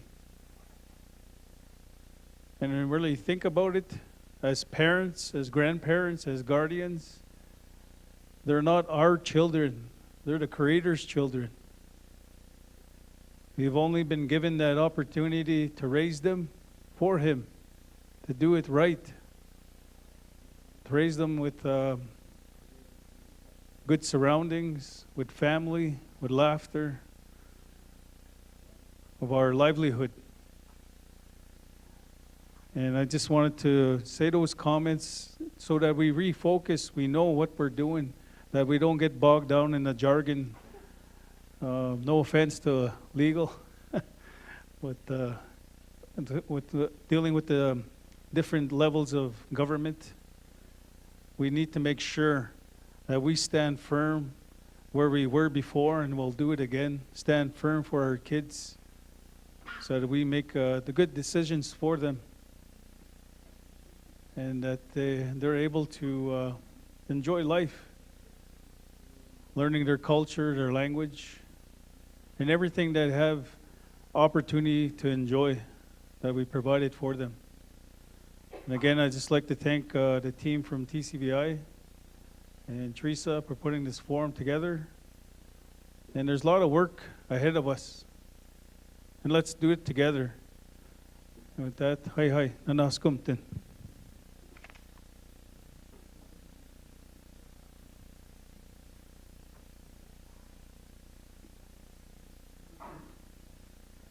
Say something on this?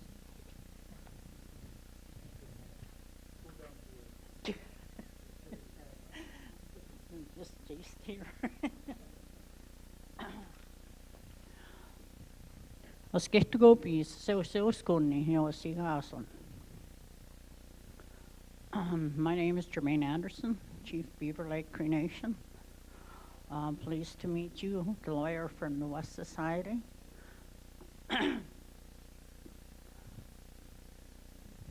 Nanaskawan, I'm thankful today, hearing all the information today, a lot of information.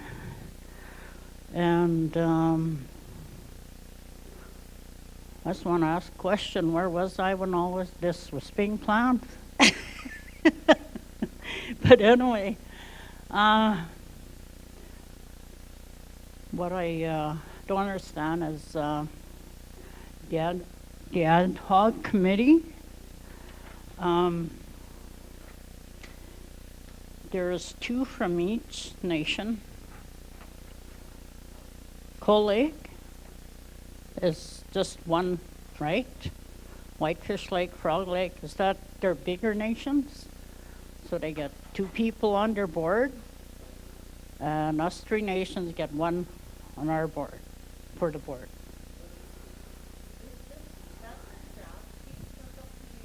Okay.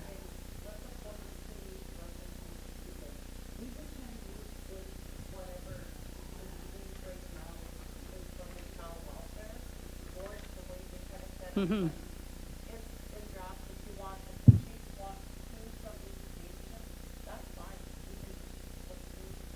Okay, because we're a small nation, we're always being the last and the least. Okay, that's my comment. But anyway, yeah, it was a good meeting, and thanks everyone.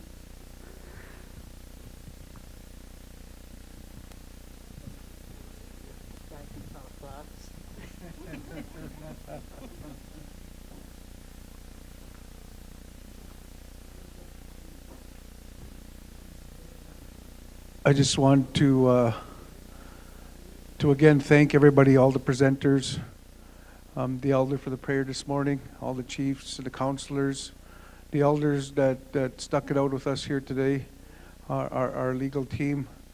I just want to, in closing, say, you know, I'm very impressed with what Cowessess has done to date. I think we have to assert our jurisdiction. That is what they did. They went out and they developed a plan, but it ain't just going to take leadership or a board. To me, what I see there, it took a community to see this through. You know, we all have a different role to play in this. You know, the elders play a huge role. You know, that's something we were looking at in Frog Lake. You know, because I just want to go off a little bit on law. You can have the strongest BCR in law on your nation, but we don't have no one to enforce it. You know, we fall in between a jurisdiction there. You know, and it seems like that on every level, on every challenge, on every line item. We become a jurisdictional issue.